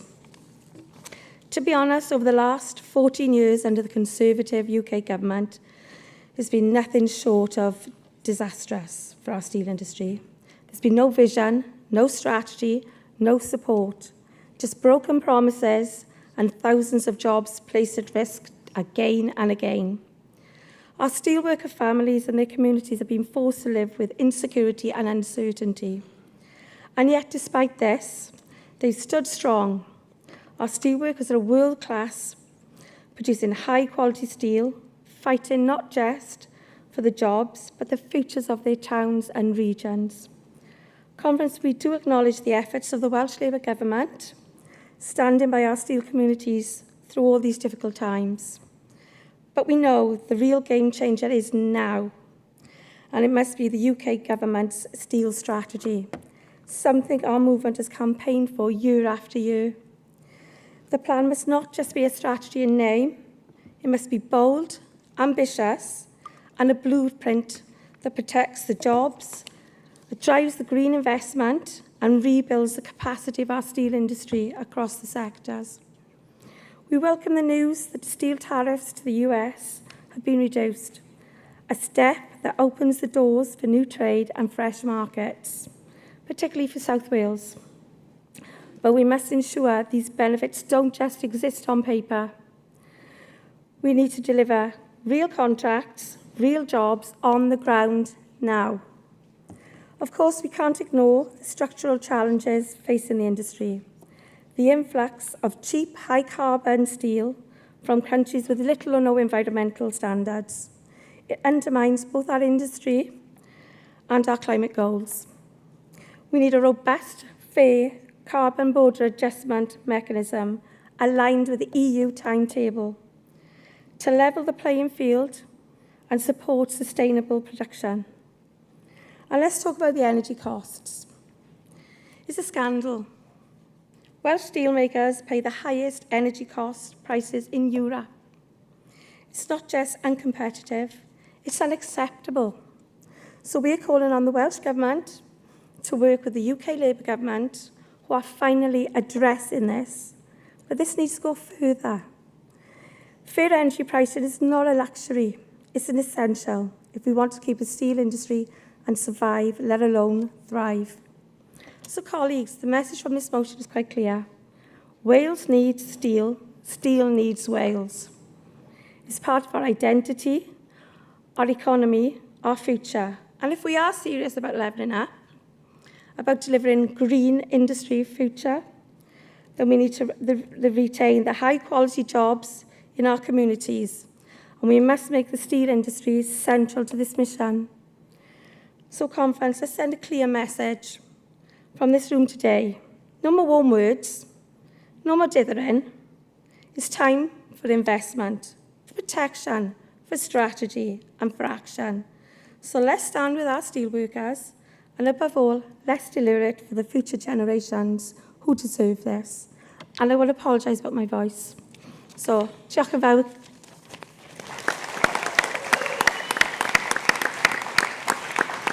Thank you, Jackie. No apologies necessary. I think you did a very good job. And can we have motion 8 unison, fair funding in Wales?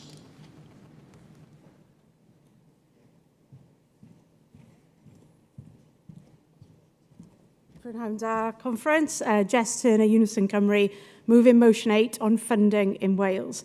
Conference, this motion is about better funding for Wales to allow Welsh Labour in government to make the bold political choices that it needs to make for the people of Wales for the reasons that we've heard today. Conference, is fair to say that the experience we've had, just talked about by my trade union colleagues, of successive Tory governments and their deliberate squeeze on public funding has taken its toll here in Wales. And is it any wonder why with that squeeze we sometimes lose confidence as a nation when we're trying to deliver progressive policies in the face of austerity, a global pandemic and a never-ending cost of living crisis? Which, among many other reasons, is why Unison Cymru held out such hope for a change of government in Westminster. And the election of a UK Labour government has brought some positive change, many of which of those changes we've heard today. The Employment Rights Bill, if implemented in full, is going to bring desperately needed improvements for workers across the UK. And Unison is proud to have been able to support that bill. And we're looking forward to provisions like access to workplaces, as well as the repeal of anti-trade union laws, some of the worst in Europe. The improved Welsh Government budget settlement in the autumn and those investment announcements that we've heard about this morning are definitely a step in the right direction for these two governments. But they don't address some of the long-standing funding concerns that we have here in Wales that can hamper devolution. Now, I respect that others may feel differently, but in some ways, the reality of two Labour governments hasn't been always as we'd hoped. And my points here aren't about Westminster decisions and investments that they decide that affect Wales, but more about how Wales is funded to make its own decisions. And maybe that could be born from where we're situated as a public service union. But the mood sometimes to us feels like more of a drive towards centralisation rather than greater devolution. So, for example, where's the progress on the devolution of youth justice and probation? Was devolution really considered in the Employment Rights Bill? Or were Wales and Scotland a bit of an afterthought, borne out now by some of the policy issues that we have to pick up with Welsh Government in schools and in social care? And importantly, how can we defend the application of the Barnett formula as delivering for Wales when we saw for ourselves the recent injustice in the national insurance shortfall in Welsh public services, an area where I operate, an injustice that we experience in Unison, every time, that was our old name, every time there's a health pay announcement that emanates from England. So you can see then that as a public service trade union, we have concerns about Wales getting the recognition, fair funding and the respect that we deserve. But conference, as we head into a very uncertain Senedd election, there is a lot at stake. And with the stakes so high, I don't think we have time to doubt ourselves on issues like funding. Many of us have welcomed the recent shift in narrative that we've heard today, just now from Nghynhadledd, clearly highlighting a red Welsh way, showing a readiness to stand up first for what is right for Wales. I'm even wearing the badge. But voters also need to know what Labour has to offer. So having been in government for so long, it's very easy for an electorate to take a government for granted. So we might like free prescription school meals, over 60s bus travel. We particularly like social partnership. We definitely like profit out of children's services. But that doesn't mean Welsh Labour can go into an election just on what they've achieved. The rise in populism and anti-establishment views means that Welsh Labour must demonstrate now more than ever what it has to offer. That means progressive, people-centred policies, true to our values, true to Wales, and crucially, with the means to fund them, which is what this motion is about. And that's why the Red Welsh Way has to be bold, and it has to extend to questioning how is Wales funded and is it right? Because we shouldn't have to fight for what is rightfully ours. Now, after that speech earlier, I don't doubt for a minute that Alina has been forthright in her views with Westminster, but we too have to coordinate ourselves to campaign for fair funding for Wales, which means replacing the outdated Barnett formula. We need a formula based on fairness and the size of our public sector and need. We must negotiate to make sure the Crown Estate and those rightful elements of it are devolved. And we have to retain the benefits of our energy production so we don't repeat the mistakes of our industrial past in Wales. Now, I come from an organisation that operates across the UK, and I know all too well the challenge of making devolution heard outside of Wales. Only last week, we had our own UK Delegate Conference in which we sought to change our name from Unison Cymru Wales to Unison Cymru, a small change you might think. But that required us going out and getting support from across the UK. It meant telling our story and making Welsh voices heard. And as a result, we had unanimous support from across our union, with delegates from England passionately getting up and supporting our cause. Now, I know that changing our name and running a country are not exactly the same thing, but what last week reinforced for me is that we have to be bold, we must be unafraid to stick up for Wales, and we can't doubt ourselves, which is why Conference for a Stronger, Fairly Funded Wales, able to invest in our public services and make political choices close to the people, I ask that you support this motion. Diolch yn fawr.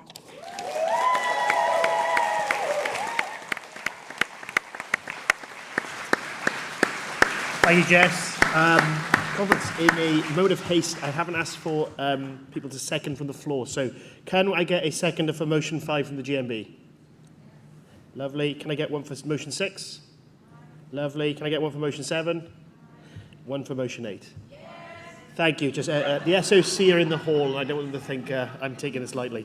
Okay, now we can open up for the group debates. We'll take them in batches of 3. If you can indicate if you want to speak, we'll try and take someone from every side of the hall. Don't forget to tell us who you are, what CLP you're from, or what organisation. Of course, if you're a first-time speaker, let us know. Now, I believe Andy's got unfinished business from earlier, so we'll bring him up. Can I take the gentleman there at the very front, and I will take Tess as well, please.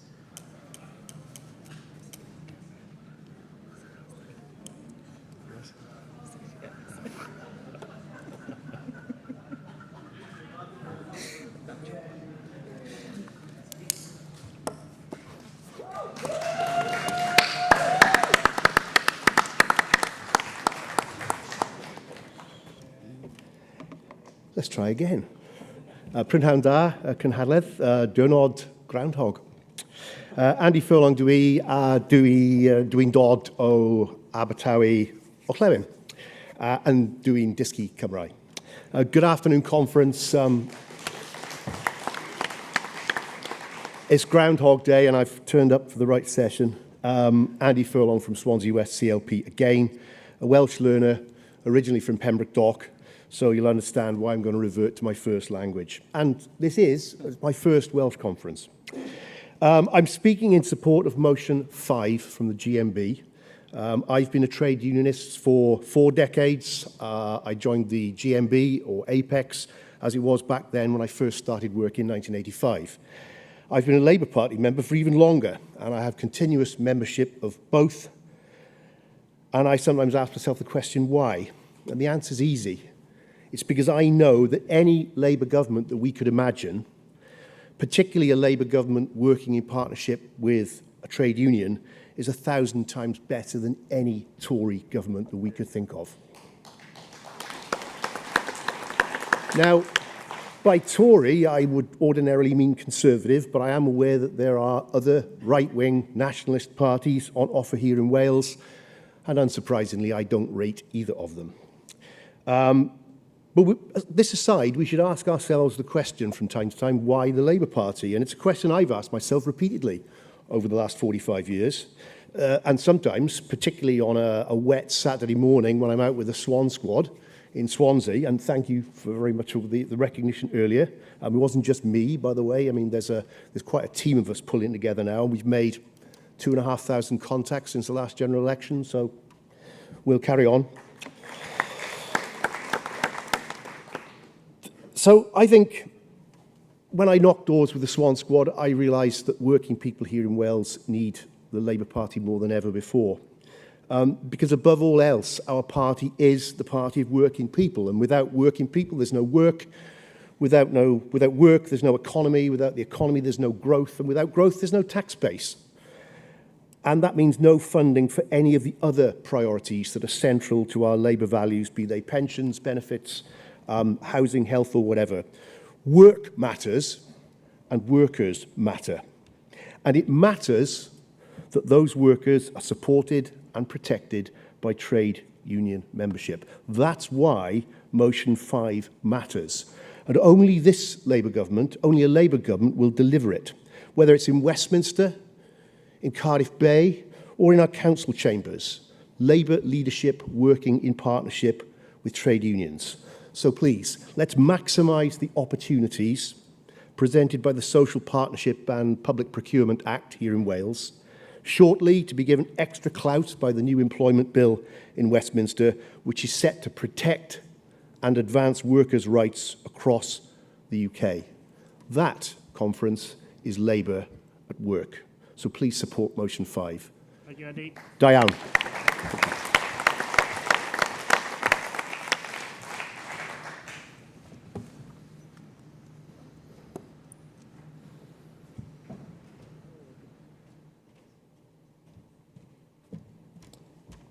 Councillor Ewan Goodjohn, speaking on behalf of Unite the Union and Unite Community. I'm speaking in favour of Unison. Thank you, Unison. Unison's motion on fair funding for Wales. I've also got the badge as well. Let's be honest, conference. We cannot build the Wales we need on a broken funding system. For too long, the outdated and unjust Barnett formula has held back our ambitions. Even its own creator called it a mistake that our own members have been paying the price for every single day since. In the workplaces we represent, from hospitals to councils, steelworks to care homes, we see the impact of underfunding. Public services are stretched to breaking point, jobs are lost, pay is frozen, and our communities are left behind. But this isn't about spreadsheets and formulas. This is about fairness, and it's about social justice. It's about whether we can afford to build the homes that we need, train the nurses that we need, and invest in our future generations for this nation. Wales deserves better than this. I'm proud to say Unite welcomes the Red Welsh Way because it means that it's putting working people first. It means fighting for public ownership, it means fighting for fair pay and a just transition to net zero. But we cannot deliver any of that without the money behind the mandate. We need a fiscal settlement that recognises our distinct challenges and our potential as a country. That means negotiating with the UK Labour government to end the Barnett injustice. It means demanding our fair share of the proceeds of our natural resources. We cannot allow the profits from Wales's natural wealth to flow out of Wales ever again. Unite, I'm proud to say, supports the devolution of the Crown estate so that our communities benefit from the offshore wind and green energy that is to come. To create social justice, we need an equal respect between our nations and our governments. We cannot allow arbitrary decisions on reallocating funding to hold us back. England and Wales projects must really benefit both nations. Any projects that don't, we deserve every penny that we are owed. Thank you. as Leonard said, it's a start. It's a start. Wales also needs to have the power to borrow properly to invest in our communities. £150 million per year is the current limit for the Welsh Government, and it's just not enough to create a just transition for workers, which benefits all of us and lifts the most vulnerable out of poverty. To conclude, conference, as we look to the Senate elections, we must go to the electorate with a clear message. The Red Welsh Way is about fairness, dignity and ambition, and it starts with fair funding. Unite stands ready to campaign with our Labour movement, shoulder to shoulder, to ensure that every penny that Wales is owed is invested in a better future for working people in Wales. Let's write the next chapter of Wales. Let's build a fair and just Wales. Nghynhadledd Llafur Cymru.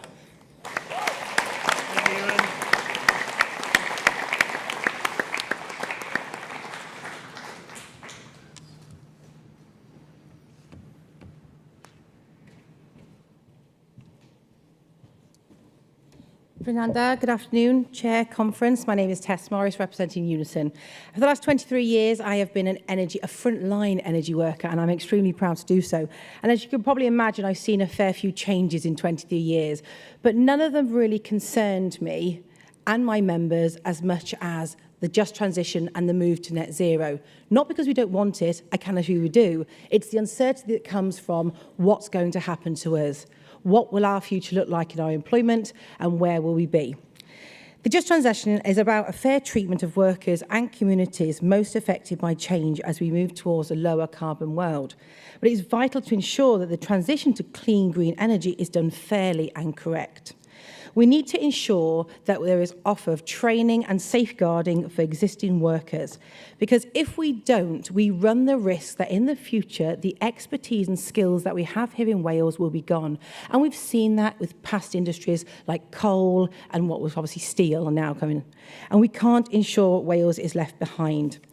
Now, in regards to energy workers, this isn't a new matter for us. In fact, it might seem like it's just popping up now, but the reality is that most of us in the trade union movement, that's Unison and our sister unions in Unite, GMB and Prospect, have probably had this at the top of our agenda for about 6 to 8 years. In fact, in 2018, we collectively had an energy workers conference where we asked them directly, what is it you want to see from a just transition? And they were clear. Our members spoke to us in all of the unions, and we compiled what we believed would be the just transition. T for transition, training and skills development. Workers affected have fully funded access to quality training and skills development. R, relocation is fully funded and voluntarily. A, adapting to the reality of climate change, because believe it or not, energy workers really do have a fantastic insight and the skills to provide a unique viewpoint of not just what will be the challenges of climate change, but also the complexity and solutions required to tackle it. N, new jobs with comparable terms and conditions. S, secure supply of affordable energy. That's not just going to benefit my members. That's going to benefit every single person in Wales. Because to quote the General Secretary of Unison, affordable energy is as important to a household as clean water. And I agree with her. I, influence and voice over future policy. I don't think I need to tell anybody here, but if you're going to have a negotiation table or you're going to have a committee that's going to decide the future, you've got to have the trade union on there. Why? Because we are the voice of the workers, the people on the ground, the people that know the day-to-day of what's needed. And if we're not at that table and we don't have a seat, it won't work. Taking a long-term and sustainable view. I, industry-focused and supporting a balanced energy policy. O, oversight and ownership. And N, no communities left behind. We must recognise and react to the impact that closing carbon intensive production brings to local communities and invest in them to bring about long-term renewal. And my final point is about retrofitting. It is not cheap to go back and put into existing valleys, houses and Welsh homes things like air source pump heating and systems that are £8,000 to £10,000. The Welsh Labour and Welsh Government must hear us. You must help us. Many of the homes in the South Wales Valleys, beg your pardon, will not be able to afford this without assistance. Diolch yn fawr iawn. I support the motion. Okay, let's take another round. Can I take the woman with glasses there in the pink file? Can I take the gentleman there with the white paper? And can I take the woman in the headscarf, please?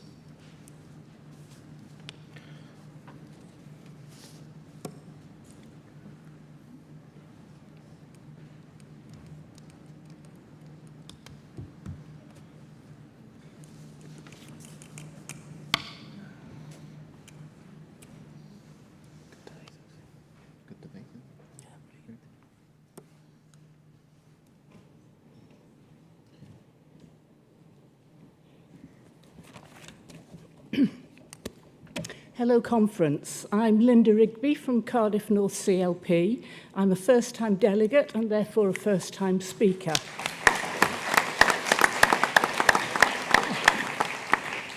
I'm shifting all of that in case I fall over it. I'm speaking in support of the Unison motion on funding in Wales. My particular interest is in the section on the Crown Estates. I could sum up the case for this in one sentence: if it's good enough for Scotland, it's good enough for Wales.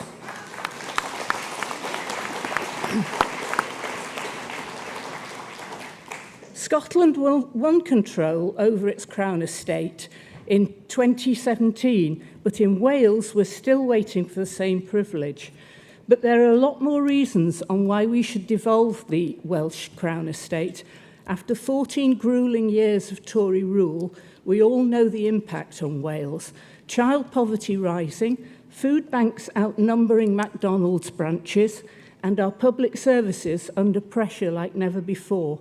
Wales remains the poorest nation in the UK, but it doesn't have to be that way. Wealth exists here. It's just not reaching enough people. And right now, we've got a potential game changer right under our feet and off our shores. Wales is home to a £1 billion fund held by the Crown Estate, consisting of income from Welsh resources like wind farms, seabed leases, and land assets. But where do the profits go? Not to Wales, but straight to the Treasury. This motion calls for the devolution of the Crown Estates in Wales so we can invest every penny back into our communities, in green energy, local businesses, and infrastructure that lift people out of poverty. Imagine a Wales where the profits from our resources fuel a fairer, greener, and stronger economy.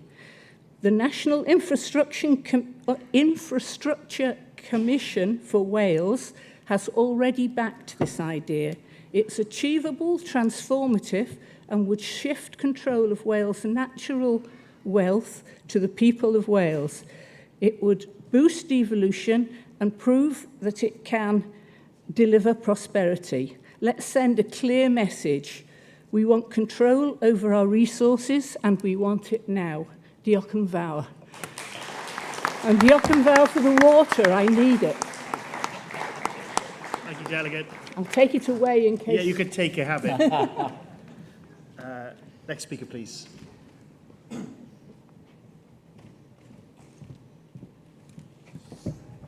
Pnawn da, Nghynhadledd, Councillor Hugh Thomas, leader of Cardiff Council. I welcome and endorse all the motions before us today, but I particularly wanted to speak in support of the Unison motion. I do so proudly as the leader of the first local authority in Wales to accredit as a real living wage employer, who've since worked with organisations to get another 200 companies signed up as real living wage employers, 10,000 plus workers getting a pay rise onto the real living wage. I do so because last year, in Cardiff Council alone, we worked to create and safeguard 6,000 jobs in our city. And I do so inspired by council-led projects like the new indoor arena in Cardiff Bay or the Cardiff Parkway scheme, a science park campus anchored by a new train station in the east of Cardiff that will unlock hundreds of millions of pounds of new investment and deliver thousands of additional jobs.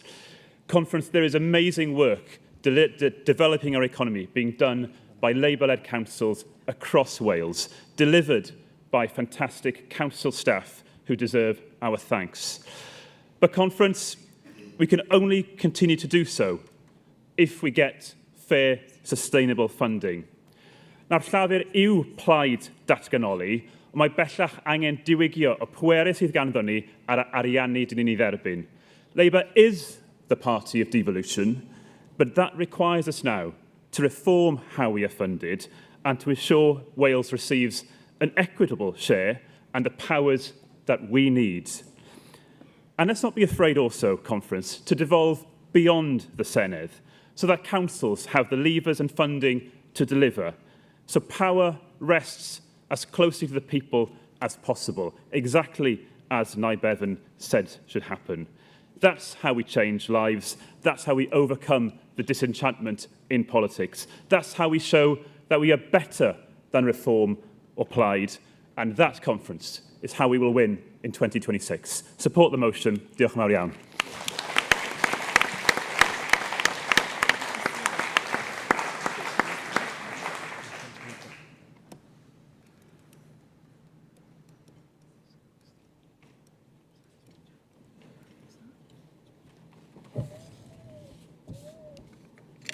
Pnawn da.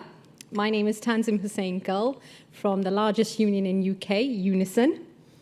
Conference, Unison welcomes this motion from the GMB on social partnership in Wales. We have made this way of working our own. What we have developed in Wales is unique to us. It responds to the needs of Wales. It is a clear example of the Red Welsh way.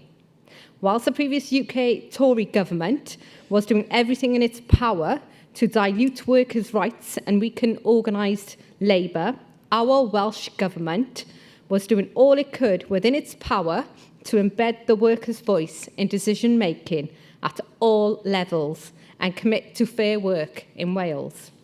We know social partnership working delivers. We know that properly embedding the worker voice in decision-making is not only good for the workforce, but it's good the services being delivered. Workers are experts in their own right and can give a unique insight that can help ensure the best possible solution to shared problems. From the establishment of the Social Partnership Council and the social partnership duty on public bodies to the voluntary arrangements that exist through the likes of the Retail Forum and Social Care Work Forum, it's clear that the workers' voice is being properly embedded as part of our culture in Wales. This isn't just tokenism. And now we have a Labour government at UK level and the Employment Rights Bill, which will help us in Wales reach our ambition to be a fair work nation. But why stop there? Welsh Labour must continue to show leadership by demonstrating the Red Welsh way. This motion is rightly ambitious. We have a unique opportunity to advance and protect workers' rights by harnessing both the Employment Rights Bill and the Social Partnership Act simultaneously. The Act and the Bill should complement each other and accelerate our ability to achieve fair work in Wales for all. We cannot afford for this to be a tick-box exercise, and a Welsh Labour government must ensure employers are held to account in fulfilling their duties. The world of work is changing, from new workplace technologies to a just transition. The worker voice must be front and centre of these changes. Workers must be part of the change, not the victims of change. Social partnership working helps guard against the risk associated with this changing world of work. Conference, please support this motion. If you would like a free badge from Unison, showing the Red Welsh way, feel free to come over on that side or see me and I'll give you one for free. Thank you. Thank you, Delegate. Okay, we've got time for one more round, I think. So, can we get the gentleman at the front, one of the gentlemen's over there, and I'll go for the lady there, please. So, which is the one speaking?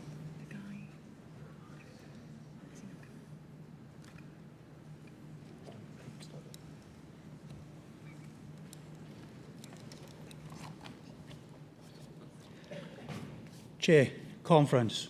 Tom Porter, Unite the Union, and Town Council for a little town in Blenavon, in South Wales. I wish to speak in support of Motion 7 on the Welsh steel industry on behalf of Unite the Union, the union for steelworkers across Wales and the UK. Let's be absolutely clear. Steel is not just a product, it's a foundation for the economy, our communities and our industrial future. In South Wales, steelmaking is more than a job, it's a tradition.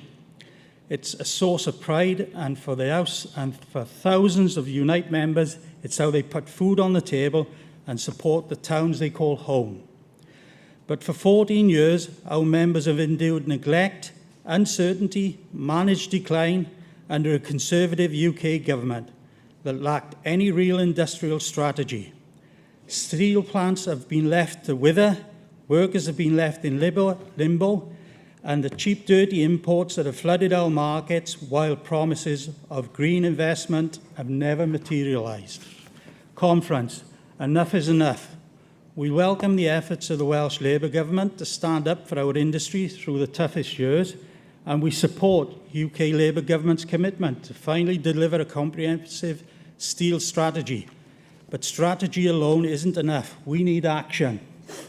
We need energy prices brought under control now, not after 2 years of consultation, so we can compete fairly with our European counterparts.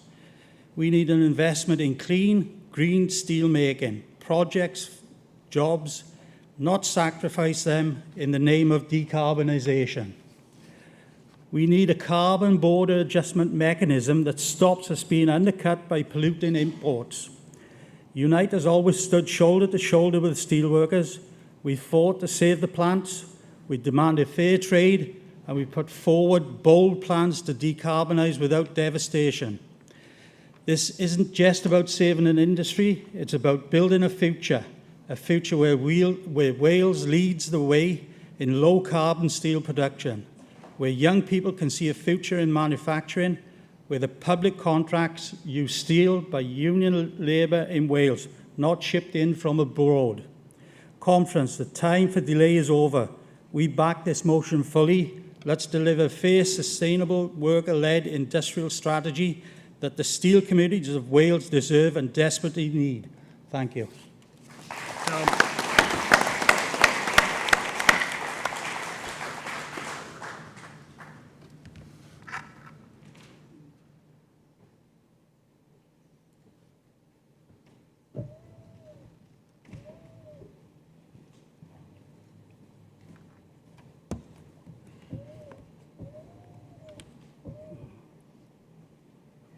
Joy Rose, Inismon, CLP Secretary. Our island is a beautiful island, and with plenty of wind and tidal and solar. As I'm speaking at the moment to Motion 8 and the last point in it, to ensure Wales receive the benefits of wind energy production generated from Wales. And we believe on our island that communities living near large-scale clean energy infrastructure, including transmission infrastructure, deserve to be well compensated for the effects on the landscape and their lives. We need to improve the consistency and quality of the community benefits. Currently, Welsh communities cannot be certain whether they will receive a community benefit package. And when they are, there is inconsistency across locations and sectors. At present, community benefits packages from Welsh community benefits packages from mega large companies, packages provided by developers, are discretionary. Sometimes fixed annual sums are suggested, and sometimes amounts per megawatt generated are offered, but with considerable variation in value. For example, £5,000 per megawatt per year for onshore wind is regarded as good practice, but it's not compulsory.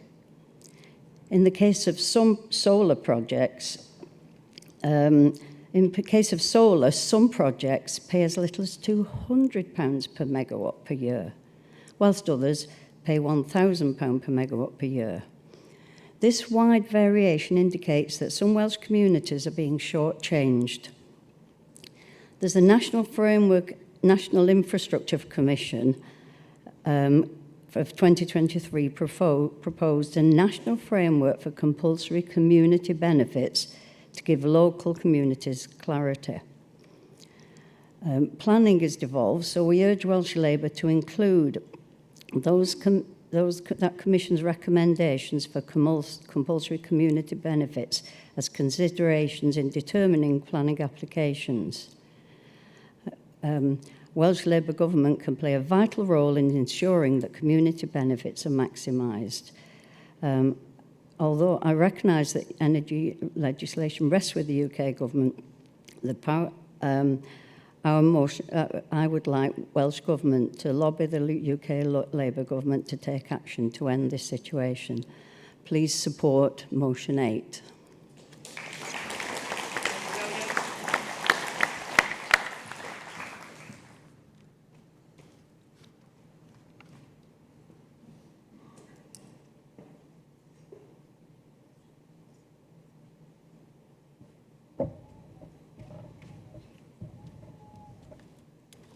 Nghynhadledd, apologies to those of you that saw me speak this morning.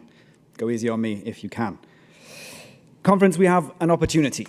We've heard many times with two Labour governments, we have real opportunity that we haven't had in a generation. I'm the main delegate of Montgomeryshire and Glyndŵr, Ben Gwalchmai, and I'd like to speak in favour of all the motions, but I'm specifically going to focus on motion 8.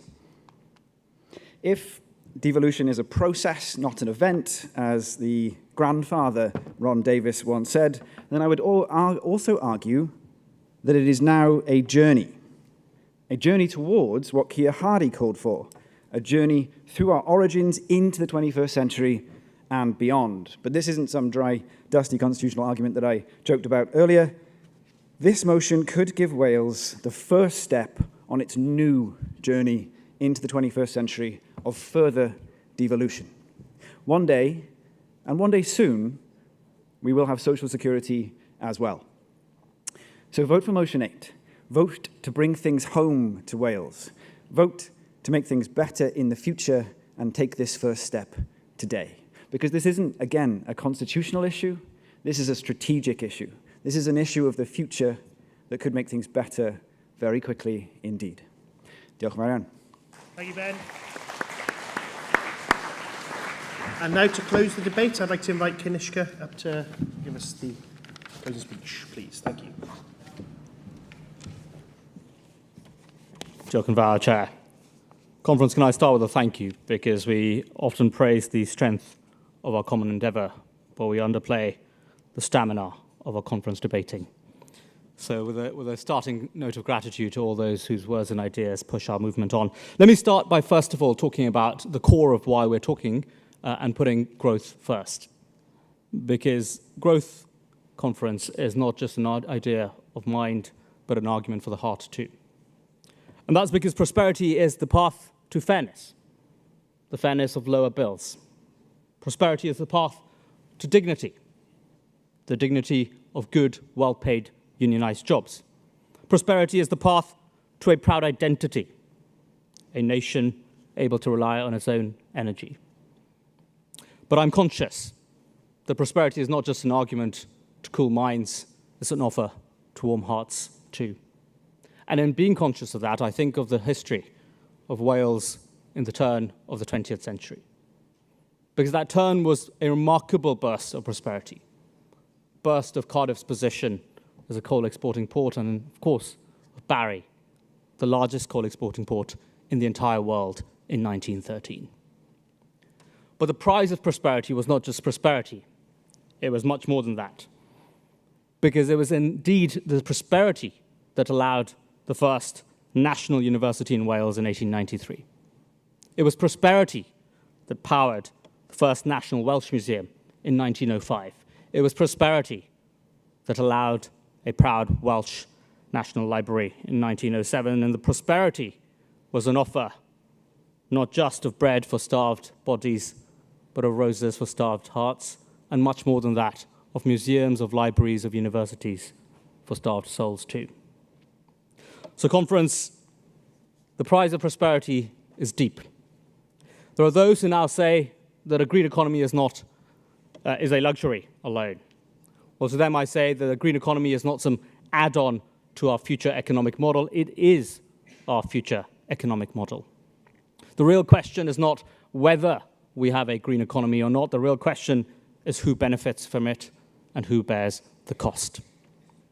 Wales is setting the pace in answering that question, whether it's through investment in renewable energy zones, or the public procurement that supports local supply chains, or the net zero action plans that focus on the skills of our communities. And at the heart of it, conference, a social partnership model that I see every month sitting around the table with businesses, with trade unions, with my colleague Jane Hutt from the Senedd, with my colleague at the heart of leadership of the Vale of Glamorgan Council. And in all of it, the green transition, there's a simple economic truth that big transitions need big backing. And that's where the UK government comes in. We have heard already the funding commitments made across the course of just a year. But I know there's more to do. I know there's more to do in UK-wide coordination on grid infrastructure, on skills funding, on innovation investment. I know that the Treasury needs to support crowding in of private capital for Wales too, not just for London or for the South East, but for Llanelli, for Wrexham, and of course, for the Vale of Glamorgan. Nowhere is this more urgent, conference, than in steel. The UK needs green steel for our wind turbines, for our electric vehicles, for our national resilience. The Welsh Government has consistently called for a just transition in our steel industry. It means using our procurement power to buy British, to buy green. It means co-investing in electric arc technology and protecting jobs through the transition. It also means treating workers and communities as fundamental stakeholders, not collateral. Because if the future is made without steel workers, conference, we know that without manufacturing, it is not the future the working people were promised. And in talking about the promise of that future, we need to talk not just about lofty ideas, but about the detail, and in particular the detail of supply chains, because that's where we either get it right or we miss a generational opportunity. When the UK government announces billions for offshore wind, are the ports in Wales ready to build and export? When gigafactories are approved, are the Welsh skills pipelines ready to go? That doesn't happen by accident. It needs a joined-up plan. It needs a UK government setting strategic direction, working closely with the Welsh government, delivering locally with industry, working with our trade unions every step of the way. Because climate action, conference, without good jobs doesn't last. And jobs without fairness, well, that's not a just transition. It's just more of the same. So let's build a Welsh green economy that is made here in Wales, powered by Welsh workers, backed properly by the UK government. It's time for a UK-Wales compact for industry, for fairness, for the future. Conference, those of you who know me know that I wouldn't finish this speech without talking about AI. So on AI, let's cut through the noise fully. Because yes, it's a transformative technology, but transformation on its own doesn't pay the bills. The question on AI is not whether we end up having more or less AI. The question is whether we have more control or less control over AI. And in that context, both the UK and the Welsh government's approaches are refreshingly grounded. It's not about chasing Silicon Valley headlines. It's about making sure that AI works for our workers. It means investing in digital skills across the workforce, not just in universities, but in our further education colleges, in our public services. It means using AI to boost productivity in sectors like manufacturing and health, not just in finance. And it crucially means hardwiring fairness into the system, because if AI ends up reinforcing inequality or wiping out jobs, we have failed. Wales doesn't need a technology gold rush. It needs a smart, public-led AI strategy. It creates better jobs, stronger public services, and a wave of change, lifting everyone, not just the top 1%. So conference, I started by paying tribute to the stamina of conference debates. I'm not going to test that stamina. I will end where I started, with a note of gratitude for your ideas, for your words, and for our movement. Diolch yn fawr.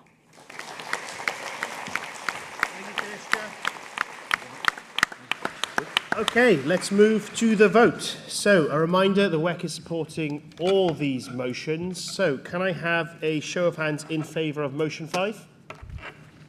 And all against? Carried unanimously. Motion 6 in favour. And against? Again, unanimously carried.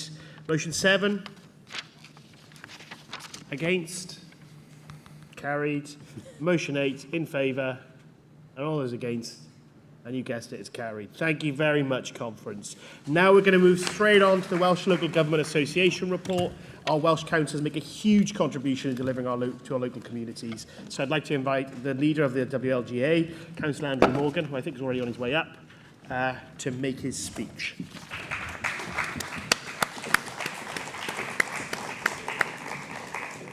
Thank you. Prynawn da. It's great to be able to address you again as the leader of the Welsh Local Government Association, representing local authorities across Wales, where the vast majority of them are run by Labour, and we still don't have a single Tory council run in Wales. Across our towns and cities, from rural communities, local government is the bedrock of public service, whether educating children, caring for our elderly, keeping our streets clean and our communities safe. Councils continue to deliver day in, day out, and many councils deliver over 650 services for our communities. The Welsh Government's flagship policy on free primary school meals, or the rolling out of the Flying Start programme, to boost in funding for highways maintenance this year, along with social care funding. We're delivering hundreds of millions of pounds worth of investment in 21st century schools, and we are, across Wales, building the largest number of council house building programmes and social home programmes, delivering for a generation. We're also regenerating our town centres with millions of pounds of targeted investment. This is what you get when we have a Welsh Labour government in the Senedd working with Welsh councils, Welsh Labour councils. Only today we heard the First Minister announce another £5 million of tidy towns funding for local authorities, which we welcome. But just want to say central to this is the efforts of our fantastic team of Labour councillors representing communities from Park and Mynydd Ward in Ynys Môn to Caldicot Castle Ward in Monmouthshire council area. And Monmouthshire, a council we took back from the Tories and is run by the fantastic Mary Ann Brocklesby. Just to say, this work by Labour councillors isn't done for recognition, but actually it's because we believe in the power of public service and for public services to be able to change lives for our residents, our neighbours and communities for the better. And we do this in the face of ongoing pressure on budgets, pressure on staff, and on the very fabric of services our communities rely on. We know that we face a real threat to democracy. There are those in our communities who seek to undermine the incredible work that local government does in our communities. We've seen this already in some of the English councils across the border, unfortunately. Let me be clear, there's no place for this in our local authorities, and we must fight tooth and nail to ensure that they do not take hold of any Welsh councils in 2027. Conference, can I say, a man who flies around the country either in a helicopter or in a private jet and then pauses next to a pothole is no man of the people. But today I want to speak not just about the challenges we face, but also the opportunities. And that's because for the first time in many years, we have Labour at all levels of government, whether it's in, as I say, in Westminster, the Senedd, or in local government across the vast majority of councils. And that allows us to actually turn those opportunities into real decisions on the ground that make changes for people's lives, and actually we can improve communities. Last autumn, the budget delivered record funding settlement for Wales, a clear recognition of the needs and also our potential. This was a stark difference to the last UK Tory government. We should not forget what they planned for public services and how little funding they planned to bring forward. It would have been a return to austerity. Just this month, we saw the comprehensive spending review. Brought some further good news, as was mentioned earlier, in terms of rail funding. For local authorities, we are really pleased about the continuation of the SPF funding, and it's important to also note Wales will get 22% of all the UK state prosperity funding, which is a significant allocation, and we welcome that and that commitment for the next 3 years. We also saw the commitment for core tip safety funding. Something, I have to say, that when it affected my own county, and I was in various meetings with the then First Minister Mark Drayford, various other UK government ministers, and I attended one meeting with Boris Johnson, they said they would give us money to support us. They'd never give us a penny, and we should not forget that. I cannot stress the difference between the UK government, this UK government, and the previous. As I say, the £118 million for coal tip safety announced recently is on top of the £25 million we have in this year, and that's on top of £75 million that's been invested by the Welsh Government from their own resources. I just want to say, as a leader of a council from a former mine working community, I'm also really pleased the government has put right the wrong of the mine workers' pension surplus scheme. That is something we should not forget, and we should be proud to say that we have done that.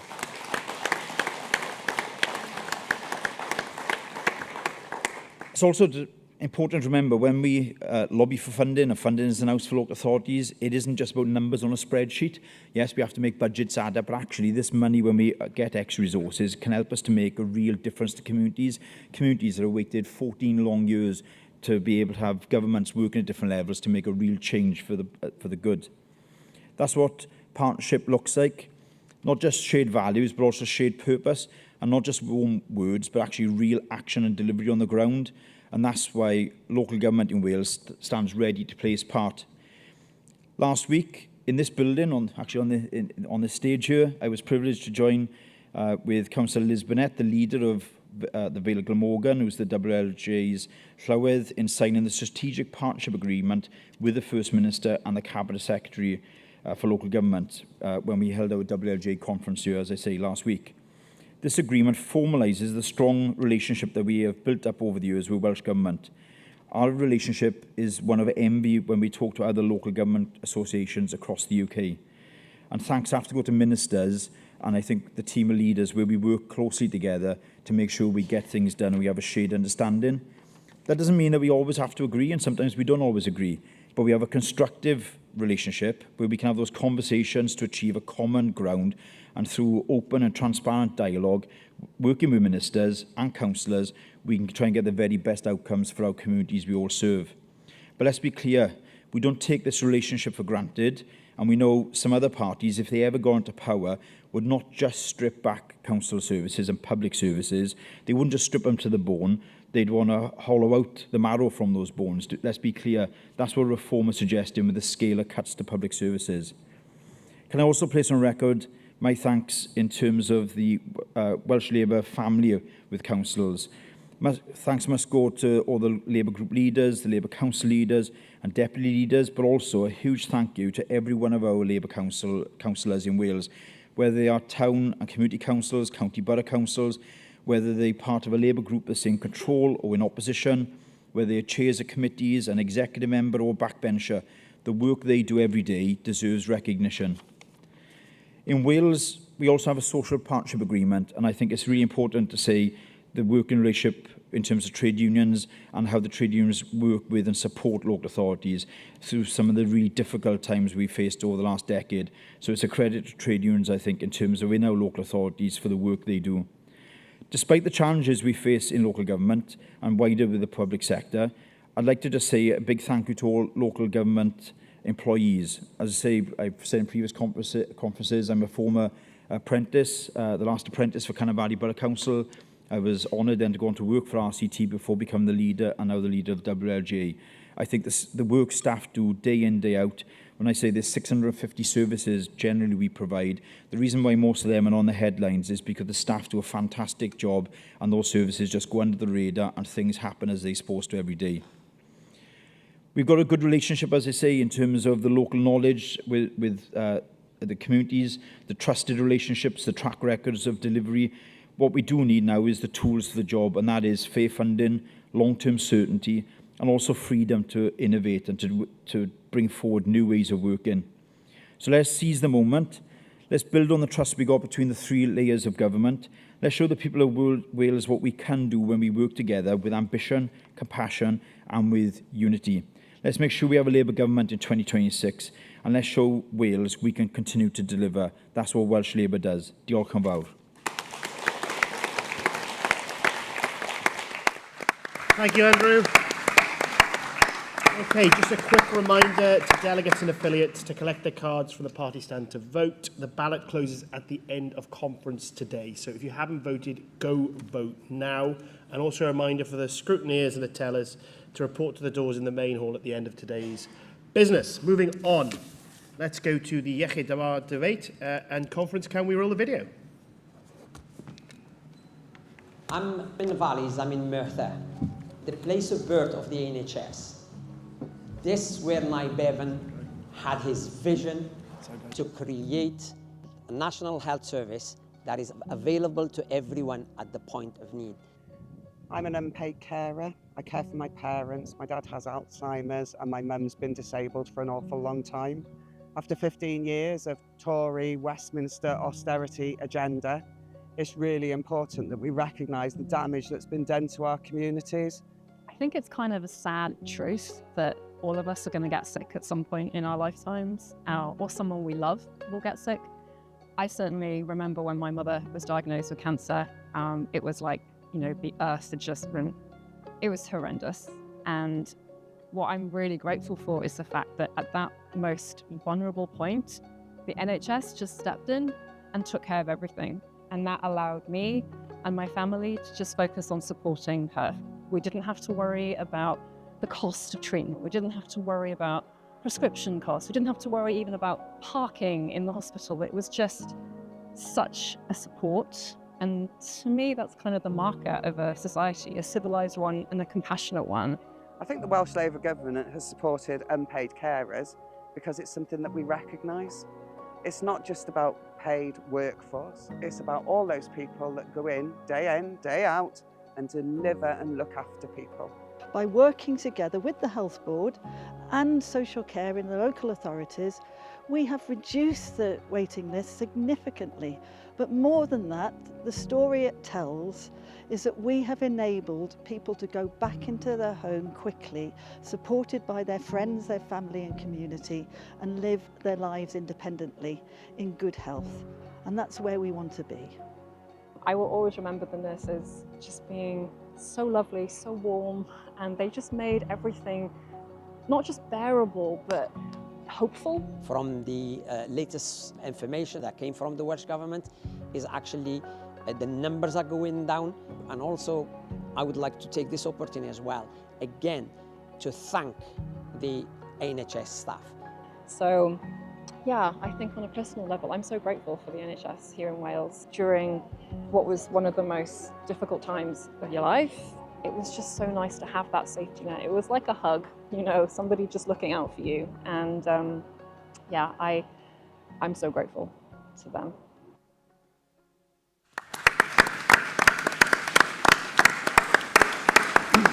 So to open this debate conference, I'd like to invite Jeremy Miles, MS, Cabinet Secretary for Health and Social Care, to take the podium.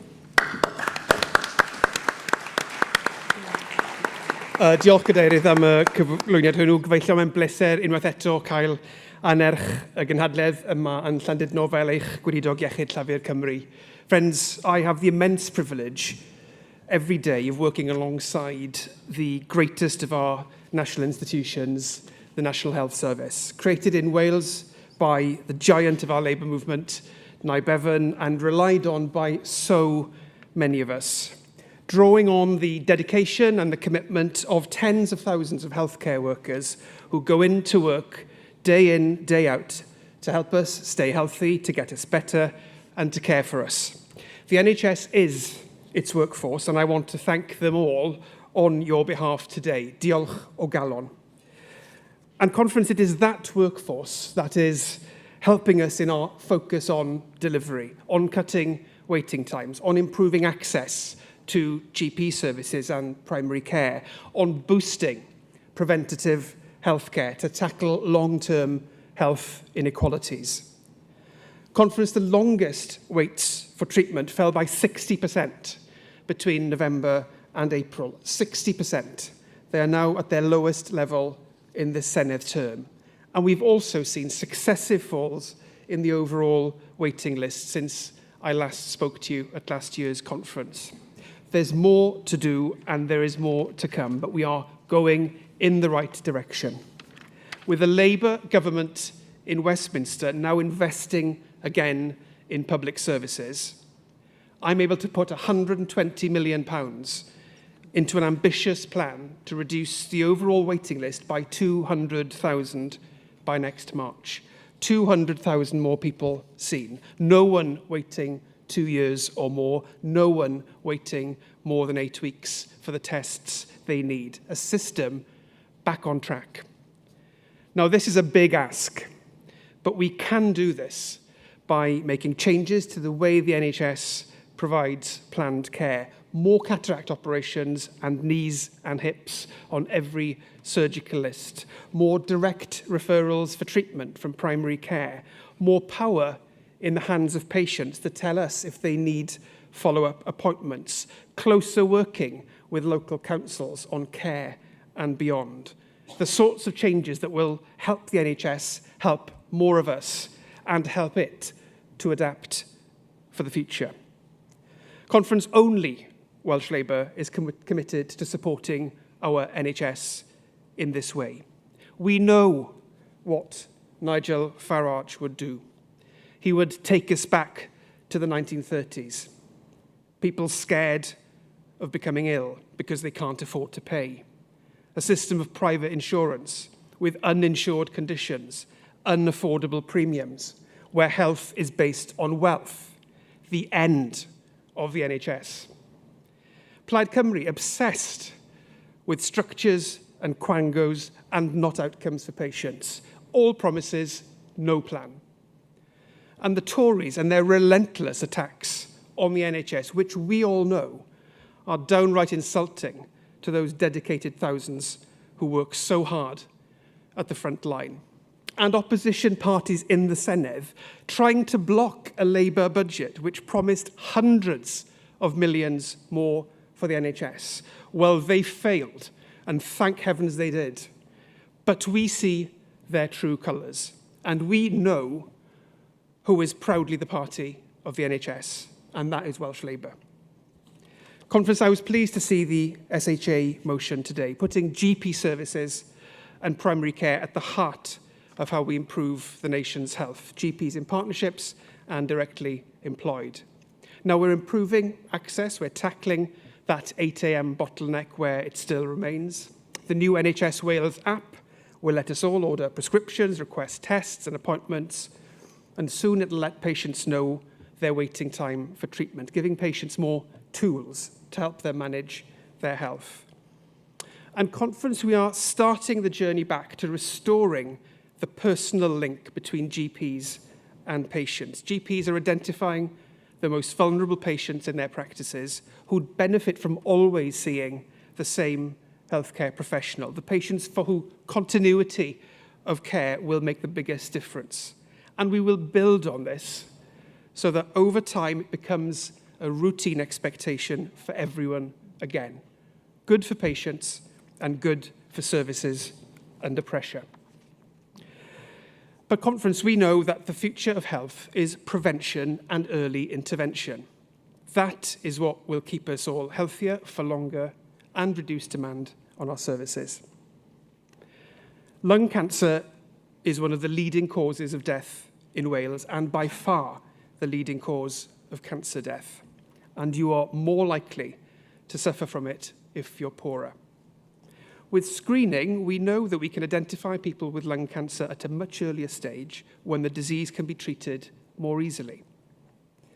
So, Conference, I'm proud to announce today that your Welsh Labour government will be launching a national lung cancer screening programme.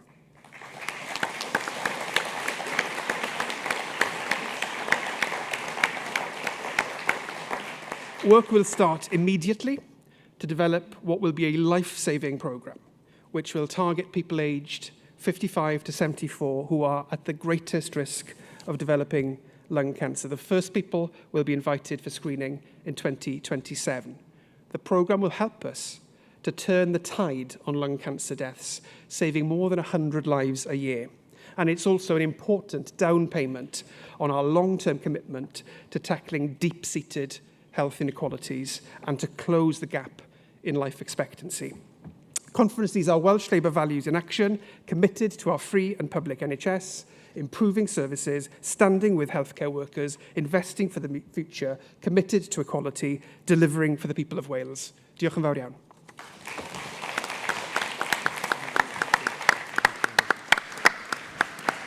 Thank you, Jeremy. We now move forward onto the motion. So just to remind everybody coming up, if you can give your name and the organisation you're from, it's on there, but it's still very helpful. So can I invite motion 9, the Social Health Association on NHS primary care and GPs, please.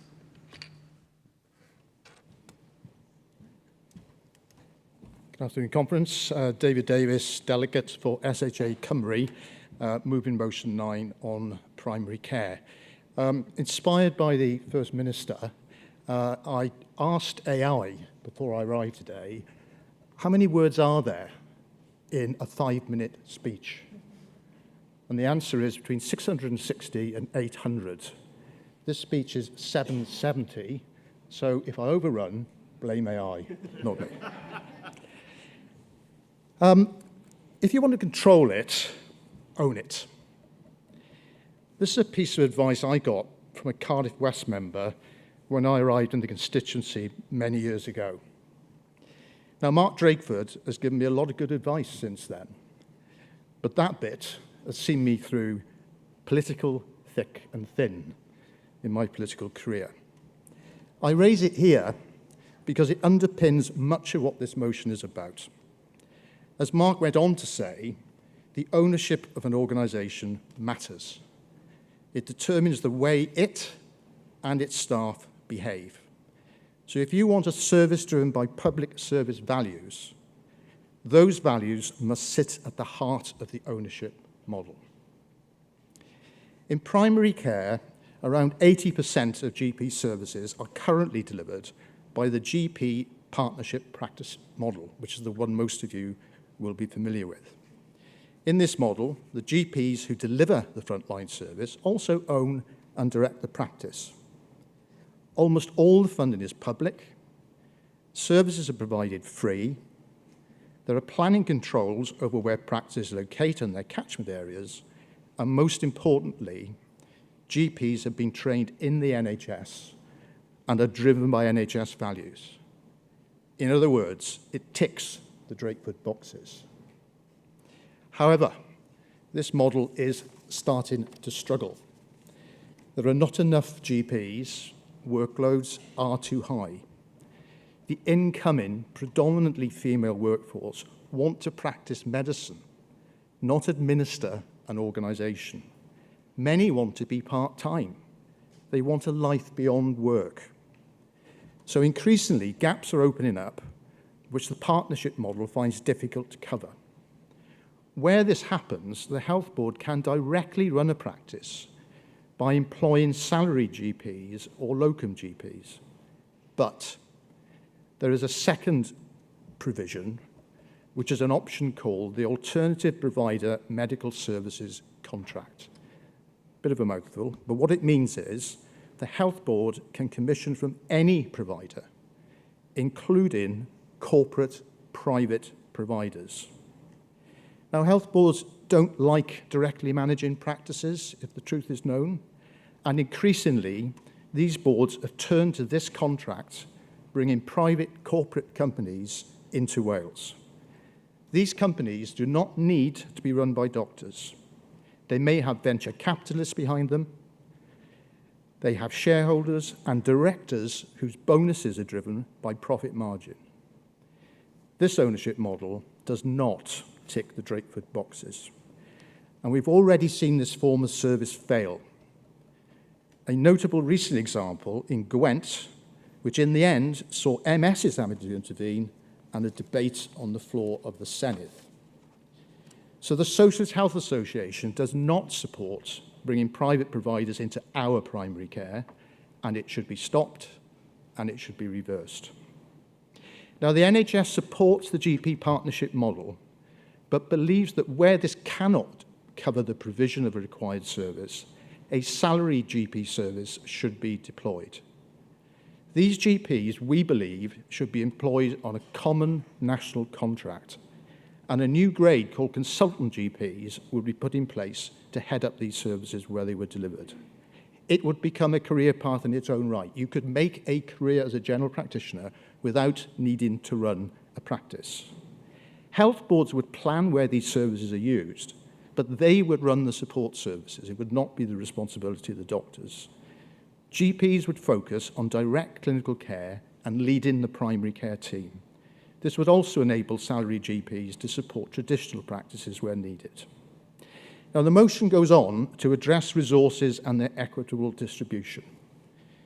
The proportion of spending on primary care of the overall health budget has continued to drop in recent years, and this is through the other parts of the budget growing. We're not cutting what we're spending on GPs. The rest of the service is growing more quickly. Whilst GP numbers have stood still, other NHS staff numbers have risen between 15 and 20%. This sits behind rising lists and also some of the rising waiting times for appointments that we have seen until recently. It's also what has made the partnership model less sustainable. So, the Socialist Health Association calls on the Welsh Government to allocate a greater share of resources to primary care and its workforce, including the essential health and social care professionals of the primary care team. But beyond the overall resource made available, the motion also calls for the equitable distribution of that resource and fair access to it. Julian Tudor Hart's inverse care law still operates with a vengeance. The Deep End Cymru network of GPs brings together practices operating in the most disadvantaged areas of Wales. The empirical evidence from these practices is stark. Wrap up, please, Delegate. Populations with the most profound need continue to have significantly fewer GPs. So the SHA promotes the improvement of the allocation formula to better meet the needs of our citizens. I told you could blame the AI. Finally, officers of the SHA have asked me to thank Jeremy Miles for his inclusivity, for listening to them and valuing their advice as professionals and socialists. He has the difficult job in government. I know. I tried to run parts of the NHS for 39 years. But to conclude, despite all its challenges, the NHS remains the most remarkable achievement of any government. Humane, selfless and just. There's a few things you know, Darren Jones, for which UK Labour does need to be grateful to Wales.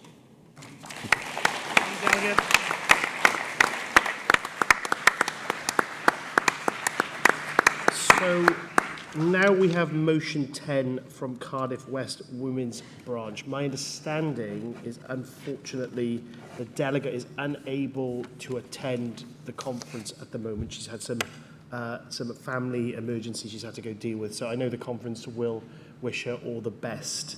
Unfortunately, that means without a mover who's a delegate, the motion will fall. However, I do invite delegates to come up and speak on the motion. We think that's a major part of it.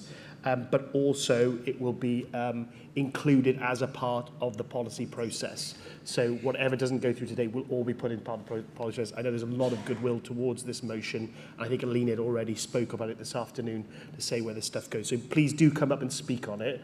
But I think at this point the motion will fall. But I will call you at the time of the debate. So can we move forward to motion 11, please, from Wrexham CLP on ultra-processed food.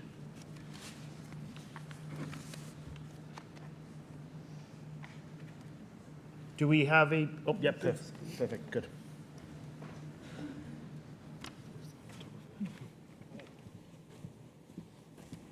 Hello, conference, you all right? My name's Tom Blackwell. I'm from Wrexham CLP, Secretary of. It's my first time speaking, so bear with me. I can also happily tell you that when I checked the word count, it was less than 300, so no 5-minute speech from me, or calls from the chair to stop. So yeah, I'm moving motion 11, which is all about ultra-processed food, and we really do need to talk about ultra-processed food, because it's quietly taking over Wales. One beige, deep-fried meal deal at a time, neon packaged snack, some weird gel in a capsule that my son loves to suck on. I don't know what these things are. These days, you can't swing a Tesco club card on my lanyard without hitting something packed with so many additives, you'd need a chemistry degree to understand what they are. And I saw a sausage roll the other day with no actual sausage in it, just pork-style flavour. Whatever that is, it sounds just as disingenuous as Reform's commitment to the NHS.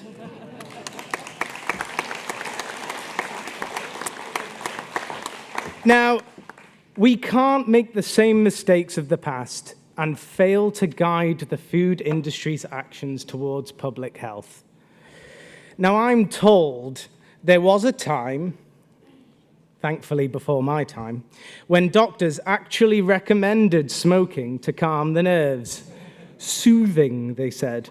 As people lit up after dinner like human chimneys, it took decades to admit that was a terrible idea. But was it the tobacco industry that pushed for that change? No. Well, ultra-processed food is the new cigarette of this common age. Admittedly, that must make my diet equivalent to 60 a day habit. And I'm sure many of you are the same. Except now it comes in family-sized bags. Others claim now with added protein, like somehow that makes it a health food. I'm not saying we need to live off lentils and despair, but maybe, just maybe, we should stop pretending that a chicken nugget shaped like a dinosaur is a balanced dinner. Let's support each other to eat more food that's actually food. Our archeries will thank us. I'm sure the minister will agree with me. Our NHS will benefit from it, and so will our future. That is why I commend Wrexham's CLP motion to conference. Thank you.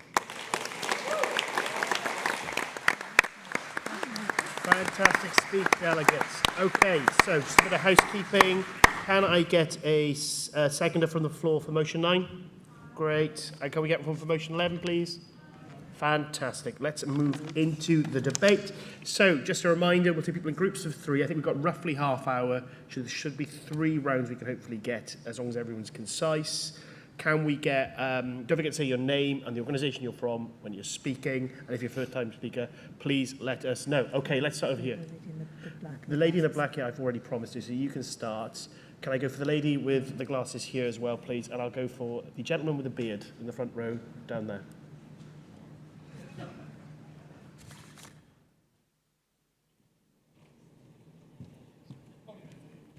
Thank you. Prynhawn da Nghynhadledd. My name is Sophie Elsmo. I'm a first-time speaker and delegate here at the conference. And this afternoon I'm speaking as a member of Cardiff West's Women's Branch and Cardiff West's CLP.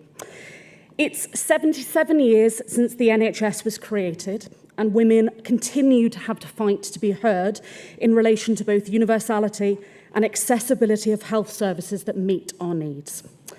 Every year, there are around 1,200 cases of gynecological cancers in Wales. I want to briefly tell you about Claire O'Shea, who the First Minister reflected on in her speech earlier. Claire was a member of Cardiff West CLP and the Women's Branch, and I know that there are several of her close friends in the audience this afternoon. Claire led on creating Claire's campaign, working with 10 of us and others. Claire fought a tireless campaign to change the narrative around gynecological cancers, the 4th most common cause of cancer deaths for women in Wales. Claire had begun suffering with symptoms of uterine leiomyosarcoma in 2021, a rare and aggressive cancer that has a poor prognosis and a high reoccurrence rate. She struggled to get a diagnosis and timely treatment. When she first presented with symptoms, including a lump in her abdomen, her GP diagnosed her with irritable bowel syndrome as a result of a narrow set of questions about her symptoms. There were months of delay. Very sadly, Claire passed away in May, aged 42.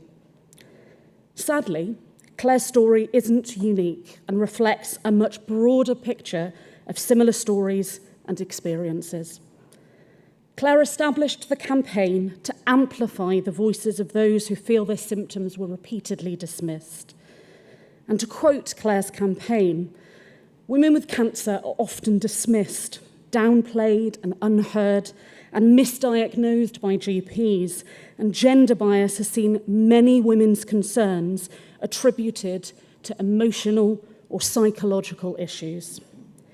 It is imperative that we tackle medical misogyny, and specifically that we need to focus on delivering better services for women with gynecological cancers. Amongst Clare's campaign's recommendations is the need to change the narrative around gynecological cancers in Wales, and for the need for Welsh Government's Women's Health Plan to have included a specific focus on gynecological concerns. It was good to hear our First Minister acknowledge women's health earlier on in her speech this afternoon. We, as Cardiff West Women's Branch, call upon the Welsh Labour Government to provide an update on the first 6 months of the implementation plan of the Women's Health Plan, to reconsider and reverse the decision not to include gynecological cancers in the plan, and to provide a report on how Welsh Government intends to further respond to the Senedd's Health and Social Care Committee's inquiry reports and their recommendations. Thank you very much. Diolch yn fawr.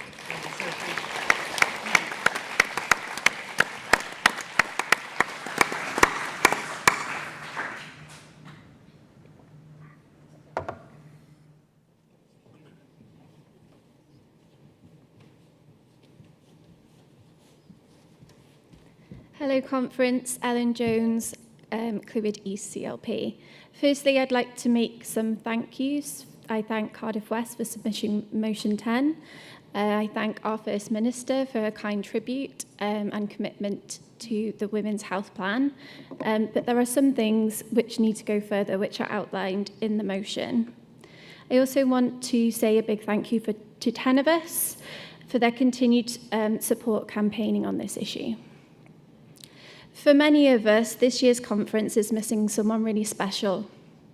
A member, a campaigner, a champion, and a critic. On the 12th of May 2025, we lost Claire O'Shea to her battle with gynecological cancer. Claire was diagnosed with cancer in her uterus in 2023, 2 years after first raising her symptoms with her local GP.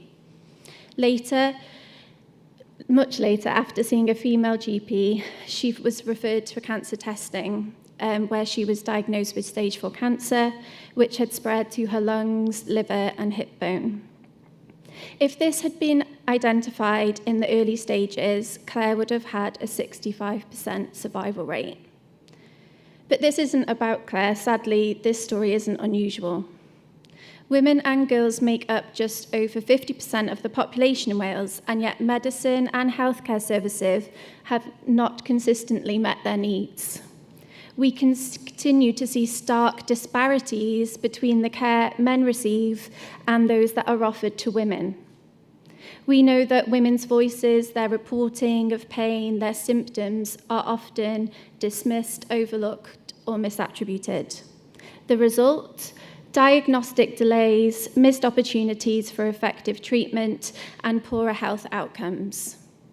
This isn't just a gap in service, it is a gap in justice, in dignity, and in the right to good health. But there's hope, as we've outlined in the motion. There are things that Claire has researched, she's done the work for us, so let's do it. Equality in healthcare is not optional, it is essential. It is time to build a health system in Wales that listens, that learns, and that leads with the experiences of women and girls at its heart.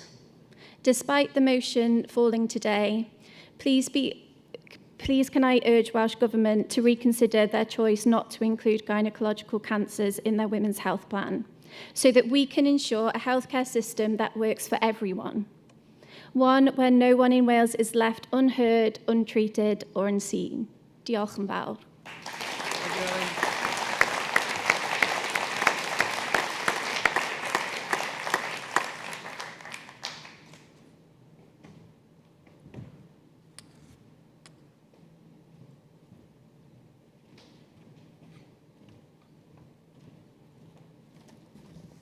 Prynawn da Conference, Derek Roberts from Unite Retired Members, and I've got my red badge on, personally blessed by the First Minister, so I'll never clean it again.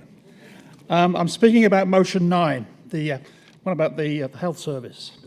And it's quite interesting because Unite fully supports that motion on primary care. And last year, Unite held its first devolved policy conference in Wales because Unite can now make devolved decisions again, which is really good. It was a very good conference. But one of the subjects that came up was dentistry. Now, dentistry has never really been part of the NHS. Nye tried, but he couldn't find enough gold to stuff in their mouths or something. So it's always had this model where you ended up having a sort of service, but you have to pay for it.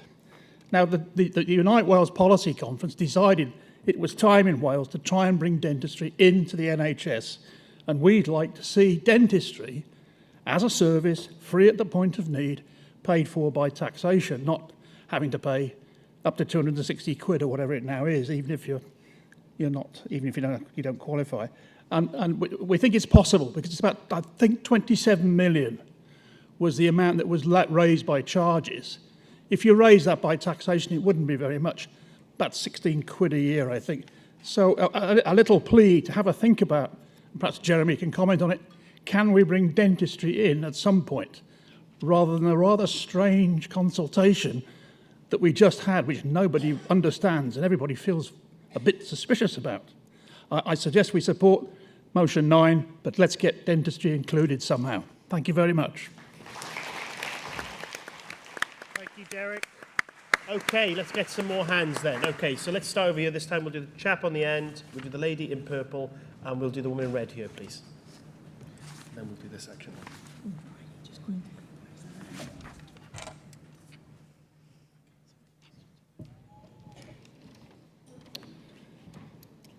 Afternoon conference. Nathan Holman, regional organiser for the NHS GMB in Wales. I spent 25 years within the NHS frontline ambulance, and this motion 9, which I am speaking on to support on, is part of that conference. The NHS was founded on the principle of care for all, free at the point of use, and delivered for public good, not private profit.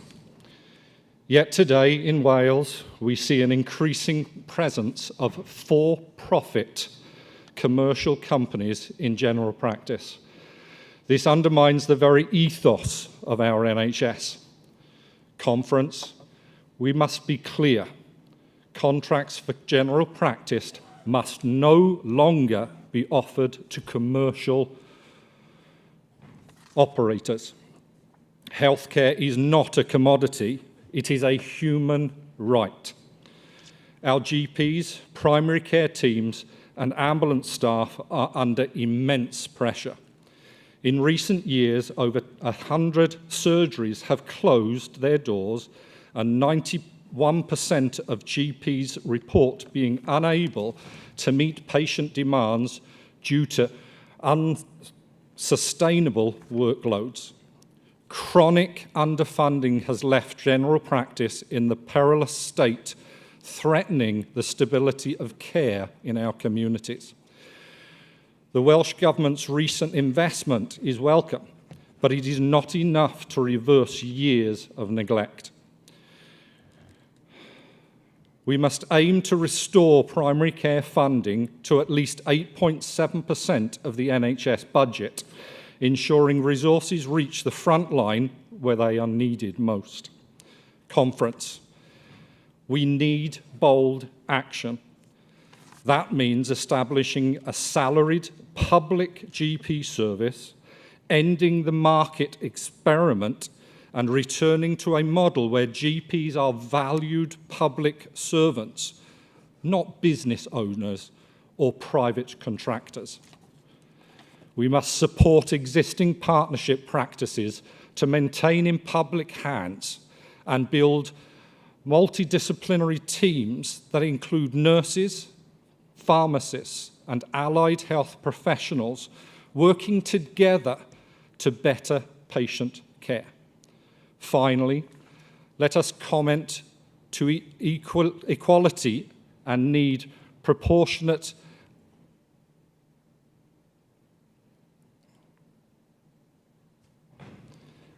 universalium by improving allocation formulas so that resources flow to the most disadvantaged communities, tackling health inequalities at their root.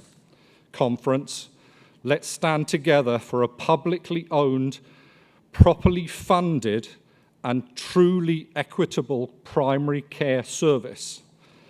Let's put patients before profits and restore the funding values of our NHS Wales. We've heard that we're stopping the profits being made on our children in care. We need to stop the profits being made on poverty. We need to stop the profits being made on social adult care. And we need to stop the profits being made out of our NHS. Thank you.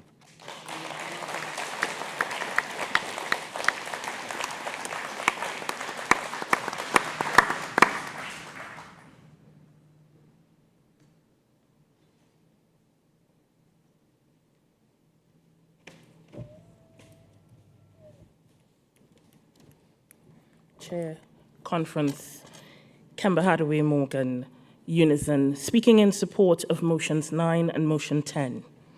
At Unison, we are vehemently campaigning for a national care service focused on providing high-quality care within a publicly funded system, free from the influence of profit-driven agendas.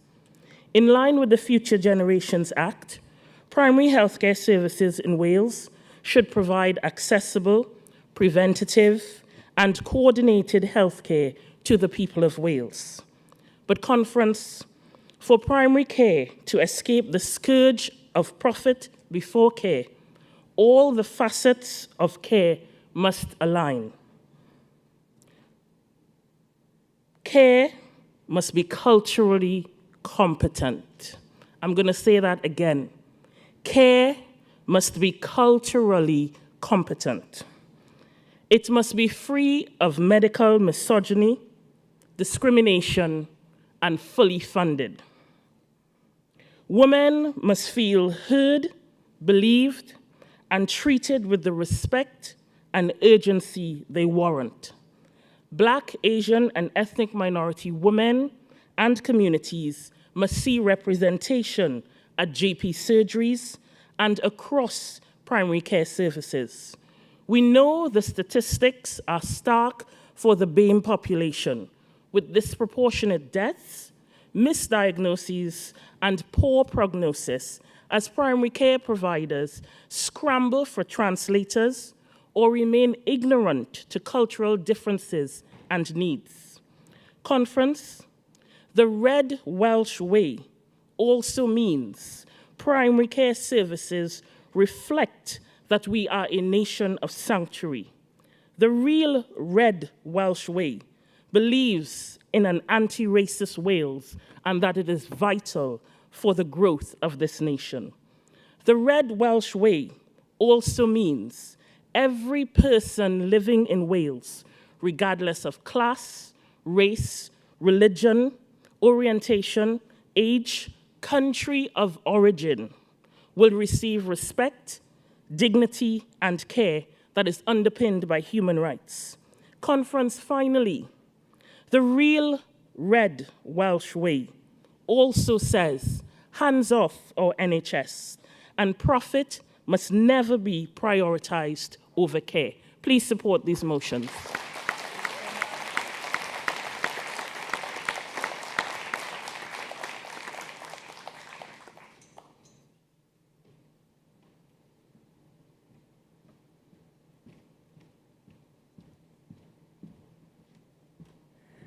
Penawda Nghynhadledd. Good afternoon, Conference. My name is Catherine Francis Claydon from Clwyd East CLP. I serve as a councillor in Mold in North Wales, and I'm also proud to have put myself forward for the Senedd in 2026. Because I believe in the values of Welsh Labour and the power we have to transform lives of people here in Wales. I'm speaking today in support of Motion 11 on raising awareness about the dangers of ultra-processed foods. Tom, thank you for moving this motion. In our communities, from Wrexham to Cardiff, we're seeing rising rates of diabetes, heart disease and childhood obesity. Study after study shows that ultra-processed foods are playing a key role in this. These products are engineered for addiction, stripped of nutritional value and disproportionately marketed to working class families. That's not just a health crisis, it's a social justice issue. We cannot allow corporate profits to come before public health. Conference, we must empower our communities with education, clear labelling and access to fresh, affordable and healthy food. This is not only about prevention, but also about dignity, because everyone in Wales deserves the chance to live a healthy life. So let's be bold, let's take a stand, and let's send a clear message from this conference. Welsh Labour will not look the other way while our people are poisoned for profit. I urge you to support this motion. Diolch yn fawr iawn.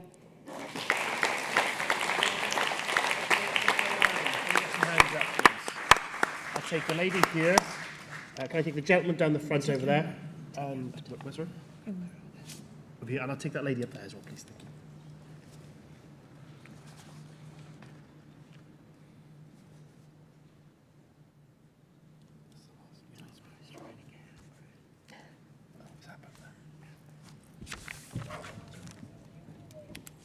Thank you, Chair. Good afternoon, Conference.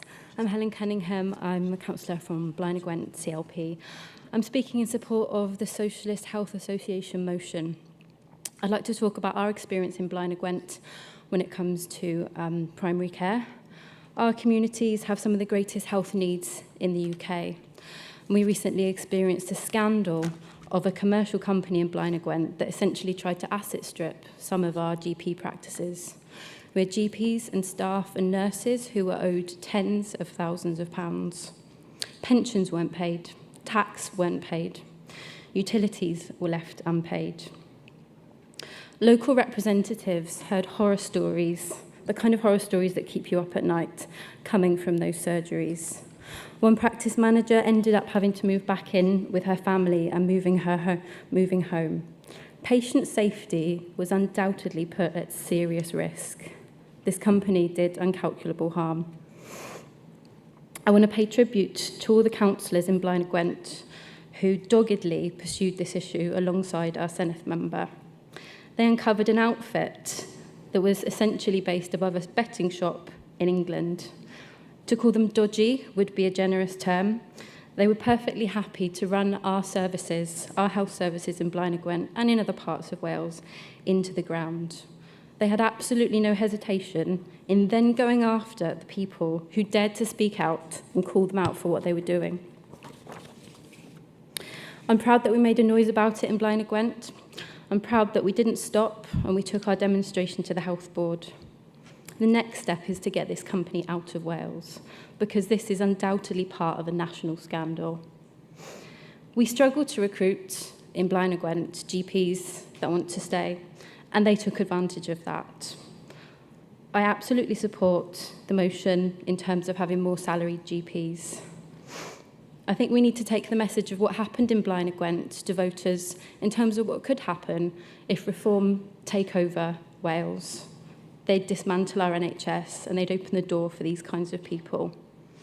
I'm really pleased to see in this motion that it talks about proportional universalism. We need to talk far more about it in terms of our health, but also in terms of our whole approach to the way that we support our communities. GP practices are the front door of our healthcare services. We need to invest in them. We need to keep these sharks out, keep our NHS public, and keep it rooted in an approach that puts our patients and the patients and our communities and their needs at the heart of what they do. Thank you.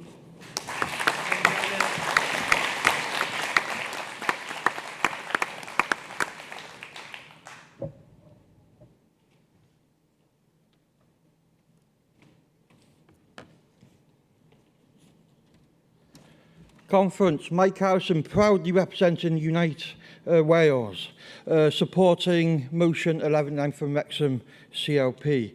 Conference, we are facing a modern food scandal that is growing quietly and dangerously, the widespread consumption of ultra-processed food. Supermarket shelves are flooded with products that are designed for convenience, speed and shelf life. Meals that are microwave ready in 4 minutes dominate many homes. Not because people choose them freely, but because many have no other option. For those living on low incomes or universal credit, or for those receiving personal PIP, personal independent payment, who may be living with chronic illness or disability, ultra-processed foods are often the only meal they can afford or physically prepare. Let's be clear, Conference. This isn't about individual choice. It's about a systematic inequality. It's about the fact that fresh, unprocessed food is too often more expensive, harder to access and harder to prepare, especially if you're managing pain, fatigue or mobility issues. This food, high in additives, sugar and salt, is contributing to a public health crisis. Obesity, diabetes and high blood pressure are reaching epidemic levels. Many don't even know they're affected until it's too late. And it is our NHS that's already under immense strain that bears the burden. We have made progress on smoking with clear warnings on packaging and public awareness campaigns, but ultra-processed foods, still sold, still marketed with no warnings, no limits and no real debate. Let's say it plainly, this is a new public health emergency, and those who are struggling the most are the ones paying the highest price. Conference, we call on the Welsh Labour Government to take this seriously, investigate the impacts, draw up a bold plan, create a health policy that tackles food inequality at its roots. It's time to treat ultra-processed food with the same urgency we once treated tobacco. The health of our people, especially the most vulnerable, depends on it. Conference, I urge you to support this motion and I urge you to oppose the cuts to benefits. Thank you.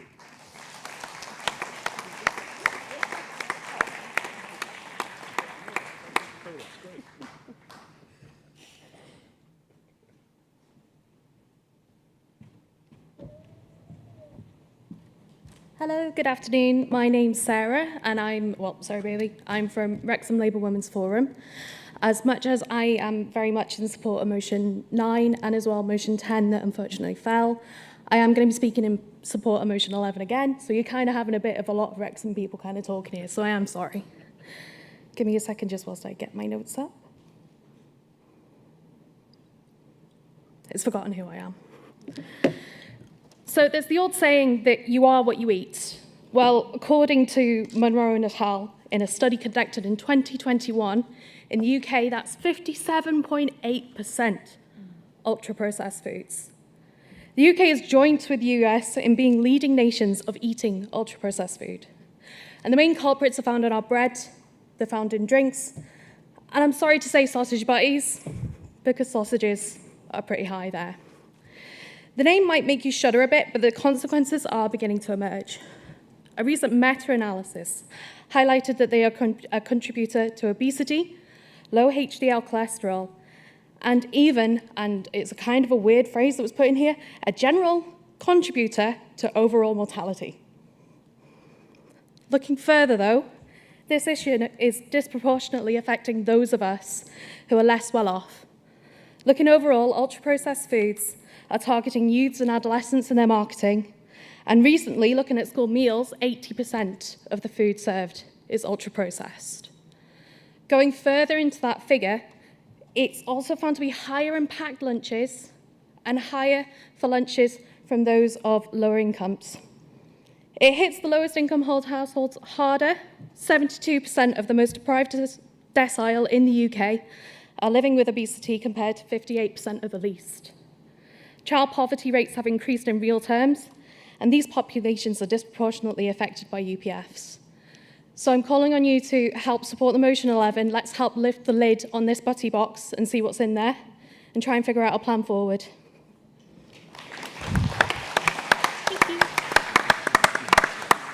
Okay, because everyone's been so quick, we can get just 2 more speakers. Can I get the lady in white over there, and we will take the woman sit next to her as well, why not?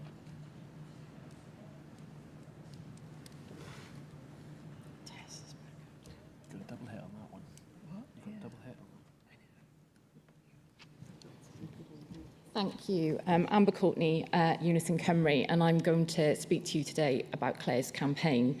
There's going to be some repetition from the previous speakers, but as we've already heard, even it's often way too easy to dismiss what when women talk about health. So I think that any repetition is worth being made.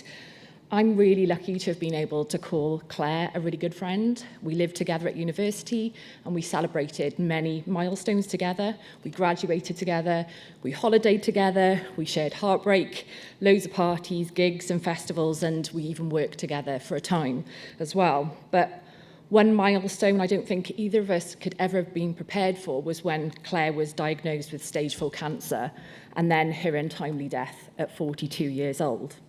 So for many of you here, Claire was not a stranger.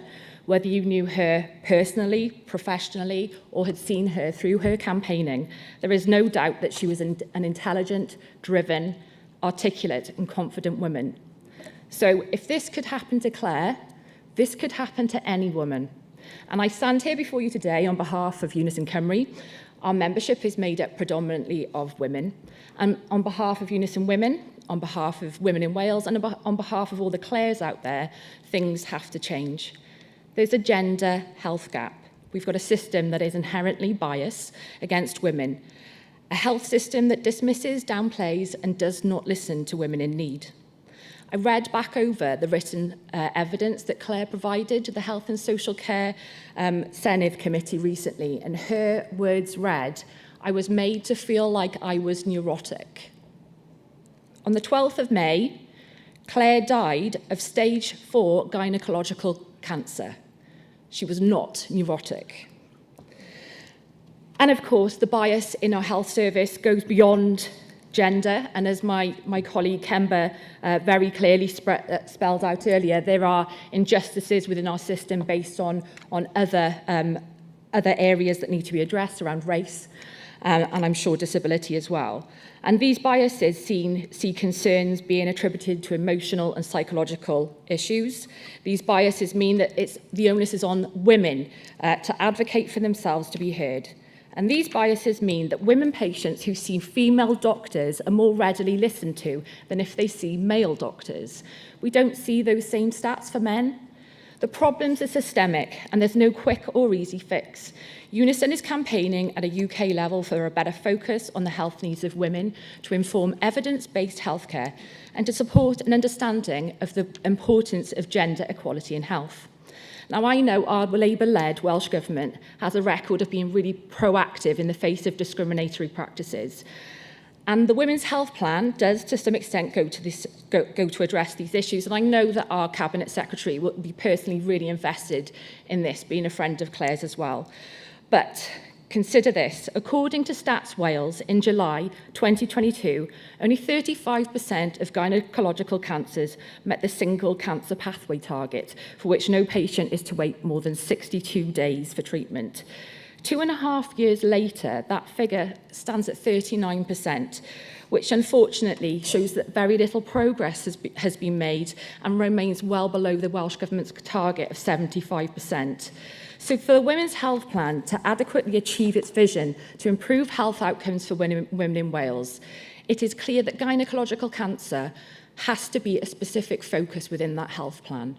So thank you, conference. Please support, or we can't support the motion, but as this policy develops, please make sure that you support the policy development. Thank you. Thank you, Amber.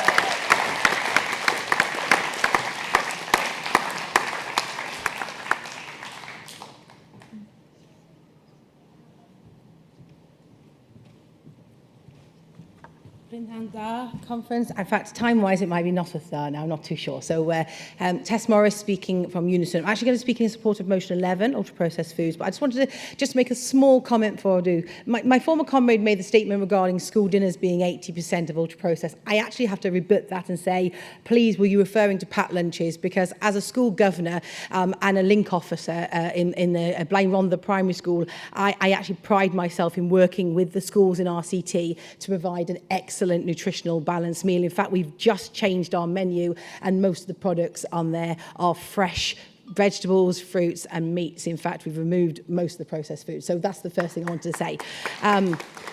And I think it's important, actually, I make that comment, because as a link governor in a school in the South Walian Valleys, I was actually alarmed when sitting with children and we were going through certain products that I didn't know what children didn't know, in the sense of a child didn't understand what a kiwi fruit was. They were really surprised when kiwi was offered as a pudding.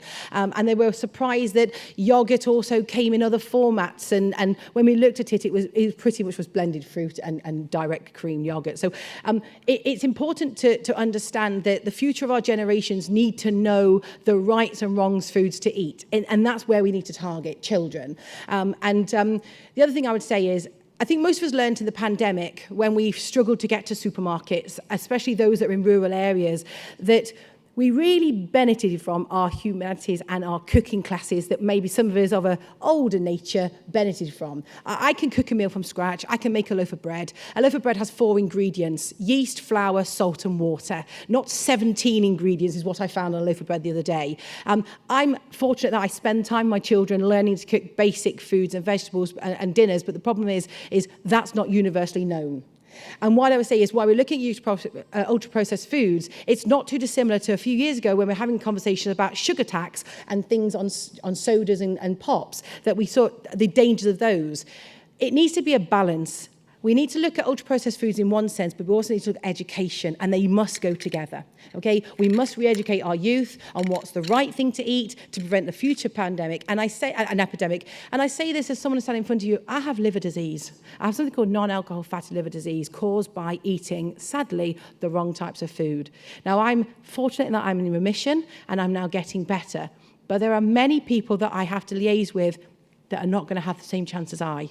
And they wish that they had known better and had more opportunities. If you are a single parent or you're struggling for money and you go into a supermarket and the left aisle shows you shiny packets of food that will feed you for a few hours or a few days and it's a couple of quid, compared to the right side where it's healthy food, it's probably lasts 1 meal and will cost 5 times as much. When does it become a problem for all of us and not just the person doing the shopping? Diolch yn fawr iawn. Thank you. Everybody, I think that was a very, very powerful debate. To close the debate, we were due to have Sarah Murphy here, but unfortunately she's been taken poorly in the last day or so, so I'm sure conference would join with me in sending her best wishes. But the good news is we get Jeremy again, 2 for 1. Earlier money today, Jeremy. So would you be okay, good enough to close the debate, please? Thank you. Diolch, Cadeirydd.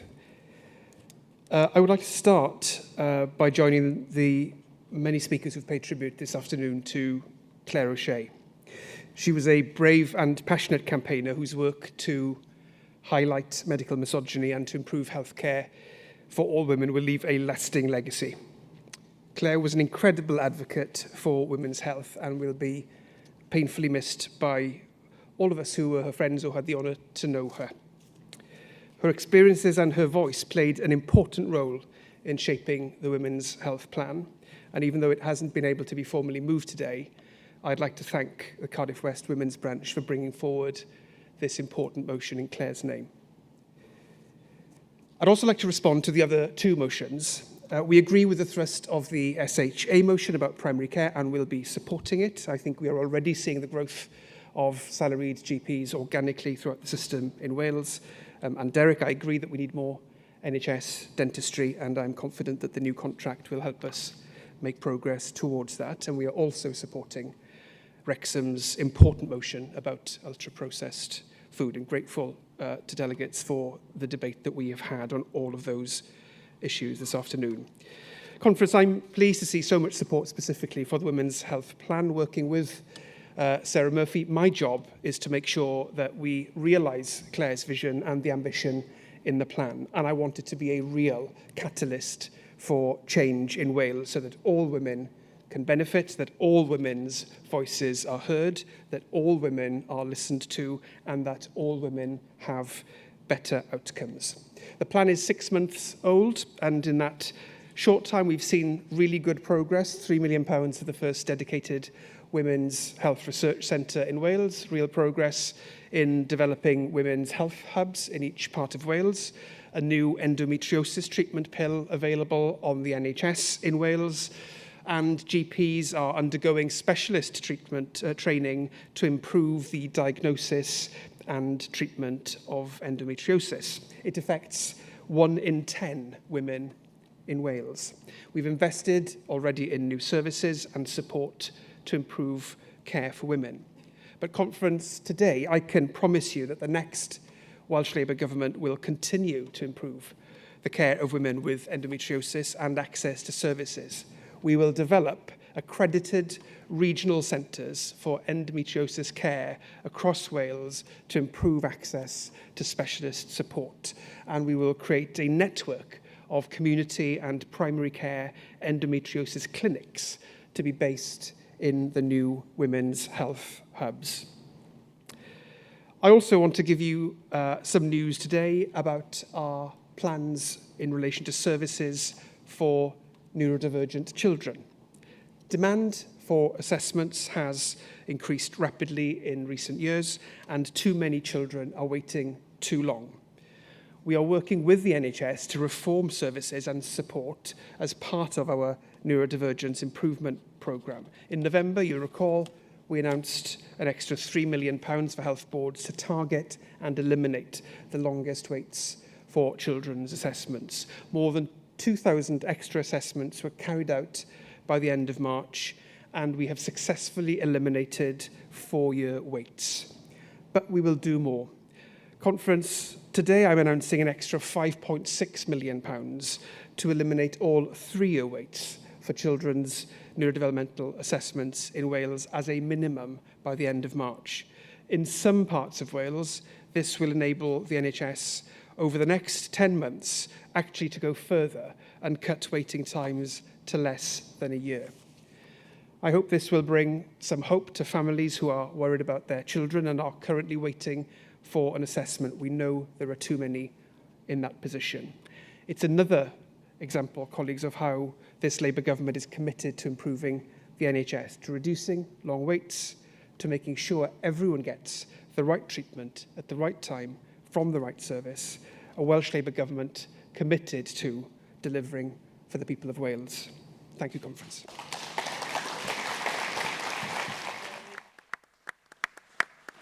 Okay, let's move to the votes. So just a reminder, the WEC supports all the motions that remain. So can I take a vote on motion 9? All those in favour? All those against? That's passed. Can I take a vote on motion 11? All those in favour? All those against?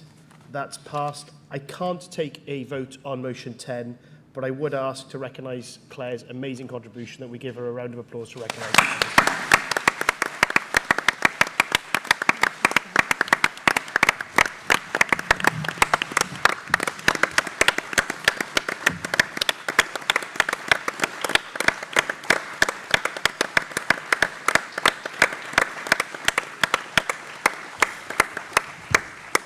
Thank you, Conference. And that concludes our business today. The evening fringes are on their way. Get going. The food's getting colder, so you want to get there quick.